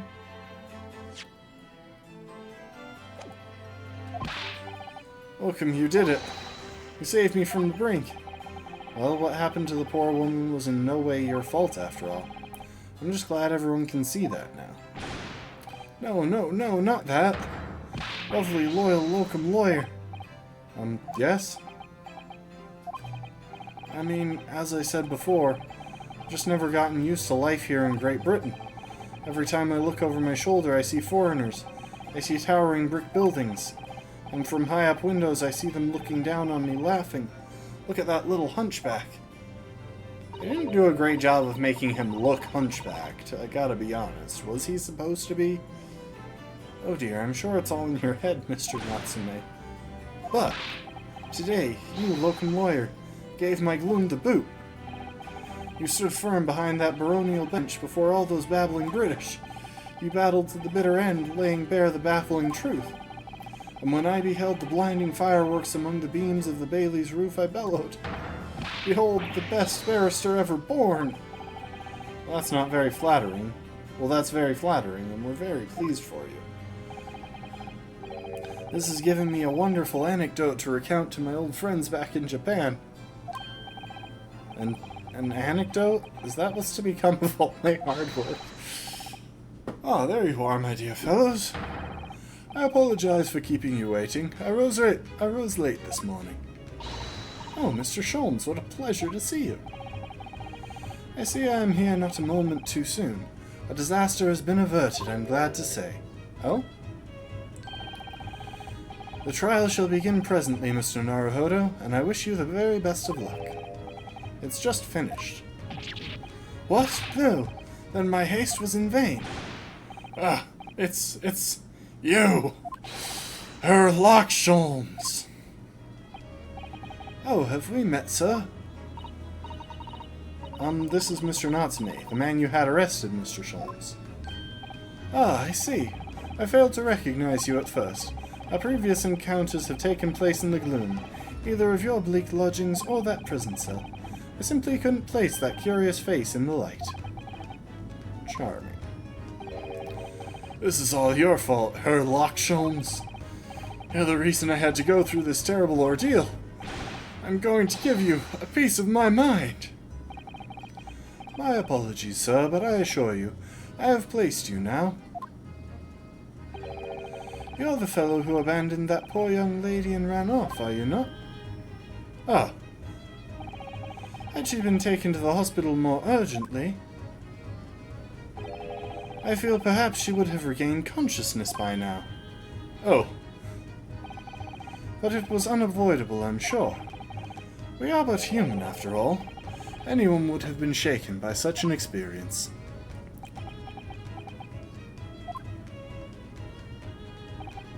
I do feel very badly about how I behaved. Well, never mind. Now then, what was it that you wanted to say to me, sir? Nothing. Priceless. Oh, I am sorry, really. But that was quite priceless. Poor Soseki-san. Still, on the bright side, you've had an extremely entertaining experience without paying a penny. And, it would seem, you were not even found guilty. But there is no bright side. Whatever do you mean, Mr. Natsume? Even after this, I'm still cursed. By the spirits, and now by the Reaper. Ah, Lord Van Zeeks. I haven't forgotten, you know, what facing that man in court means. Even if you're found not guilty, you're still doomed. It will all be all right, Mr. Natsume. If the Reaper appears trying to make trouble, I will protect you. Yeah! Why did I get thrown for that? With a perfectly executed Susato takedown.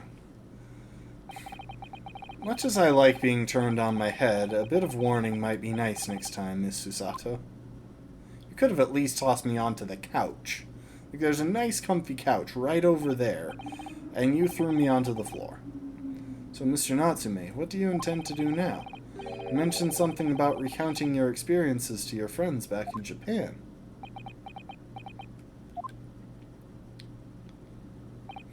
Yes, I intend to return to my homeland soon. Oh. It has already been a year since I arrived here in Great Britain.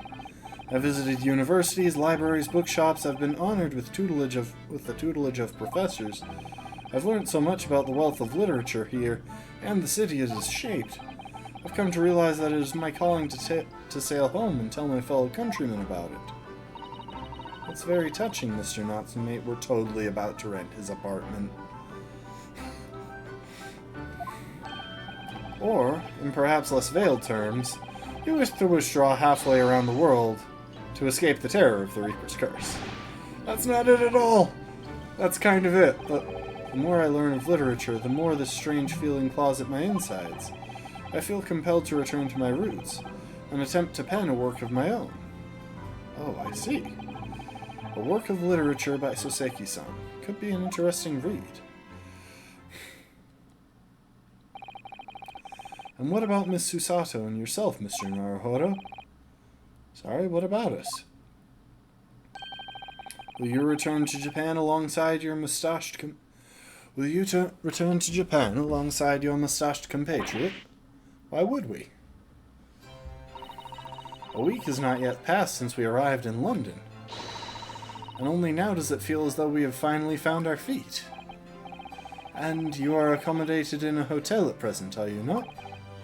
That's right, but we need to find lodgings before it bankrupts us. I've calculated that we can only afford another 10 nights before our entire budget is exhausted.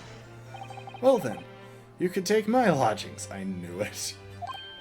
Oh, the windowless room. Ah, but what it lacks in windows, it more than makes up for with a floor, a ceiling, and walls. Great. And of course, I'd be happy to leave behind the accursed evil spirit. Oh my, an evil spirit? Oh yes. It tries to suffocate you while you sleep. It's an infallible wake-up call. He's talking about the cat. He's straight up talking about the cat. Well, we'll think about it if that's alright. Unfortunately, I do think it's all that we can afford. Perhaps I can offer a more welcome alternative. Would you consider taking lodgings with me? Really? Well, a vacancy has conveniently presented itself. Although it's up in the attic, I might add. Are you sure it isn't just a storage loft? I spoke with the landlady this very morning on the matter of price, and Iris is clearing the room as we speak. You must come at once. I presume you have no luggage to speak of? Oh, this is simply wonderful. What an honor to be invited to take lodgings in the great detective's office's attic. I'm too overcome for words. So, suggesting we look elsewhere is out then? Okay, but we should probably go take care of that cat. Iris will prepare a welcome dinner this evening. A welcome dinner this evening. And you must come too, Mr. Natsume, I insist. I don't know what to say, but thank you, and yes. Wonderful. Then I'll go and complete the paperwork for your formal release, Mr. Natsume. It shan't take long. Somebody's happy. Locum, I knew that you wouldn't let me down. I'm truly delighted to have met you here in London. Likewise, Mr. Natsume. It's been a privilege meeting you too. It's a shame we're going to have to say goodbye so soon. Well, I've come to realize that I belong in Japan, but Locum, we'll meet again one day. Yes, I'm sure. And hopefully by then I'll be a successful lawyer. Hopefully by then I'll be a successful author. Well, my dear fellow, a carriage appears to have arrived. Shall we go, Mr. Naruhodo? Yes, Mr. Sholmes. I've little doubt Mr. Natsume will be released in time for dinner this evening. Oh, he's gonna die before he gets the chance. And so, with Soseki-san's innocence successfully established, we rode with Mr. Sholmes to what was to become of our new home, 221 Baker Street. Cutscene time. Oh, no. You know what? Honestly, not a bad place. It's in the attic, but it has windows. It's a decent amount of space. Probably have to hang up some curtains so that Susato can have her privacy. 20th February, 4:41 p.m., the attic room.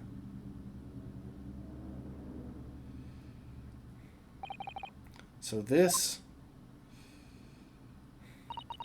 is to be our new office. Yes. Our office? I rather like the sound of that.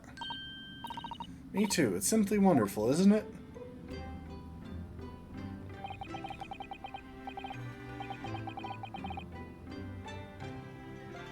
Naruhodo & Co. Law Offices.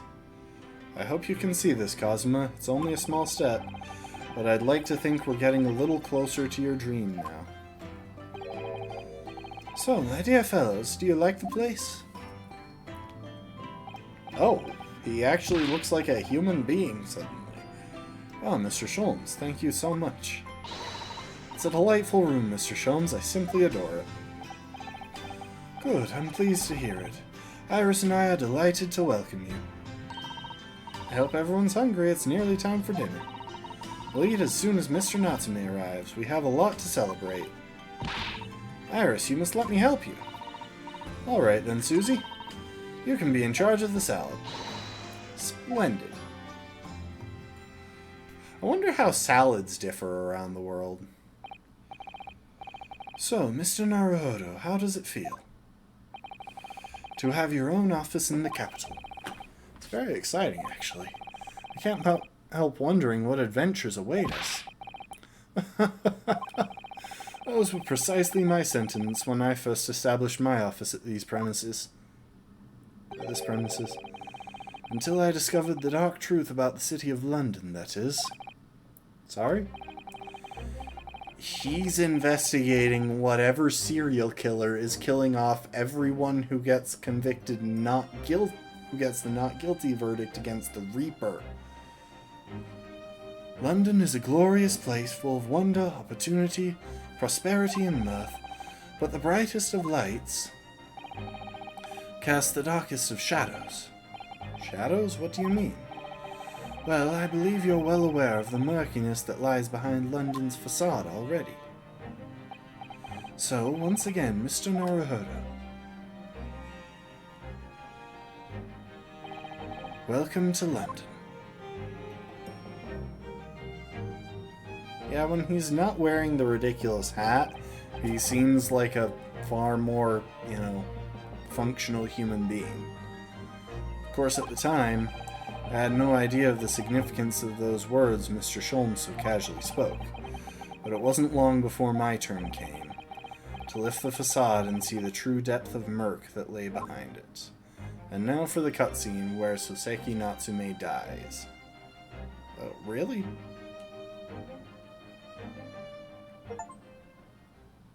Landed in London is the achievement there. And that is the end of that case. Okay, so we spent 5 hours on that. But we had the time, and you know what? I'm really glad that we were able to finish it. It does seem like the cases seem to cut into roughly 2.5 hour segments. That seems pretty consistent here.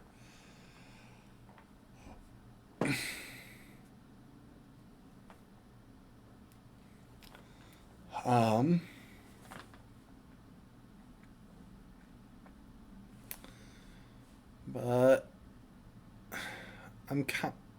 that does bring it to a bit of an awkward length for finding good times to cut things off. But I'll try and give things the appropriate amount of time in these streams so that we can get through the chunks of the cases at a reasonable pace. In the meantime, thanks everyone for being here.